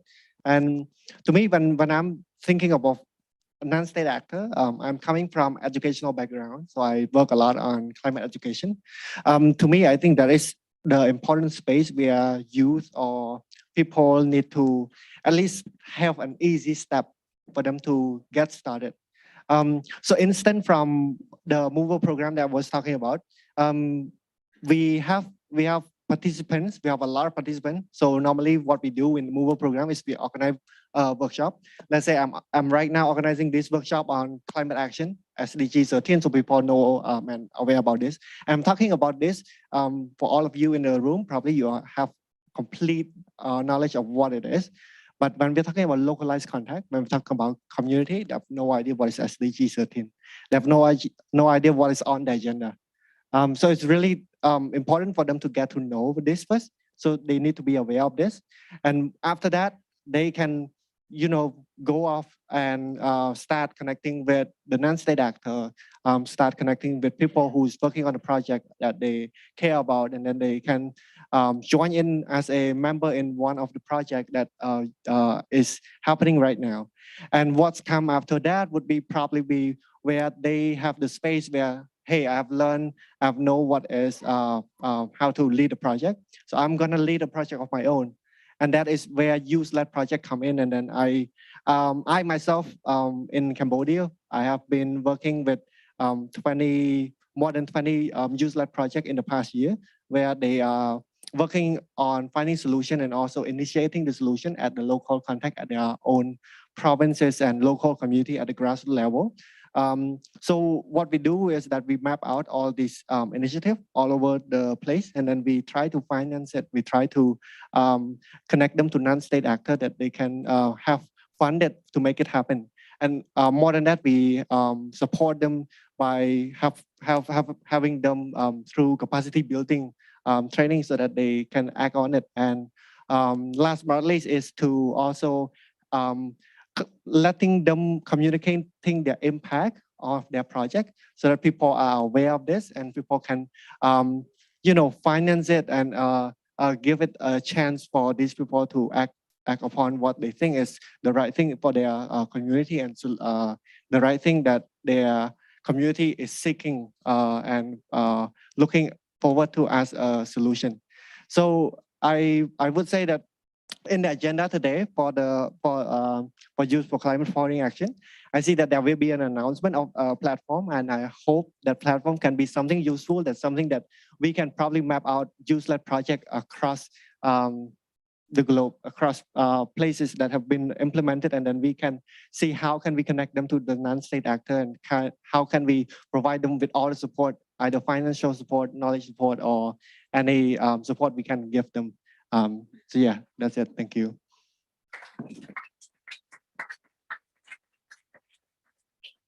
Well, I think after this, I will also close this and just transitioning now to the second topic of climate conscious societies. I just wanted to ask you, so a huge part of this on the Youth4Climate manifesto was showcasing your solutions and what you have been doing. So I do know that the journey of advocacy in the area of climate change is not all nice with rose petals on their way. So in engaging with actors like media or on education, let's say, something that you've all been working on, like what were some obstacles that you faced and how did you go in overcoming them? Personally, when someone says no to me, I want to work harder to make it happen. So could you give us some examples and share with the audience your experience? So this time we will start with Maximo. Me? And Okay. and then to be followed by Peng-san and then by Karim. Climate SDG awareness. For me, climate and SDGs are more or less the same. If I work in climate, I work in all the SDGs at the same time. From my experience, I started locally educating one by one, door by door. And my dream, I remember, was to have a national law of environmental education. So every school had since 3 years old to, I don't know, 18 years old, including then universities, the environmental knowledge that also should go totally transversal with almost every other signature with history, with maths, with whatever. So we had obstacles, as I said, 15 years ago was difficult. The first law we tried to present, I was 17 years old. They laughed to us, environmental education in the Congress. We did a strike, we were 20, my mom came. But now, last year, we achieved the national law. So we have an environmental education national law, and it comes with a plus. We sat down with our colleagues in our workspace, and we said, hey, not only for children and students, what if every person or people, well, that work in the state, now yes, in the state, that has a job on the state, from the president to whatever, has mandatory environmental education, mandatory environmental education. I said everything there, yeah, right? Okay, well, so we had a second law that is that one. So now we have two. We have to implement now the laws. They are papers if you do not implement them. So just to give you an example, that if you push a little bit hard and you use all the tools you have around, you work with every actor in the society. Imagine, well, I don't know if you know Argentina, the syndicates, the education syndicates, etc. You can do this with many people that want to go towards this direction, and using also the tools, because we have a lot of laws in some countries, I'm saying, that we can grab and say, hey, our constituency says this. We already have this in our own law corp. Okay, well, also, we are talking about implementation, so I'm giving an example of what we did. As a civil society with no money, we started the school network of climate change. We work with 100,000 students. We already work with that amount. We founded the Social Environmental University. We started the Environmental Library. We use our social media, as they were saying before. It's almost free. You had to pay, well, a cell phone and an internet, or go to Starbucks and grab the internet there. And we can educate and communicate and capacitate a lot through social media. Only my organization, only my humble organization, in the last 3 years, we have 20 million reach in 2 social media. I'm not counting all the social medias we have. If that is not, I don't know, putting the message out there, multiply that for all of us here, for all of us that are doing this around the world and liking and sharing and saying and commenting and whatever. So implementation, use the tools that we have. But when we use the tools that we have, we do not have to be hypocrite, because if not, we have to admit what we do not know. For example, we know how to live without this right now. This is ecocide, pure ecocide. So we say no more ecocide. From where come all that is here? It has oil, it has mega minery, all the things in mega minery, etc. So how are we going to change this? We are youth. We are the native digital natives. We live with this in our hands. And also it's our tool to spread the message, but it's contradictory. I talked with Samsung #1 people in sustainability, and he told me, we do not know right now how to do this sustainable. So if they don't know, let's start thinking us how we are going to do this. Education leads to answers. Education leads to use this, that we can make the impossible possible. Because if you talk with someone 500 years ago and you will say that we have this in your hand, I will call someone, I don't know, in the other part of the world or Mars or China or whatever, and he will tell me, you are crazy, right? We did it. Someone knows how to do this? Please put your hand up if I say you do this from the start. Someone know how to do this? No, look. So it's magic. This is magic right now. Well, what I'm trying to say is that we started with the conscious society thing. We started implementing it. We made many projects, and we see the achievements. We see the achievements everywhere, especially with a non-state actor that is a private sector. We already work with 300 companies. We educate them. We go and we see the achievements. We see how year by year they change their matrix. They change even their statute, their DNA. Some know they greenwash. I don't care. I still there. I go and I try. That for me is one of the best ways to implement the conscious education, using all the tools we have, and talk about this everywhere. I'm passing this to you, and when I pass, I say everywhere is in the table, with your friend, with your family. If you're going to do this all the time and all the day, let's do it all the time and all the day. Okay, there. It's like I was passing, finishing.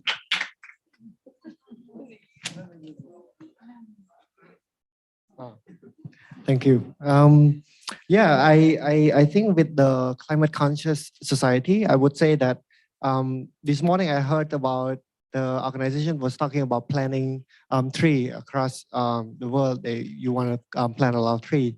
So yeah, that's amazing that we can plant tree. But then another thing that we can also plan would be to plant seed within each of the youth, or probably the young children that's gonna up and coming, and then they're gonna start thinking about all this. And I would say that it's amazing that Max also can cover like people who are really old that have no idea what climate change is, and also can educate them there. There's also something that is something that we can do, and something we should do as well. I would say that for Cambodia, it's quite fortunate enough that our Minister of Education had strike a deal and also have come up with books, and we already implement into the primary, secondary curriculum for kids to understand about climate change, and they need to have this climate education as like compulsory throughout their education. But then when I think about it, for me, since it was just implemented, for me, I have never had that opportunity. So there should be some phase out of this era where the kids is starting to understand all this, having all this climate education. But then we adults need to also have some space where we need to be educated, and so also understand of what's happening so that we can act upon it. We can know how to act around it as well. And also something that I also implemented in Cambodia, because I saw that there's a lot of climate action week in other countries. And unfortunate enough for Cambodia, we have never had a climate action week. So I say, hey, let's start with a climate action week. So I started it last year. I educated around 100 students only, but then they kind of go on and also educated other people in their school, people around them as well. So that's something I see as quite impactful. And also this year, to act upon the Climate Action Week, I also put in the element of personal action. So I'm really glad that one of the audience today come up and say something about the plastic that we are using, because that's the first thing that come into my mind. It was like, hey, if I'm seeing this, for after all, I'm doing all the personal action, and then I'm seeing this here, I'm not sure what I'm doing. I'm not sure whether I've made like positive change yet, because there's still need a lot of work to be done. There's a lot of work to change the mindset of people who's like working around this area as well. And also a few things to pass on, and also to share with you of the implementation in Cambodia. So we're making use of mass media. We did like rap song on street art. So that's something that people can always like, go and listen and then know about it. There's also one of my most favorite YouTube channel that she do all the content in Khmer language, in Cambodia language, that she talk about zero waste living lifestyle, and that should be a lifestyle that we should be taking up little by little, or adapting to it. And that's the best way to adapt and mitigate to the climate action crisis that's happening.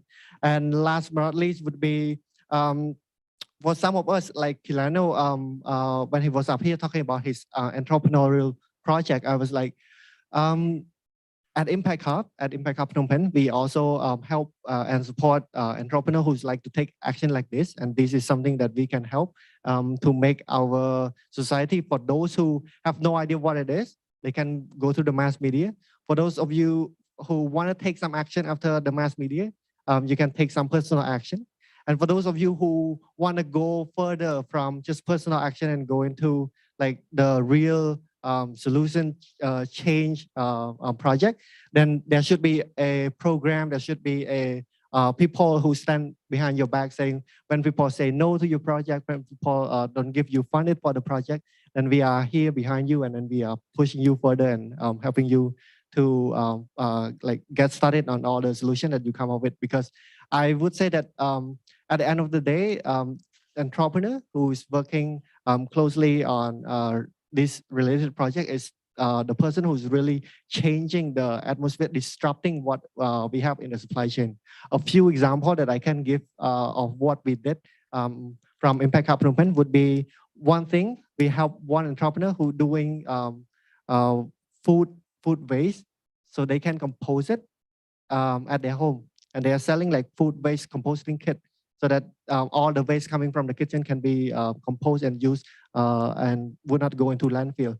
And then another example would be, I think she was the participant of Youth4Climate last year. She's the founder of Green Lady, where she started this reversible sanitary pad for women. So then this is something that will disrupt the market, like sanitary pad will always go into the landfill, but if we can rewash it and it's safe to use, then this is the way forward. There's no more waste from sanitary pad anymore. And then the last one would be the plastic waste that we're talking about. There's also this entrepreneur who's turned this plastic waste into like brick, and it's also really cheap and affordable, so that poor and also people in the community can use this brick from recycled material, recycled plastic to build up their house as well. So all these amazing example, I'm sure it's happening in your country, I'm sure it's happening in other countries as well, but I just want to make sure that we should be standing behind this project and making sure that they are going forward and they are receiving the support they need to see about the change that we really want to see. Thank you.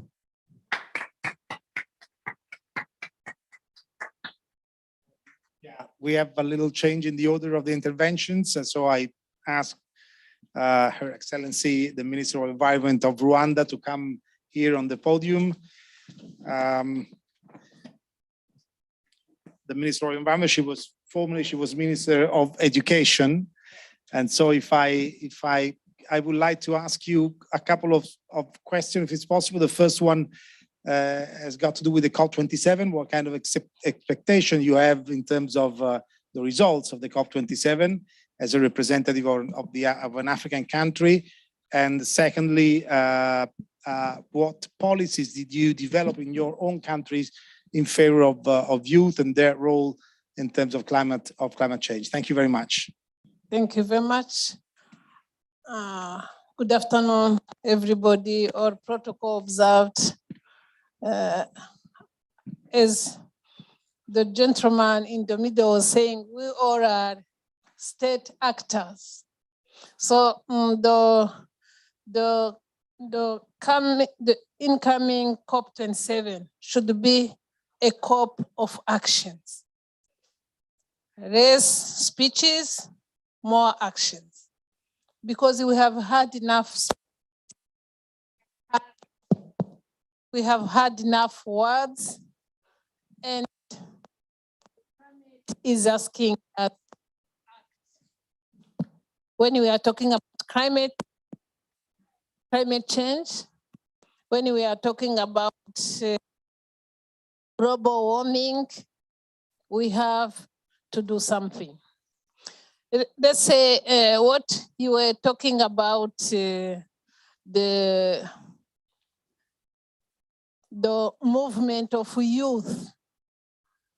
Youth are the future and the present.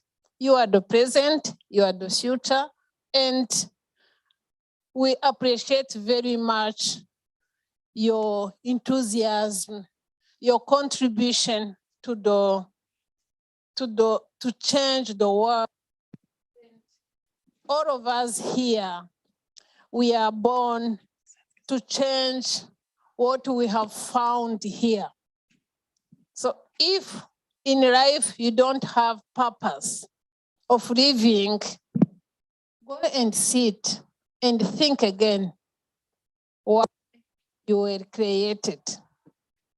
If you don't see the purpose of you being here on this planet, it means there is something wrong with you. You were very right to say there is no actors. Even private are state actors. Even private sector, civil society. You may be non-governmental actors. All of us are state actors. Because when you are pushing the government to involve you in decision-making, when you are asking the government, the true state actors to do everything on your behalf with you, you are already a state actor. Even when you go on the street to strike, you are a state actor because you want changes and you want to be part of the change. So we are in Rwanda, we have involved our young people. We have an incredible young population. More than 65% of our people in Rwanda are less than 35 years. 65 are less than 35 years. So we have a vibrant young population. So we have to work with them and to involve them, to have ambitious goals, but with them. Because our youth are asking us, don't do anything for us without us. And we tell them, we will not achieve anything without you. Young people here, let me tell you, we all have gadgets. We have telephones. We don't know what the cost of making a telephone, but we know the cost of buying a telephone. But there are people who are passing sleepless night for us to have this telephone. But our young people nowadays, they pass sleepless night watching and using these gadgets.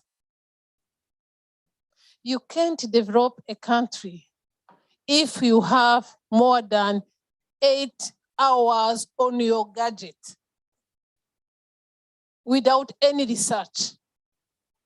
Even our young children, they want to have iPhone 14 without me knowing even that there are iPhone 14. She doesn't have job. She's not employed anywhere. She doesn't have even, what can I say, money that's left after the school, but she wants iPhone 14, she or he. But young people, let me tell you, this planet of ours will not be protected if we pass maximum of our time using telephone. You can't protect environment on TikTok. You can't protect environment if you have 8 hours on Instagram. You have to get up and work, push until it hurts, because climate change will hurt you more. Push, knock until it hurts, because hunger hurts more. In Rwanda, we have association of youth that is called Green Protectors. They used to be green fighters, but they have seen Rwanda has fought for climate, has fought for the planet. So now they have changed into green protectors, because they have to sustain what the country has already achieved and make even better progress. So what I want to wish you is to be planet protectors, not government fighters. For example, if you see youth in our developing world, you see a young man or a woman was sent to do agriculture. Agriculture in Israel or in the United States. She or he comes back to want to be in office, but you went to do agriculture. You have to be near the population who needs your skills. But everyone wants to sit in office with white-collar jobs when we all need to be near the nature. We all need to be the people the planet wants. So I want really to tell you, unless we and you, we are going to retire, but we have to have someone to hand over the job we are doing now. Unless you get yourself ready, we won't have anybody to hand over. Because this planet of ours needs you, needs your skills, needs your enthusiasm, needs your determination. These Youth4Climate will be leaders for climate of tomorrow. So we have together to be promoting the nature, to be promoting the planet we want to leave to our grandchildren, to our great-grandchildren. Because without that, we will, if we don't sit together to decide, we will sink together. I thank you very much.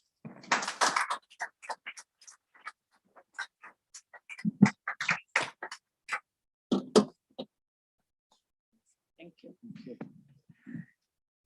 Well, thank you very much, Minister. It's been an honor to have you here, and you gave us, I think, very important indications in terms of, particularly, I think, in terms of intergenerational dialogue, which really we do need that. And talking about Africa, where the percentage of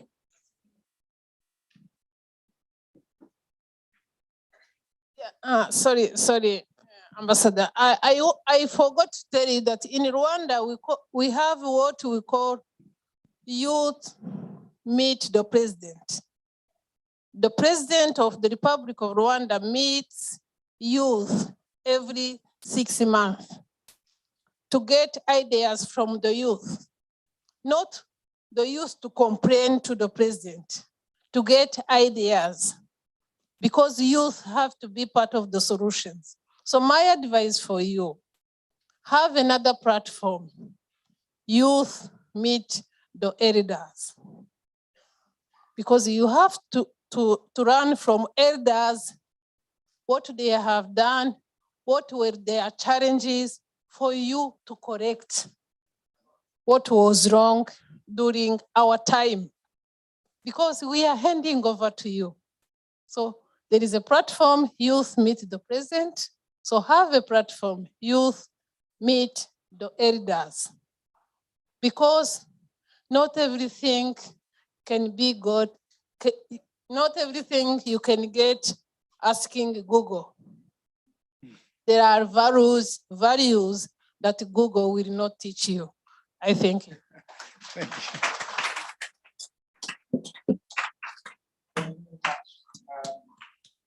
So can I ask to come on the stage, Mrs. Sheila Agarwal Khan, Director of the Economy Division, UNDP. Thank you very much. UNDP is actually playing a crucial role in terms of environment since a very long time. And so again, I would like to have some feedback on your feeling on what's going to happen with the next COP27. And then Eugenia, I don't know what if you want to add some more questions to. Thank you. Sure. Yes, I wanted to ask specifically, in order to link a bit the two sessions that we've had, how do you think climate conscious societies can drive ambition? Thank you. Okay, good. Thank you. So maybe I can start with a statement you made. No spaces like this before. Because I thought that was quite interesting. Because 15 years ago, we wouldn't have even talked about fossil fuel phase out or phase down. You know, we would have there wouldn't have even been an intergovernmental process that could have discussed something like this. We wouldn't have had youth at the table. But then, you know, in preparing for coming to talk to you all, I was reading the Youth4Climate manifesto and thinking, wow, that's a heavy lift here.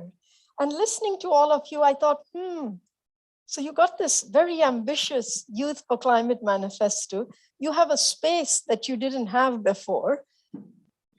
And you have so much choice, actually, to decide what you do. And, you know, every day in my job, I have to think, am I doing the right thing? Because I only have that much time. I only have this much of a size of a team. Am I putting my time and my energy in the place which is going to have the most impact? Or am I actually doing what's the easiest thing to do because it's right there for me? So if you're thinking of, well, we need to raise awareness, my question to you would be, is it going to have the biggest impact on the issues that are going to be discussed at the COP, that are going to solve the climate crisis? If it's, you said, the private sector, where are you going to have the biggest bang? You know, you said this is ecocide, but actually we're so attached to it. So, okay, so then what does that mean? Does that mean that the discussion with Samsung is about how is Samsung going to net zero? And how are they going to deal with their pollution footprint? Because it's full of plastic, full of minerals that are being used and maybe not reused and keep being part of the economy. Maybe it has climate impacts. So that should, to me, they be the discussion. We want our phones. We see lots of the things we use have a carbon footprint, have a pollution footprint. So is it now the time to be looking at a very different economy? And what role do you all have to play in that? You know, I think of my 14-year-old, and she can do every dance on TikTok. And I think, oh my God, you know, you guys have got such powerful platforms out there. And I think, wow, imagine if this movement could really like not each one of you with your individual initiatives, but everything together, creating such a big hum that nobody can stop, you know, just and ignore it. I was discussing the other day with these airline companies about, you know, plastics. And they said, you know what, our clients are shouting at us about the plastic on the plane. So much so that actually we're not just dealing with it because it's a pollution footprint, but because actually we have clients that are just simply shouting. And I think, okay, that's really interesting. You talk about, you know, a climate conscious society. You have tools that, as you know, at my age group, I don't even know how to use some of these social media platforms, but they are so powerful. Your expertise with using all kinds of digitalization spaces, it's in another space. And I think, so isn't that where the energy should be going, to figuring out where do we need to have that biggest impact possible? And as a group trying to mobilize it so that you can create that voice, create the hum in the spaces you need to.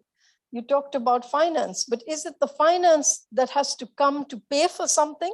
Or is it the finance actors themselves, from banks, from the investors and all, who need to invest in areas that are going to net zero? And so it's in a way maybe looking, and I would urge you all, look at what you're all doing very critically and think, really, are you having that biggest bang? Are you helping us to get to a fossil fuel phase out? Are you helping to push the companies to net zero? Are you dealing with resilience in a way that is out of the box? And if you're not, to me, I would say, maybe you're not quite there yet. And that you need to figure out, you know, you have some very exciting spaces that I think between the social media, the digitalization and all are in a different space, and that need to then connect all these initiatives together in a way that could create that impact.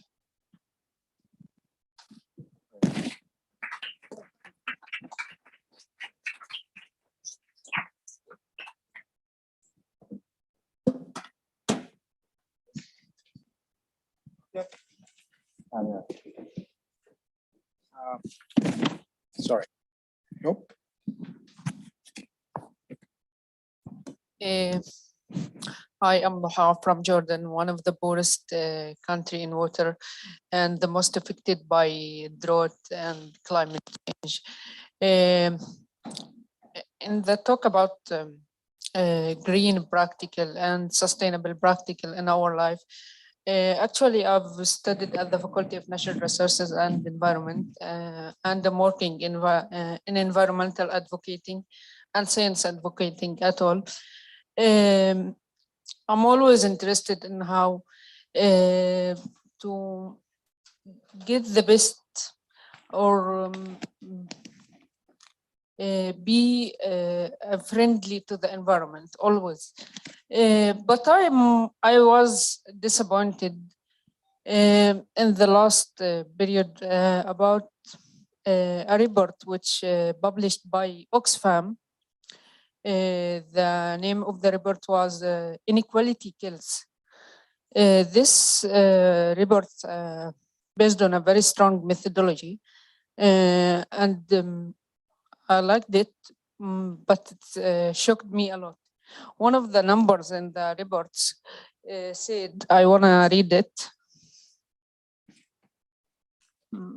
I will read it as it's written.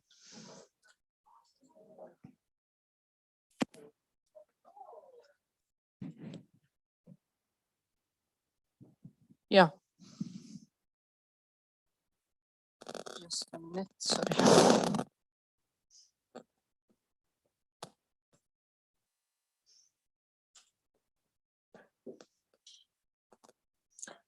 Mainly, I don't find it, but it said that the effect of the most 20 richest man in the world of the carbon on the earth more 8,000 times of the effect of the carbon of the 1 billion person on the earth, the poorest 1 billion person.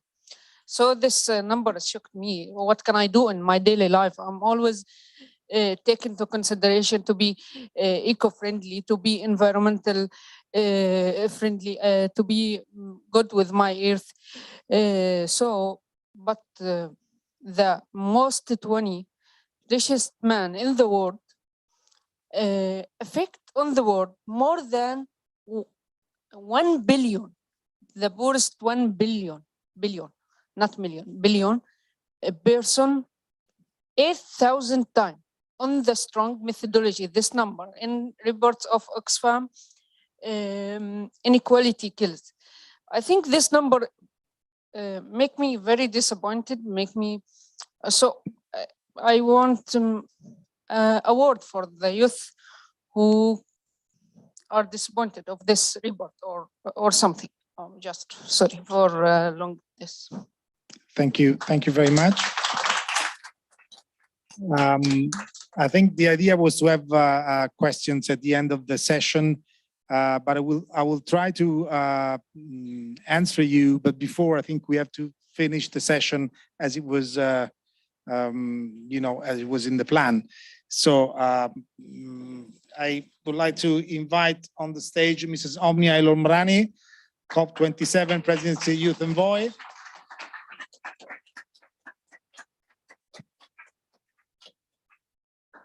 Well, thank you very much for being with us.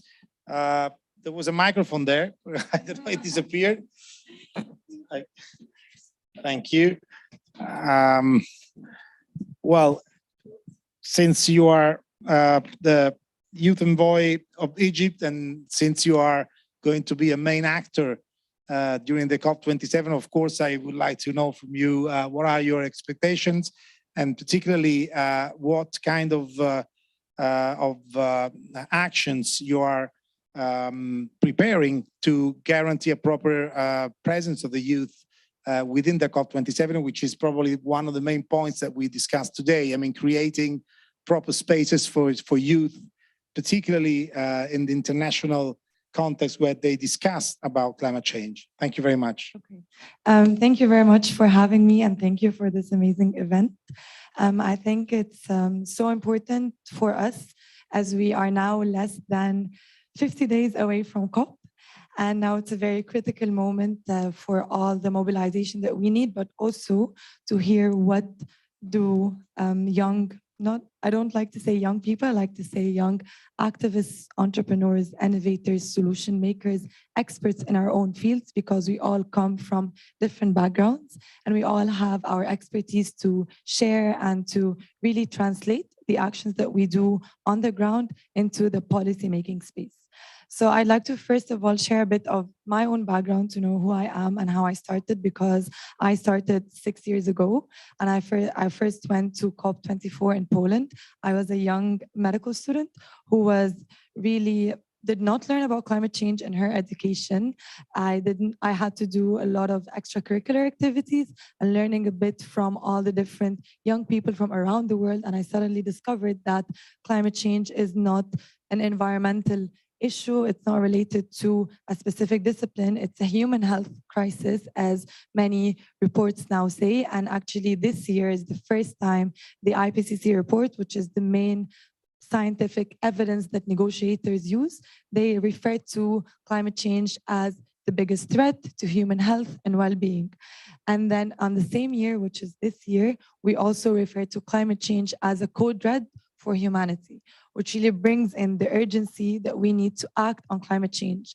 And the main actor that brings in the urgency and the seriousness in action is us young people, because this is our future, but this is our health that is being impacted the most on a daily basis. Each one in their own country, you suffer from a health impact that is related to climate change, from the air that we breathe, from the food that we no longer have access to, from the water that we are suffering from acute insecurity, as well as our own mental health because of the anxiety that we feel on a daily basis because we are the most impacted, yet there is still so much when it comes to having our voices, our demands, our actions being heard, being implemented on a global level, and then on a local level in our own countries.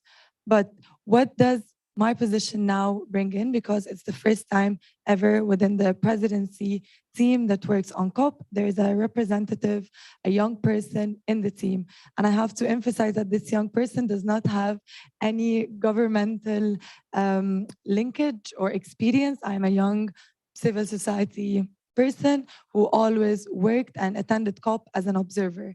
And this was really the idea because I saw the challenges that I faced as a young person, really navigating the complex COP processes. How can we translate what we do, what we see, the needs of our communities and the grassroots action that we're doing back to the very complicated negotiation process?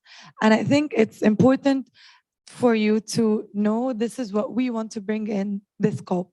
We want to deliver a transformative shift in youth participation, but to do it in a way that is meaningful and to do it together with young people. So one thing that we are working on is that on November 10th, there will be the official Presidency Day on Youth and Future Generation. And for the first time this year, we want to bring in not just sessions where policymakers are speaking to one another, then we have young representatives. We want to have a dialogue, an intergenerational dialogue between policymakers and not just ministers, heads of delegations, negotiators, and young people speaking together, coming up with specific policy asks that can be integrated into the negotiations. We're going to do a dialogue for adaptation, a dialogue for mitigation. We're also going to do a series of sessions for children and adolescents as well, because we acknowledge that as children and adolescents, they have their own independency, they have their own activism and their own needs, and their voices also needs to be heard by the policymakers at COP. And the second thing we're also working on is that we want to amplify the solutions. We want to change the narrative. We understand, and I personally see as young activists, we have our own problems and we have so many challenges that we can sit from now until COP to really share the challenges that we face. But we also have our solutions. We are very creative. We make the most out of little that we have. And this is what we would love to emphasize, the solutions that we have to transform the climate agenda. We, as was said before, yes, we are allies to our countries when it comes to bringing in their commitments into action, but at the same time, we are also active agents and we have a lot to say and a lot to do. And COP needs to be the platform that is inclusive and that it's all about the concrete actions that young people are doing. And then the last thing and most important is that my role is really getting in the inputs of young people, feeding it into the presidency, which facilitates the negotiation process. So please reach out to me. I'm very reachable on everywhere. And I also do a lot of consultations. We had one in Gabon during Africa Climate Week. We had over 100 young African activists, and they started sharing how can we really transform the way and the role of young people. And one of the key areas that we touched upon is how can we have representation of youth at COP itself, either within their own delegations, beyond just being an observer under the youth constituency. So we're really exploring different ways and different aspects that young people can bring into the presidency, and we cannot do it on our own. We have to do it with you. So your inputs are so valuable to really delivering that transformative shift that we want to bring in. So thank you very much. And yeah, I'll leave the floor.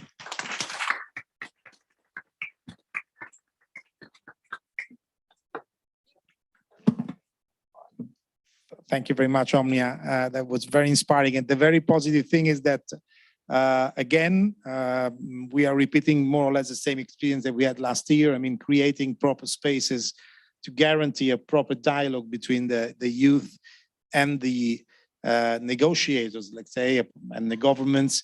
That is a very positive trend. And I think it's very important that Egypt is in some way repeating the same experience. Eugenia, I don't know if you want to invite the last. Yes, I would like to invite Ms. Heike and to comment, basically reflect on what has been heard so far very briefly, and maybe just answer to this in a few words. How could we bring youth and the indigenous communities at the center to have climate conscious societies? No, thank you, Evgenia. And I have to say, it's an absolute pleasure to be here as one of the older people in the room, and definitely the stiffest. It's very hard to get up on these platforms at this time of the day. But you know, what struck me here is when the ambassador was asking, what do we see as success in COP27? There's three things, and I think it's part of building this consciousness. I think the first thing and the most important thing is we need to understand each other at COP. And Max, you talked a little bit about the fact that many people who go to COP, English isn't their first language. And even at COP for formal negotiators, even though there is simultaneous translation in the room, most of the discussions happen outside in the hallways. So the fact that we don't always speak the same language doesn't help. But it's not always just about our national language. There's a tyranny of technical language that pervades conversations around climate change. I guarantee you, if I asked everyone in this room to tell me what would a climate consciousness look like, we would each have a different answer. Because climate change, it's not really a real thing. If I say shoe, we all have a sense of what I mean. If I say climate change, we sort of don't. Are we talking about the weather? For some people we are. Are we talking about global hunger? For some people we are. So how do we get past the tyranny of technical language and speak plainly? Speak to each other in plain language. And I think this is something that young people in particular bring, because you haven't been infected by decades of reading really boring technical reports and learning how to speak in this dry technical jargon. So bring that, demand that when we use words, we explain what we mean. And what you'll often find is we don't know what we mean. And we use words, one of my least favorite words right now, circular economy.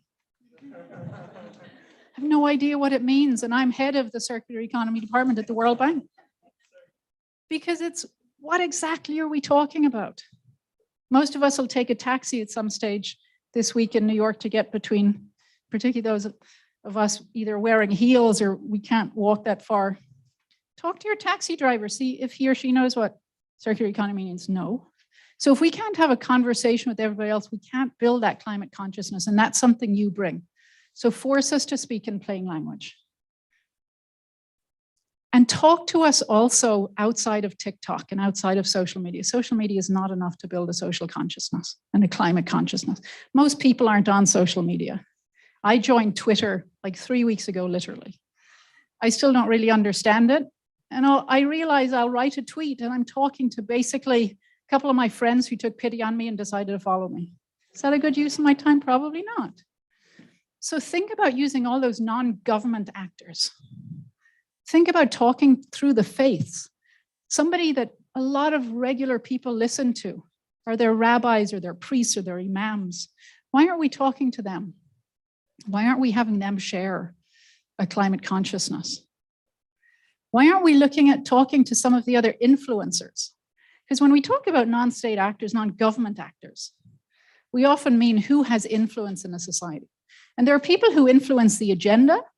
They can set the agenda, but on climate change, the agenda is pretty well set. We have to take yes for an answer. There's very few people in the world don't think climate change is serious. But there are lots of people in the world who don't know what the solutions are, and those are the influencers. We need to identify solutions that are working. We need to raise them up. That's another hope I have for COP27, is that for once we could have a COP, not only where we understand each other, but where there aren't 1,000 meetings at the same time, so that people sit in a room and share a brilliant solution.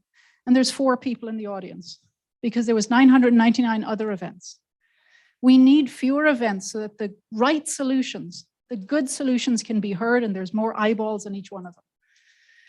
So those are my hopes for the COP, and I think that's how we build a climate consciousness. But I do want to say one thing to Corinne about financing, because she did bring it up, and we are the World Bank.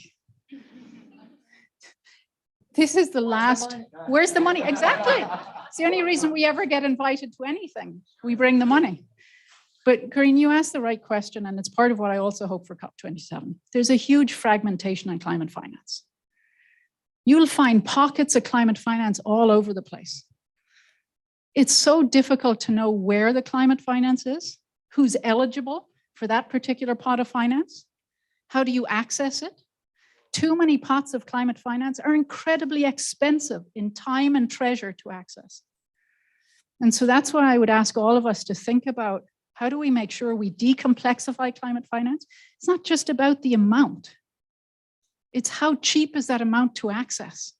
How can we access it faster? Because we can't wait around for 3 years to get access to climate finance. And so we commit to work to defragment, to decomplexify climate finance, to make sure it's available. And very finally, Evgenia, because I know you need to move, Corinne, is it's about us not just being young or old people, but it's about building the organization that has a formal enough structure that it'll attract money. Because remember, this is public money. This is all your taxpayers' money. So we don't want it to go to places where we can't follow it. We can't make sure it's being spent on the right thing. And you also need to build an organization with the right management capacity, not just passion, but management capacity to use that money well. Thank you.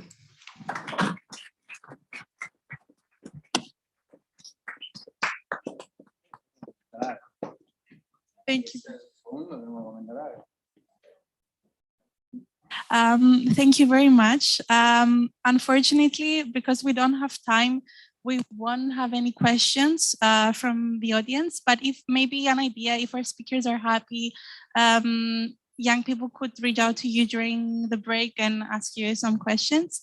And I know that Maxim also wanted to make a comment, but again, aware of our time, I would say 2 words each, just to wrap up your thoughts and an advice.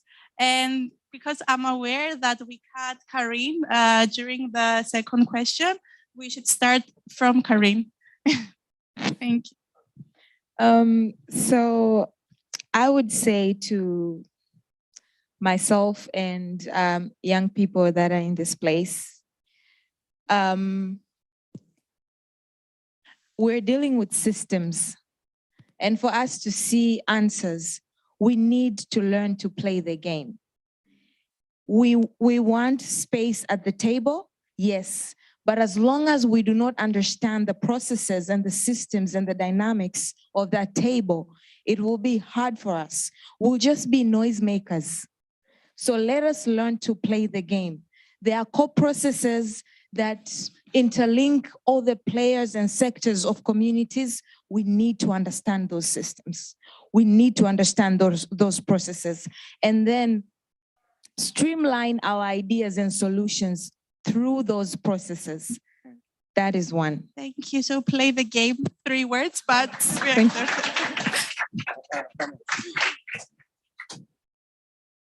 A toda velocidad, eh? Coming.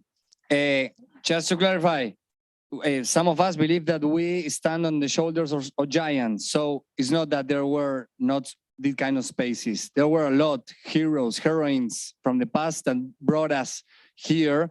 Now it's bigger. Now we are more. Now it's on the agenda. And blah, blah, blah, blah, and new economies. No, new economies, just to say the UNEP is what she said, that is very important. Innovation is in the core of youth. We are every day innovating with the blockchain, with this, with the other one. New economies is the next thing that we are talking about all the time in every forum, in every space, and probably we were going to have answers for all this stuff. Thank you. Y termino acá, la puta madre. So new economy, it was 2 words, so well done. I think I'll just end with thank you.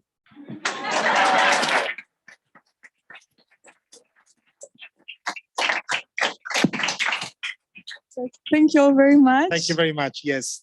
Thank you very much. We had to go through the other session. 5 minutes and then thank you.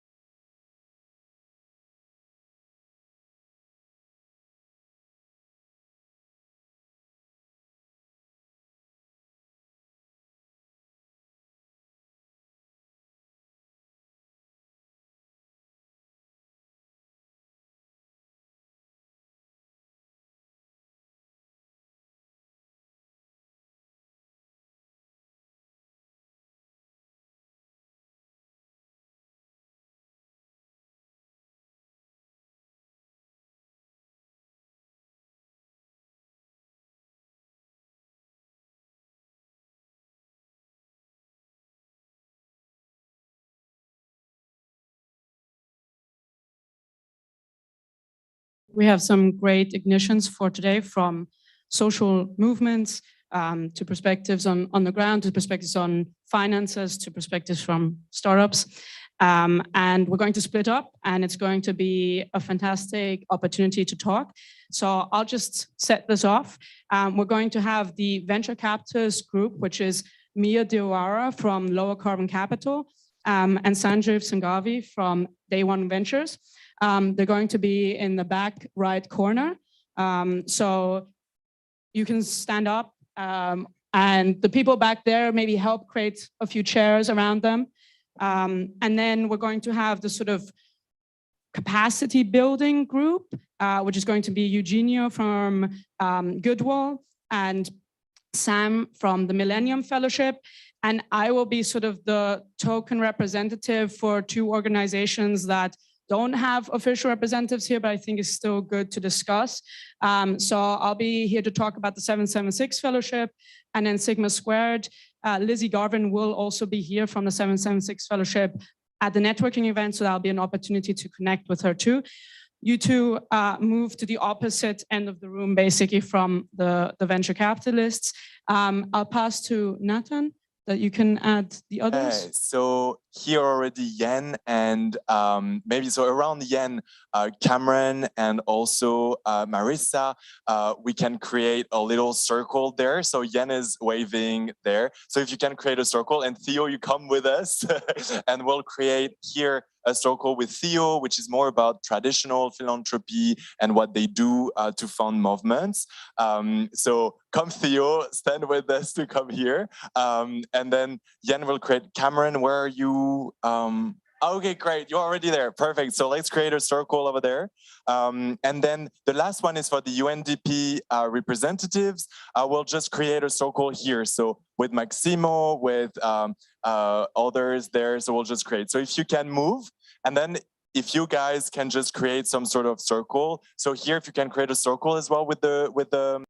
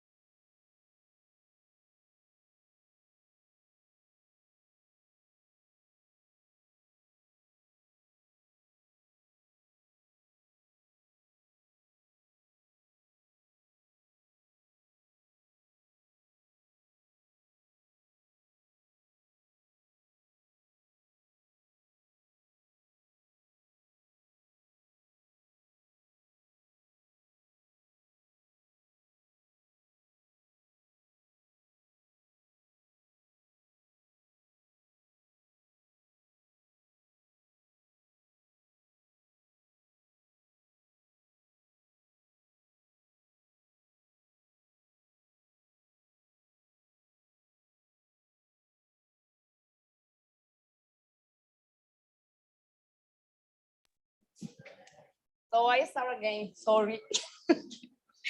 After the incredible space, we have to be able to exchange perspectives on what we have achieved in our countries and regions and what we still lack and what we believe we can work on between different sectors and generations. Let's move on the next steps announcement session. For this session, I call to the stage to Alessandro Modiano and Minister Singolani. No, come on. No, yeah. I finished. Okay, you finished. Yeah, here. Okay. So guys, how was it? Tired. Okay. Can you give me a short update about the work of the 5 groups? Just to know what is the conclusion per each group, if any, if there's a conclusion per group. You? Any volunteering coming here and telling what's? Yeah, go ahead. Sorry, what was the question again? The question is, can every group give a conclusion or some roadmap for the continuation? 5 groups, right? Okay, I can start. Go ahead. No, it's for you. Yeah, okay, I understand, but somebody should say something. Yeah. Yeah, so I can start. I think I am one of the groups here. We are first of all with traditional funders, and then we have UNDP colleagues also coming. There's quite a lot of interesting options for financing of young people's initiative. I think one of the major conclusions that I see is that there's quite a lot of information that is embedded in many places that we need to unpack and then also to work with them. There's some information that should be targeted at government authorities who are giving financing to international organizations to then give out to youth organizations.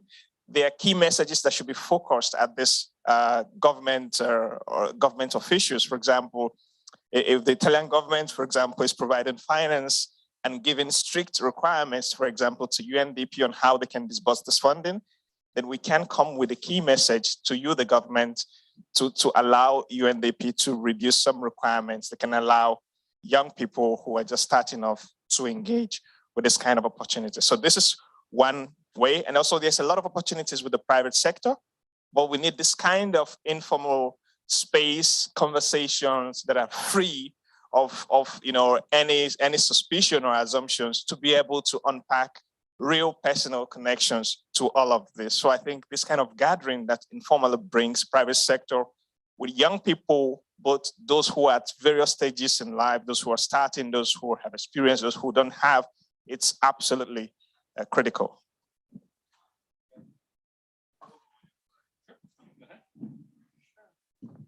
Hi, everyone. My name is Kami, as you may have already heard previously when you're part of the session. I think for me, the biggest takeaway from what we just did in the last hour is that it was the most focused session of the entire day.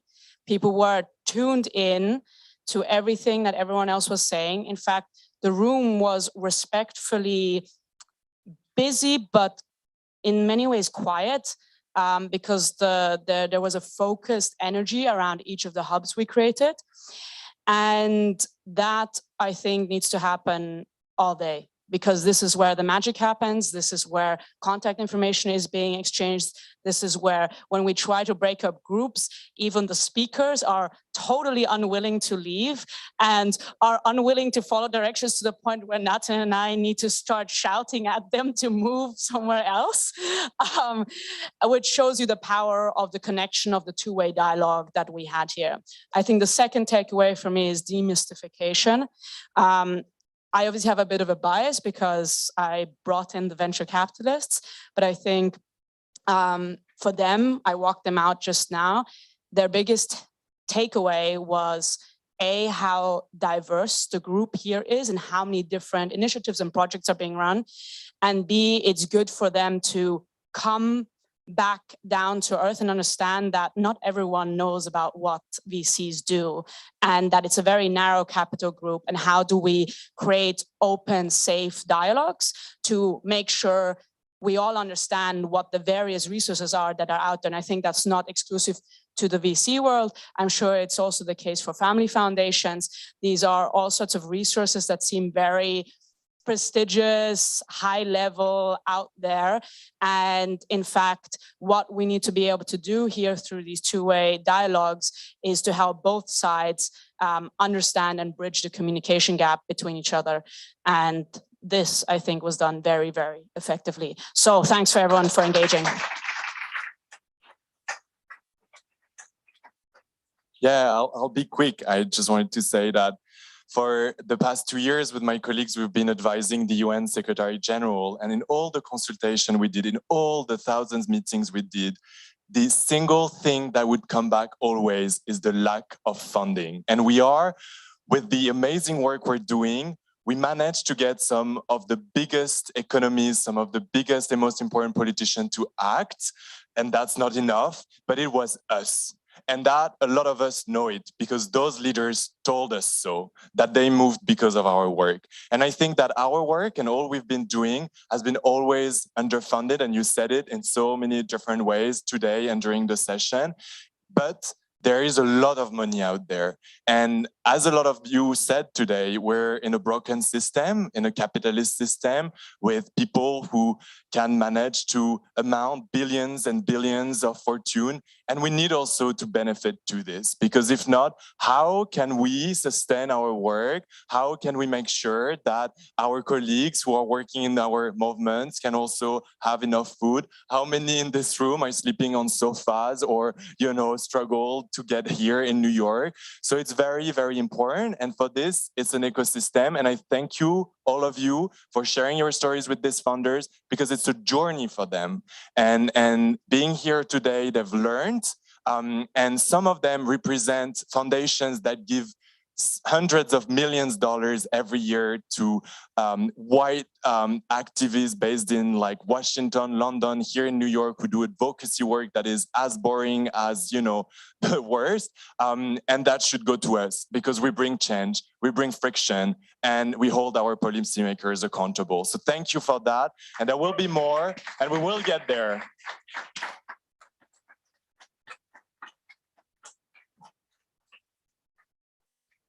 Guys, I have a proposal for you.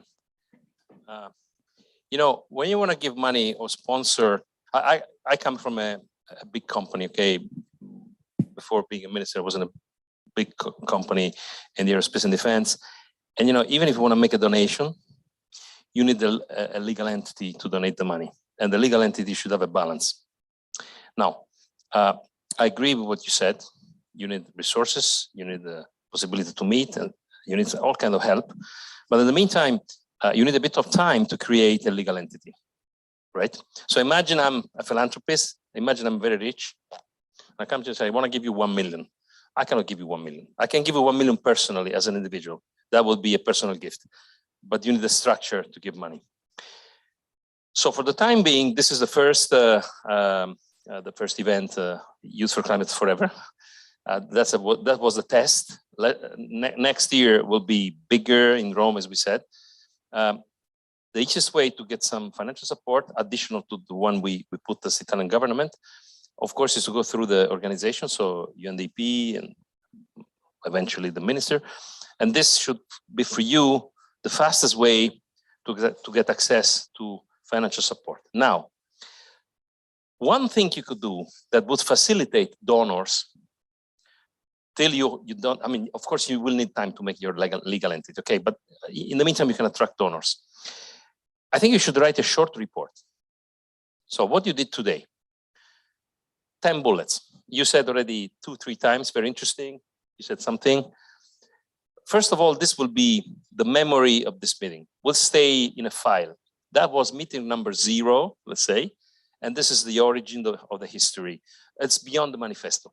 So your analysis is a SWOT analysis, strength, weaknesses, and so on and so forth. And what you would like to see, what you would like to improve, what was very good, what would you need. With this document, 3 pages, not more. If it's too long, people will not read it, okay? Bullet kind. With this document, even ourselves, we can go and find money. Today, before joining you here, I was talking to a big multinational company, very active in sustainability. And I was telling what we did today. And so that's fantastic. We are supporting many other initiatives, but the Youth4Climate we've seen last year, but you know, we didn't know now was getting sort of permanent, okay? So these are willing to support, but if they want to give support, and if you don't have a legal entity, they have to support specific initiatives. Whatever you think, I don't suggest anything. So write a short report in 2 weeks maximum. Get together for this. You know, people should accept, should really, first of all, prioritize. So in the end of the day, you have to say, we did these 5 things are the most relevant out of 300. Give this to the organizers, UNDP, Alessandro, we'll say in the file, we will use this, and of course you can use too, to gather funds for specific actions, and the actions are reported there. You start this way, you get very credible, okay? Because of course you're right when you say we need resources. But you know, even to give resources, you must have a project, you must have an idea, you must have an infrastructure or a legal entity. So let's start this way. At the moment, you can rely on the organization, and this will be immediately transferred to your actions. But consider that if this movement will grow over the years, in 1-2 years, you can really do something more serious. You create your legal entity, you know, you get your sponsors, it becomes much more serious and infrastructure. But this takes a little bit of time, okay? So my request, this would help me a lot, is to write down the report. I mean, maybe the moderators can try. You happy? Yeah. Okay. The moderators can help in producing a document, a summary document with all the good bullets and the bad bullets. And starting from that, we start seeking extra support. Okay. And this will be the memory to get started next year. Next year will be bigger, larger, more people. There will be a much longer document, and you will grow this way. The legacy goes through participation, but also goes through contents. It's your duty to create a readable contents, credible contents. Okay, start now that you are at the very beginning. This will be very useful. And I promise, I mean, as soon as I receive, I go to this company I was talking today, another one in the next days, and I would say, can you help in some of these bullets? So can you write a few ideas that are worth to be supported? Because this is really what you need now to take off, to accelerate. Okay, so kind of homework. You help me in getting some extra funding, and you help also the organization. Guys, thank you very much for everything, and a big, big applause to the organizer, because they really did a good job. And to you all.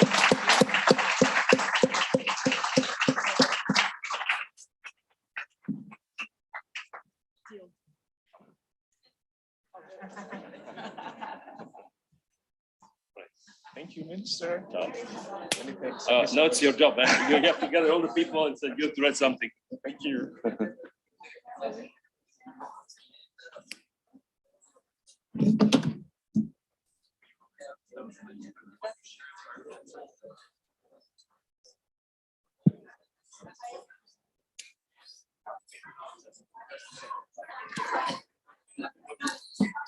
Thank you so much, Minister. Thank you, Minister Singolani. Thank you so much for this closing and for the challenge. I think we do.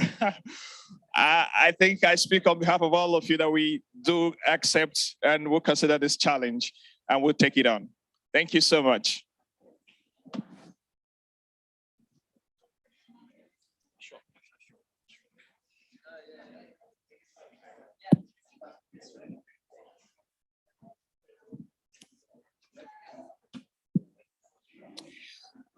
Okay, so we will wait for a while before we commence the next session.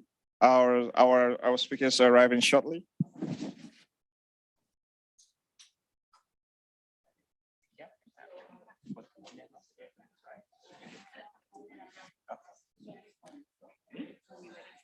Waiting for you.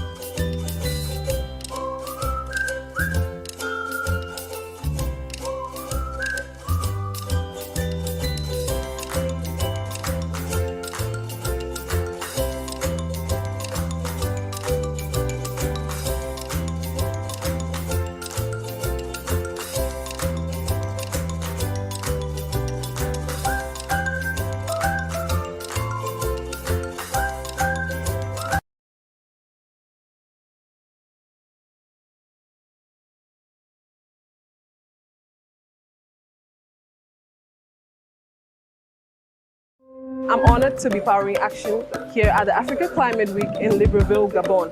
Africa has one of the largest potentials. Because we have the youngest population in the world. So we need the youth from Africa to sit at the table. As young people who are going to inherit the planet tomorrow, it is fair for us to be a part of decisions that are going to determine our future. We have amazing and talented young population. That energy and talent is extremely important in not just being climate resilient, but also bringing about development for all African nations. It's incumbent upon us to build the capacity of our young people. The Youth for Capacity topic is important in a way that will give the strength to young people to be able to come up with these new innovations. We are not the future, we are the present, so our planet needs us. Young people invest their time, passion to keep 1.5 alive.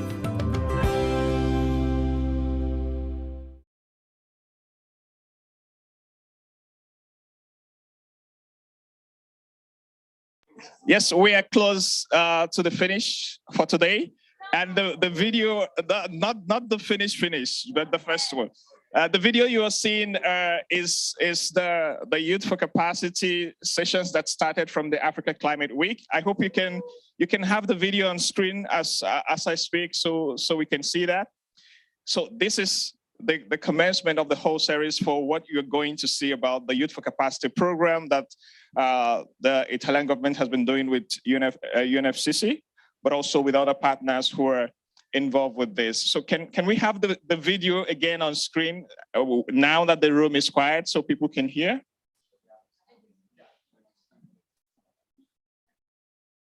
I'm honored to be powering action here at the Africa Climate Week in Libreville, Gabon. Africa has one of the largest potentials. Because we have the youngest population in the world. So we need the youth from Africa to sit at the table. As young people who are going to inherit the planet tomorrow, it is fair for us to be a part of decisions that are going to determine our future. We have amazing and talented young population. That energy and talent is extremely important in not just being climate resilient, but also bringing about development for all African nations. It's incumbent upon us to build the capacity of our young people. The Youth for Capacity topic is important in a way that will give the strength to young people to be able to come up with these new innovations. We are not the future, we are the present, so our planet needs us. Young people invest their time, passion to keep 1.5 alive.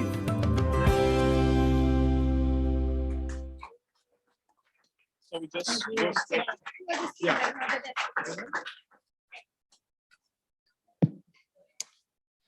So this is the Youth for Capacity in partnership with the UNFCCC. And then also we will have joining us for the closing session here, the new Executive Secretary of the UN Climate Change.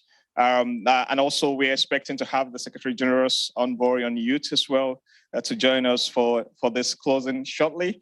So we expect to start in a few minutes to then conclude this session and then have you all go into the networking session that would be at the rooftop so we can have enough time to get in touch with everyone, to have a lot of interaction, a lot of communication on what has gone on here. I found the session really about financing very interesting and very practical, because this is what we need to do to really go into scaling actions.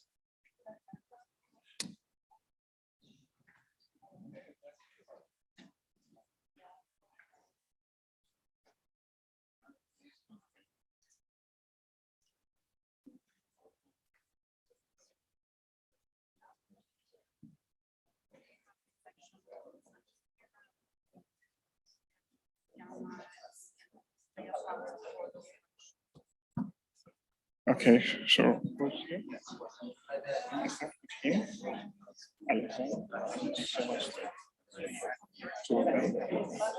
okay.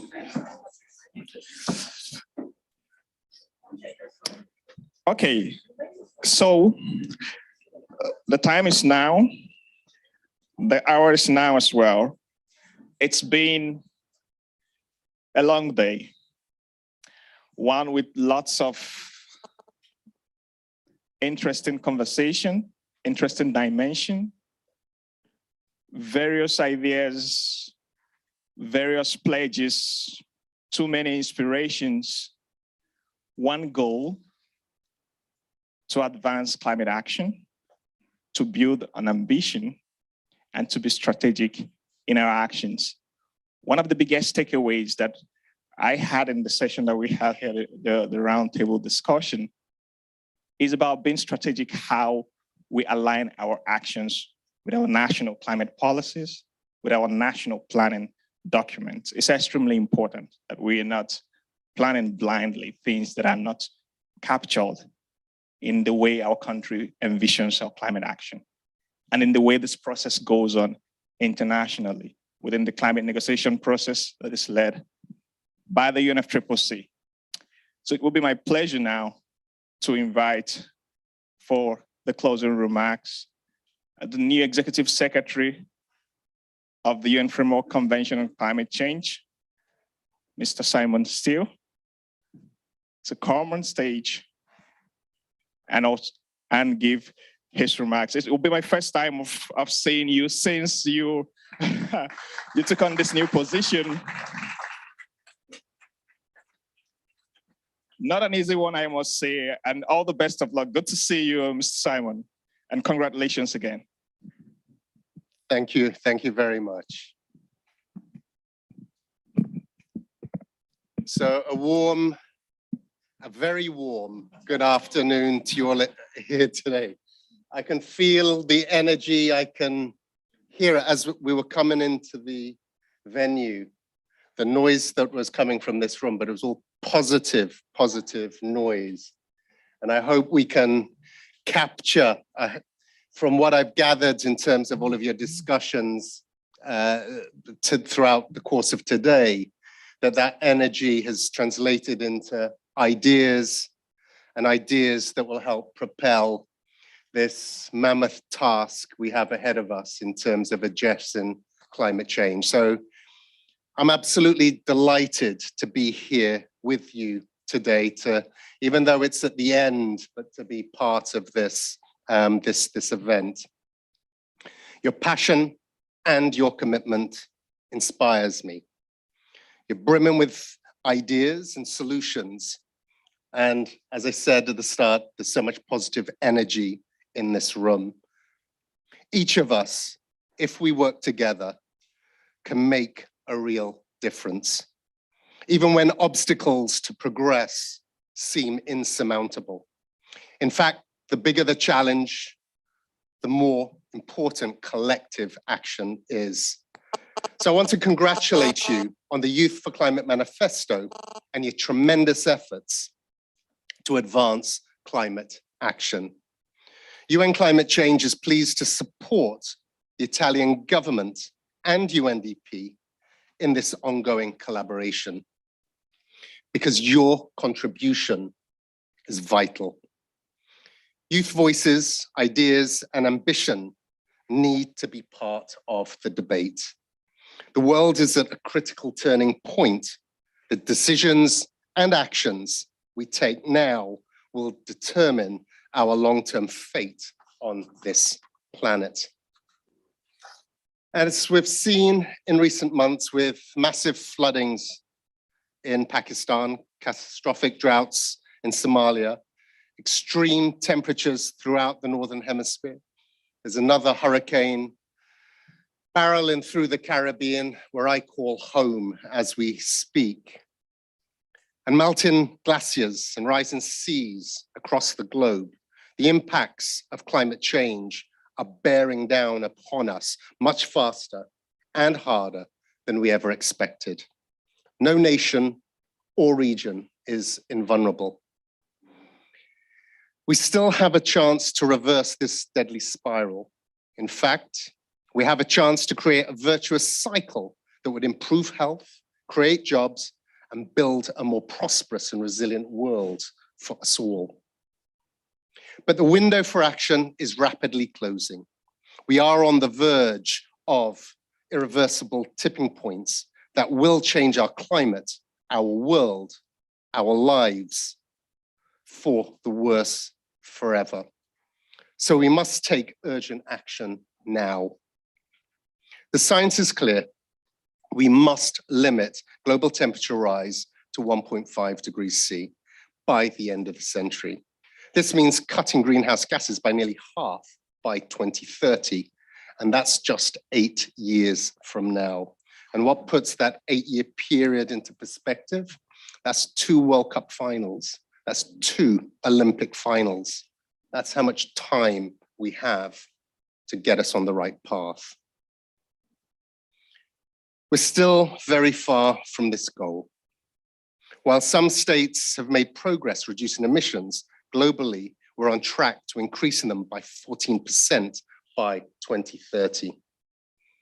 We have an important opportunity to start making real progress at COP27, where global climate discussions are entering a new era. Last year in Glasgow, states made commitments that must now be fulfilled.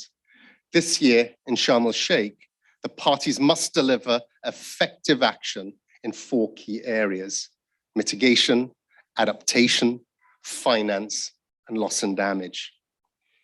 We have the capacity to achieve our collective climate goals if we are willing and if we work together. Not just state to state or the public and private sectors, but hand in hand across generations. You can help achieve this. Your voices and actions can and are making a difference. You can help get countries, companies, and communities to get on the right track. To be specific, you can advocate national leaders to deliver stronger, more ambitious national climate plans so that they can close the emission gap now. Urge developed nations to deliver support to developing nations to reduce emissions and build resilience against climate change. To make sure people know the facts and encourage decision makers to follow the science. And also work within the workplace and institutions for more ambitious climate action and leadership as well. Decision makers are open to ideas from young people and to taking youth perspectives and needs into account. But this goes both ways. Youth, of course, are also decision makers with solutions that deserve attention and respect. And I heard mention of that here in the closing. I'm confident that with persistent efforts by young people and support from UN climate change and the COP presidency, we can build bridges between generations and bring innovative solutions from youth to the process. For my part, I pledge to keep your issues in front of the parties. We will provide you with the space to tell them about the solutions you offer and to encourage them to engage you and incorporate your ideas into the process. Young people can also play an important role educating communities and changing attitudes and practices. So we must continue investing in our youth, empowering you with knowledge and tools to participate in and lead climate action. Not only as part of formal education, but by building young people's diplomatic and entrepreneurial skills.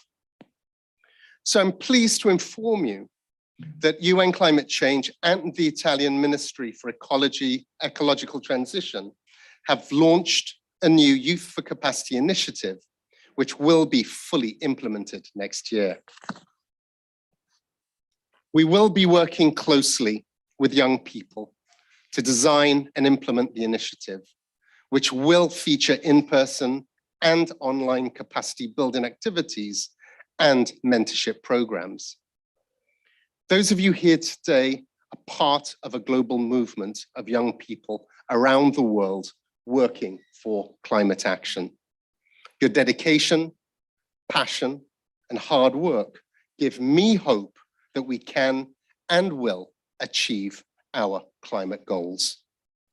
So thank you for your incredible efforts, and please continue doing what you're doing. It's so important. I look forward to collaborating with you to build a better future for us all. I thank you.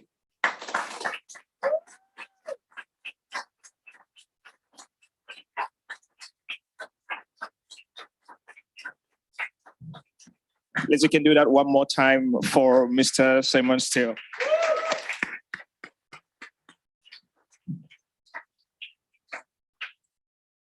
Very emphatic remarks, very big commitments, very strong promises to youth engagement to be solid as ever with the new leadership of the UNFCCC. I thank you for being here, and we look forward to the next years with your leadership of UNFCCC. It's always a challenge to come to the international negotiations, of course, knowing that parties call the shots and pushing us hard as you can from your capacity where you are. So I'm sure that young people here will be counting a lot on the needle you can move around, especially going towards COP27. Thank you so much for being here and for your time, and wish you all the best in this really difficult position.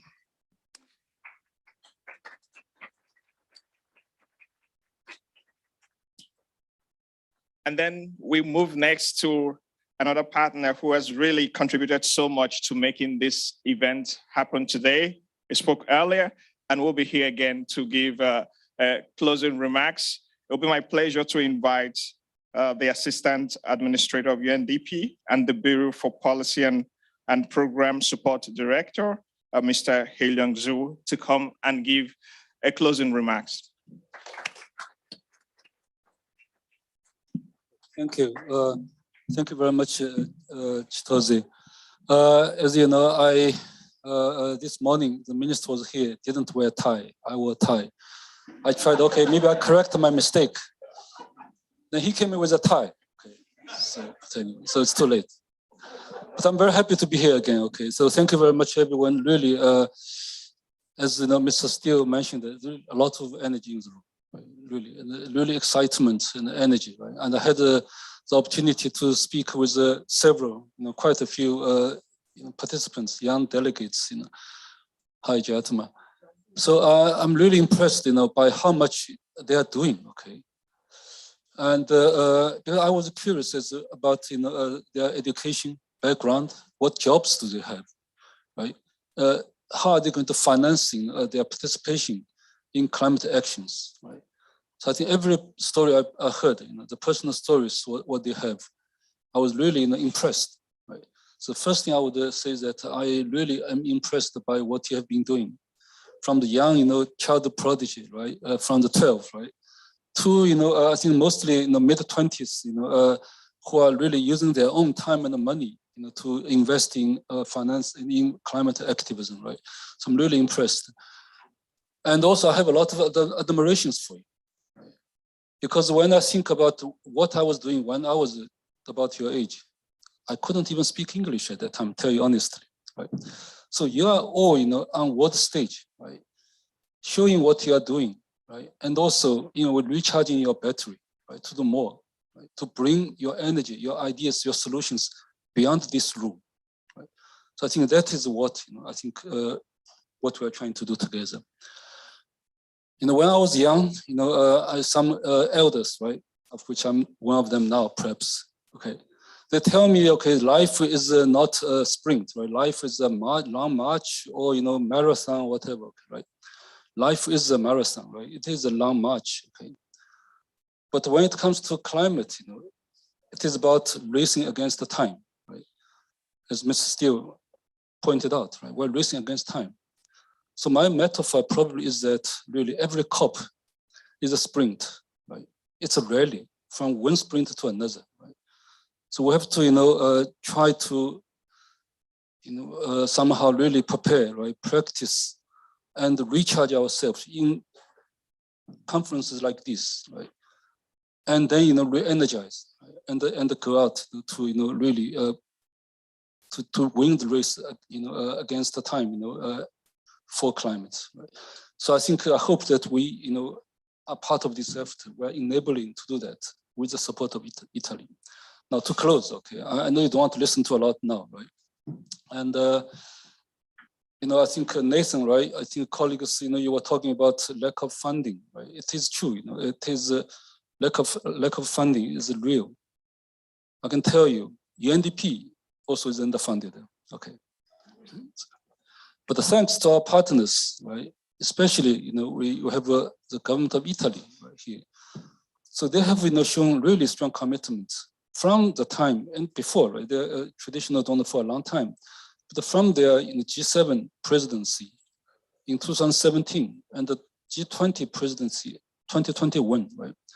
They have really supported the climate initiatives, not only with the UNDP, right, but with the Executive Office of Secretary General and the many other, you know, financing initiatives around the world. So as a small part of the, you know, action, right, the concrete action that we are, you know, working together with the support of Italy. So I think I'm happy to say that, you know, after this conference, we're going to launch a call for action, right? We're inviting proposals from, you know, youth leaders, you know, organizations, right, to really, you know, experiment, right, to propose their actions that will provide the seed funding, the kind of seed funding that you were talking about, right, so that we can really, you know, bring more action into this race against the time. So with this one, really final word is that I really just want to thank, you know, the Italian government, right, the Ambassador Alessandro Modiano, who is the climate envoy of the government of Italy, right? And of course, you know, the Prime Minister, you know, who came today, right, for your strong support and for this partnership. We're in this together. We're in this together. Okay, it is a long march, right? But in every sprint, right, along this march, you know, you can count on our support. So thank you very much.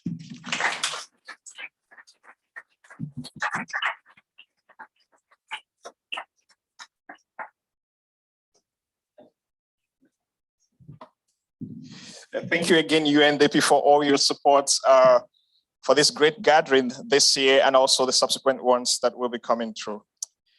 And now I'll quickly move on to our next speaker, who will also be providing a closing remarks.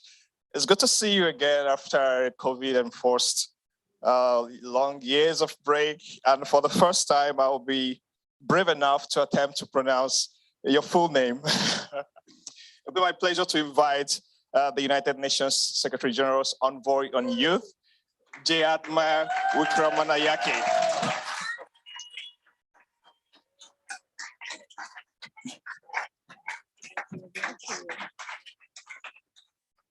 I think I'll use this one if it's okay, yes.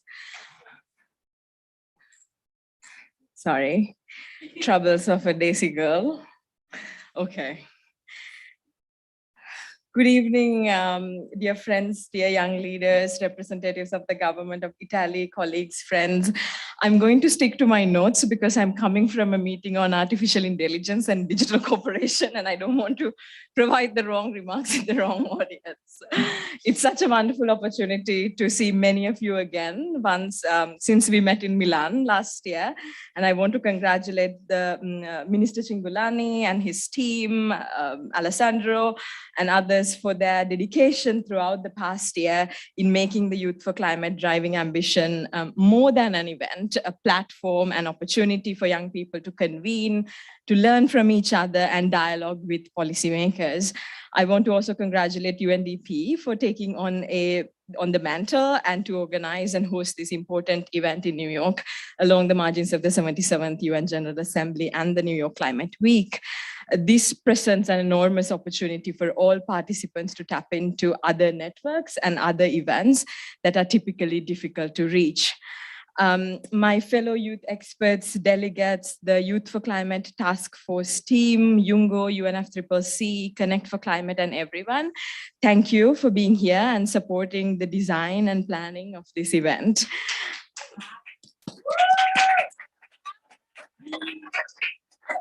when we met last year in Milan, I spoke to you about the importance of multilateral engagement in achieving the Sustainable Development Goals and halting global warming. And at that time, in September 2021, based on commitments of member states, the world was on a catastrophic pathway to 2.7 degrees of global warming above pre-industrial levels, far above the 1.5 degrees that all stakeholders multilaterally agreed should be the limit.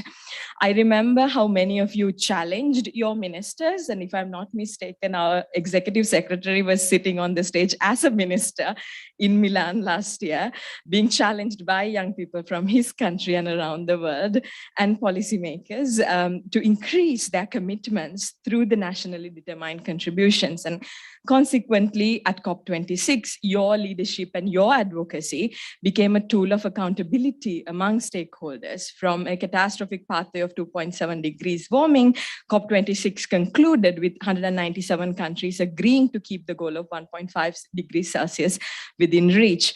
140 countries committed to end deforestation, 100 countries committed to the global methane pledge, over 40 countries pledged to quit coal, and increase in net zero commitments by some of the largest global economies.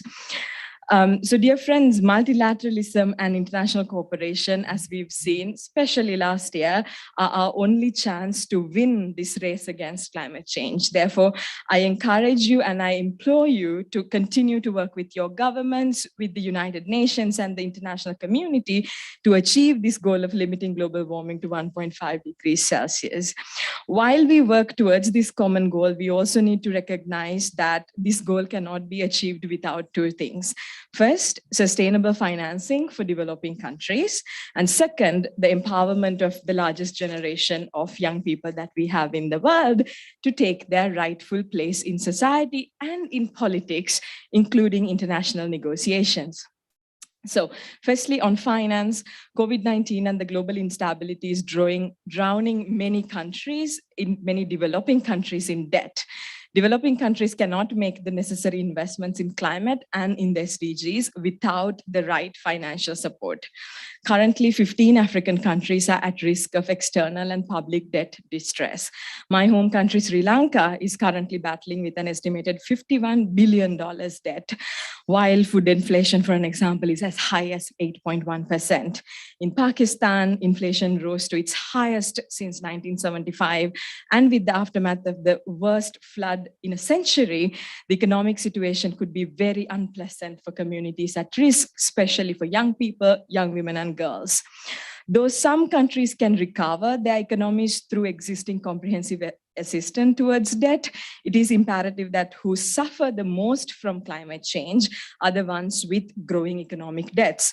This calls for a critical review of multilateral framework for debt in the context of climate change to make sure that there is fiscal support for countries like Pakistan to build resilience and protect the future of their children and young people. Now, to my second point, empowering young people to be equal stakeholders to play their rightful role in climate action. The way to address this is through transformative education policies at the national level.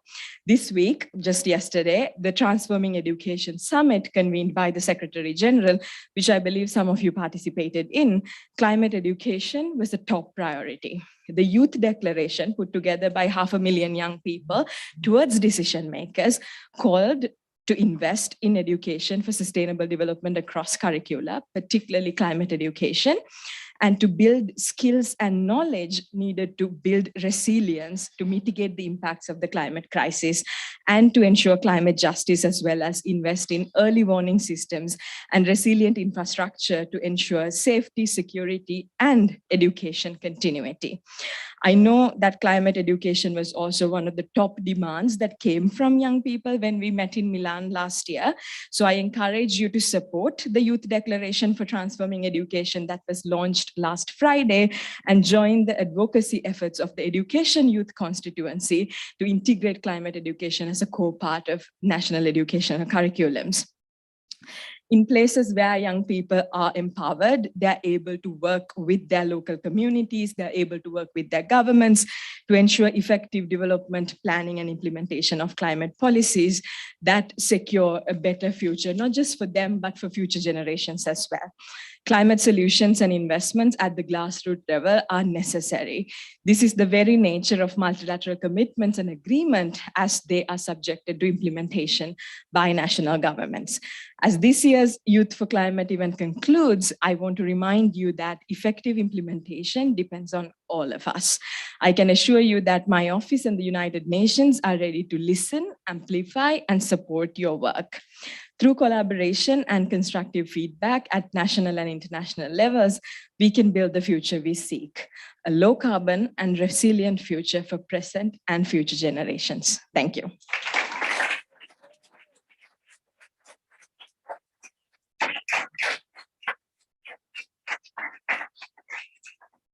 Thank you so much, Jayatma. Thanks for a very important remarks and the importance of supporting young people, which your office is also doing.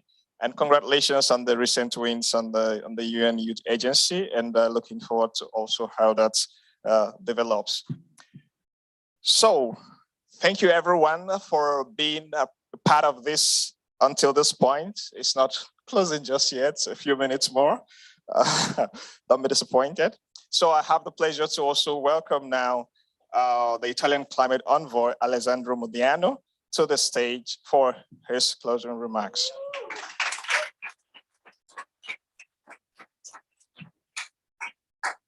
Well, thank you very much. I'm quite jealous of Jayatma. You have great support from everyone. Congratulations.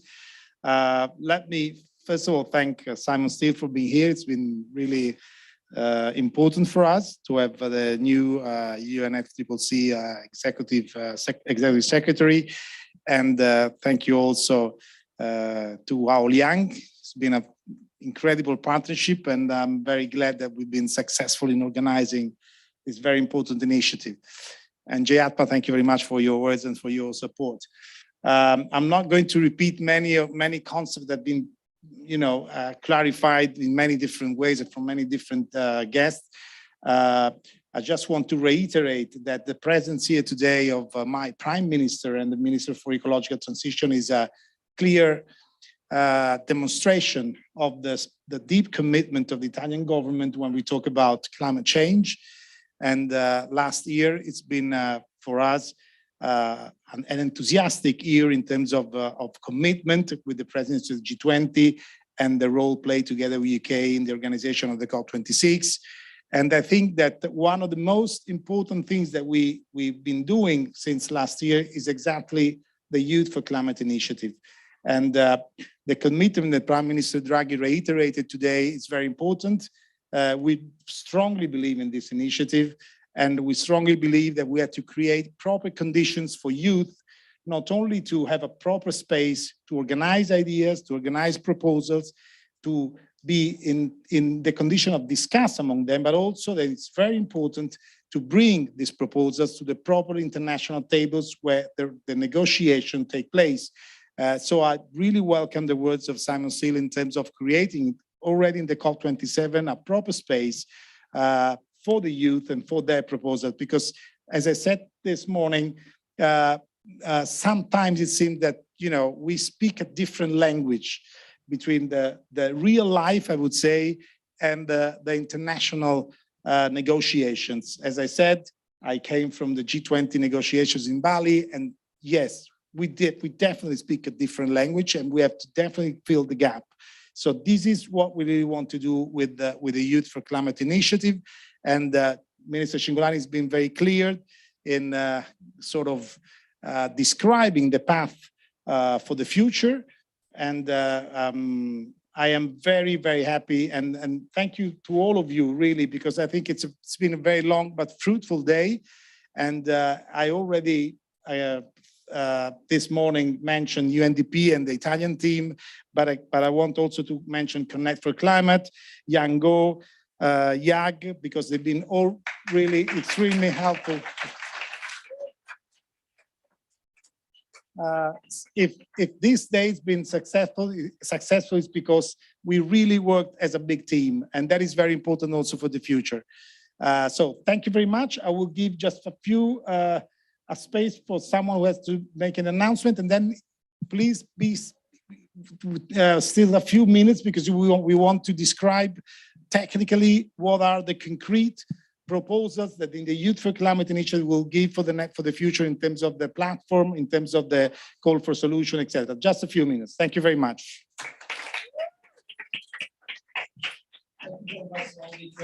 Just quick announcements for continuing on the momentum and making sure we as young people continue leading the climate conversation. 4 things. We have the Children and Youth Pavilion, as my colleague said.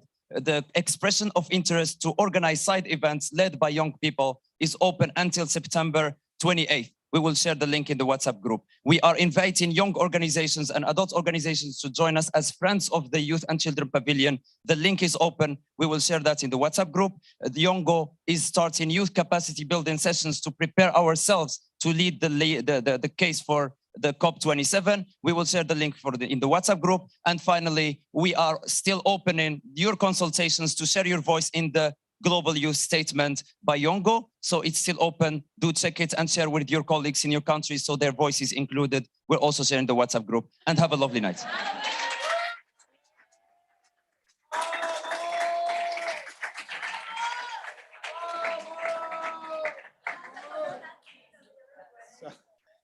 Wow.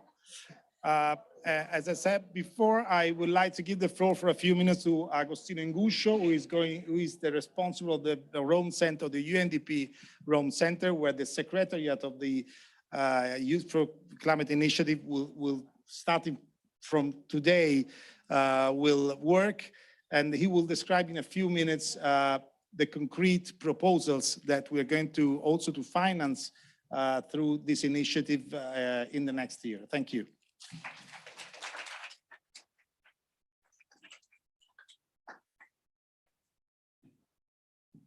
Thank you very much for your patience, and sorry, just a few last minutes, and thank you for the wonderful closing session. So as Climate Envoy Alessandro Modiano said, the first, of course, practical aspect of the implementation is the fact that through the UNDP Italian government partnership, Youth4Climate will have a home in Rome, Secretariat in Rome and the Rome Center. And also there are 2 very important initiatives that will take place, which are the 2 pillars of the next phase of implementation. So as Aoliang also described already, the first one is call for Youth4Climate call for challenge, and we can see a short video, which should be live now, which in short, you see it. Yeah. So essentially the idea here is to allow for your innovative ideas, right? Some of which have been already developed, to apply for grants essentially in 4 thematic areas, which you identified yourself through your work: urban sustainability, energy, food and agriculture, education.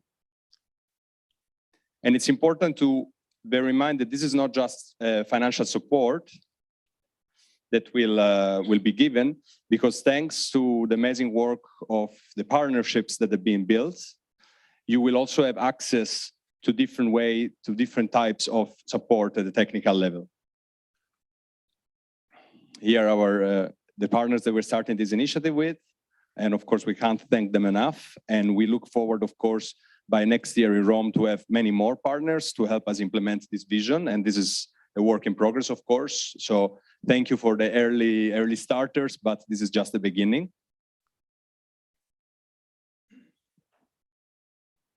So please check on the Youth4Climate platform and the UNDP Center website to find more solutions on how to apply. And also be ready to tune in on the 11th of October. There will be a webinar that will explain exactly how to apply, what are the types of applications that are possible, and so forth. So we really look forward to receive all of your proposals, and thank you so much again for participating in this. The second, thanks, too kind. And the second big aspect that we heard is of course solutions, but also communications, right? And this is something that, for instance, the minister's remark made me think about, right? So a place for you to meet, discuss, share ideas, and come to not only to proposals for the grants, but also for like a common position among yourself. And now you have this house, which has been built, which is the Youth4Climate community, the Youth4Climate platform. So the Youth4Climate platform doesn't want to duplicate or replicate other important initiatives that are already out there. It's a house, a digital house for all of you to communicate, share ideas, share experience. And this will allow you to continue on building this community. And then what can I say? Thank you, and we'll see you very soon online and certainly next year in Rome. Thank you.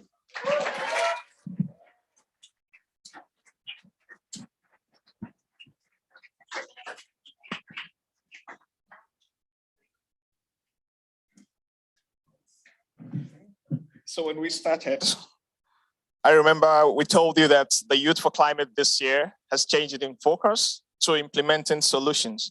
And this, as you can see, is one of the examples of a path towards solutions that brings financing to meet the innovation and solutions that young people provide. Thank you so much, Italy, for this important partnership and for all the support that you provide to this. And now we will be going towards the creative sector to invite for a poetry performance here. As many of you know, personally, I'm a big fan of poetry, especially spoken words. So it's a bit of a selfish pleasure for me to invite on stage Mr. Ahmed Badr to give us a spoken word performance to wrap up.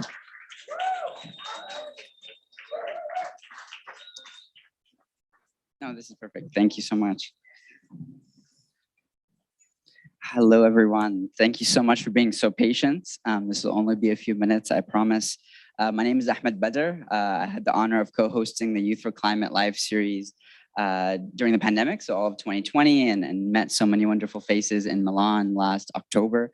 I'm really passionate about storytelling. I primarily work with refugee youth, worked with them for the past 7 years, creating pipelines for the creative expression of young people to be heard and connected to the world's major institutions. And it's an absolute honor to be here closing this out. This poem was commissioned by the World Bank initially, the Connect for Climate initiative. And when we hear poems, when we hear stories, when we hear creative work around the climate crisis, oftentimes it's incredibly repetitive. It's the same lines, it's the same themes, it's the same phrases. And so this poem aims to address that and hopefully chart a new path forward. So real quick, when we listen to a poem, if you hear something, a word, a sentence that you like or that resonates with you in some way, we snap. Can we try that real quick? So anything you heard, I didn't earn that one, I just told you to say it, but anything you hear, that's the response. Cool? And then we'll get out of here. This is representation poem. What do you hear and who do you hear? What do you see and who do you see? Look around and recognize the stakes of your presence. Look around and recognize the stakes of your absence. This is not another representation poem. This is not another gesture. This is not another invitation. This is a demand. This is acknowledgement. This is accountability. This is a reminder. This is invisible made visible, or this is invisible addressing invincible, or this is resistance to visibility as the only answer. Who do you hear and what do you hear? Who do you see and what do you see? Out of many we rise to proclaim we are not a single story. We can never be a single story. This is not victim. This is not victim. This is not powerless speaking to powerful. This is not angry young person. This is not angry young people. This is not angry young generation. This is consequences speaking. Past, present, and future. Who do you hear and what do you hear? What do you see, and who do you see? This is not another representation poem. This is not another gesture. This is not another invitation. This is who we are and where we stand. We know where we must go from here. This is not powerless speaking to powerful. This is not angry young person. This is not angry young people. This is not angry young generation. This is consequences speaking. How will you respond? Thank you very much.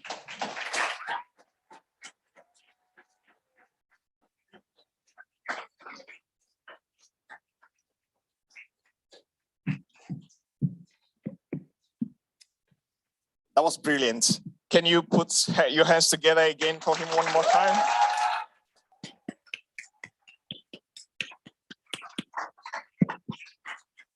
It almost feels spiritual when I hear the spoken words and how, you know, you pick out the words so slowly, yet engaging and very inspiring. Thank you so much for being with us this long. It's been a long day with so many sessions, also quite some changes that we had. But then you've been here all the while. There's been a lot of things that have come out. There will be more yet to come during the networking session that we'll have shortly after now. But it's important to give honor to whom honor is due and to really acknowledge the people that made this whole event today and the subsequent ones possible. I would like to say a big thank you to the entire team of the Youth4Climate Advisory Committee.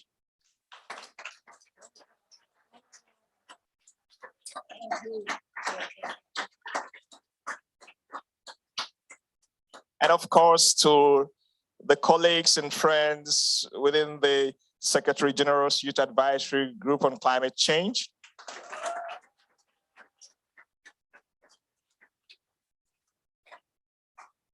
And then my friends and colleagues who are occupying my former position, the younger focal points.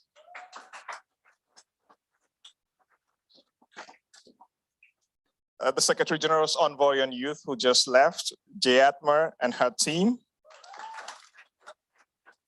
The UNFCCC and Connect for Climate.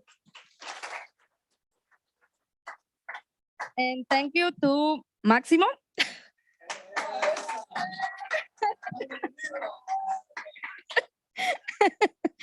Saher. Kami. And Rose. And Rose. As well as UNDP teams, Samara, Julia, Merve, Lakshmi, Noela, Ruth, Elisa, Valentina, and Margot. And the team of the Ministry of Ecological Transition, Emanuela, Roberta, and Alessandro.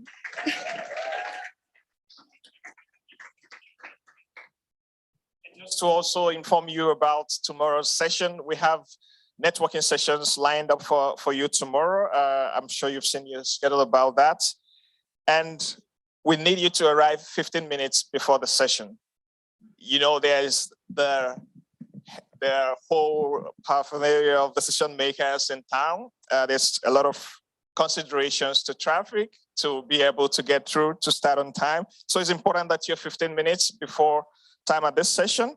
We'll have a meetup point on the 45th Street on 2nd Avenue, 45th Street, 2nd Avenue, 45th Street, 2nd Avenue. And there will be someone there with a Youth4Climate sign waiting for you. This particular announcement is very familiar.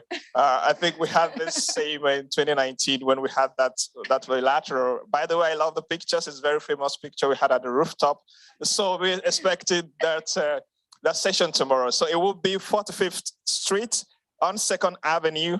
Be on time, 15 minutes before time, so we can all take you all to the building, and there'll be someone with a Youth4Climate sign waiting for you. It's going to be very, very interesting.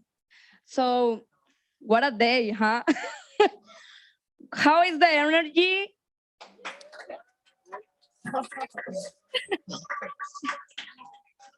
So the special thank you to all of you, because you are working in the territories. You are made the climate action something real and give new meaning to climate governance space with a more sensitive and local approach. Now, so for you,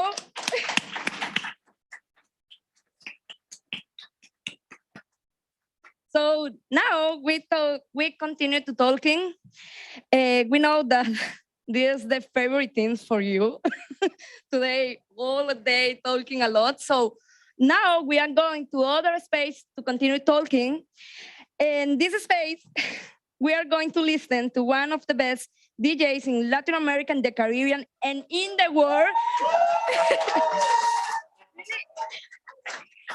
He's amazing. He's not here because he's waiting for us, but he's a good friend. He's a youth indigenous from Brazil. He's an environmental and climate activist from Brazil. So go to listen to Eric Terena in the rooftop. Thank you, everyone. Thank you, and see you up for the next networking session, and see you all tomorrow as well. Thank you so much.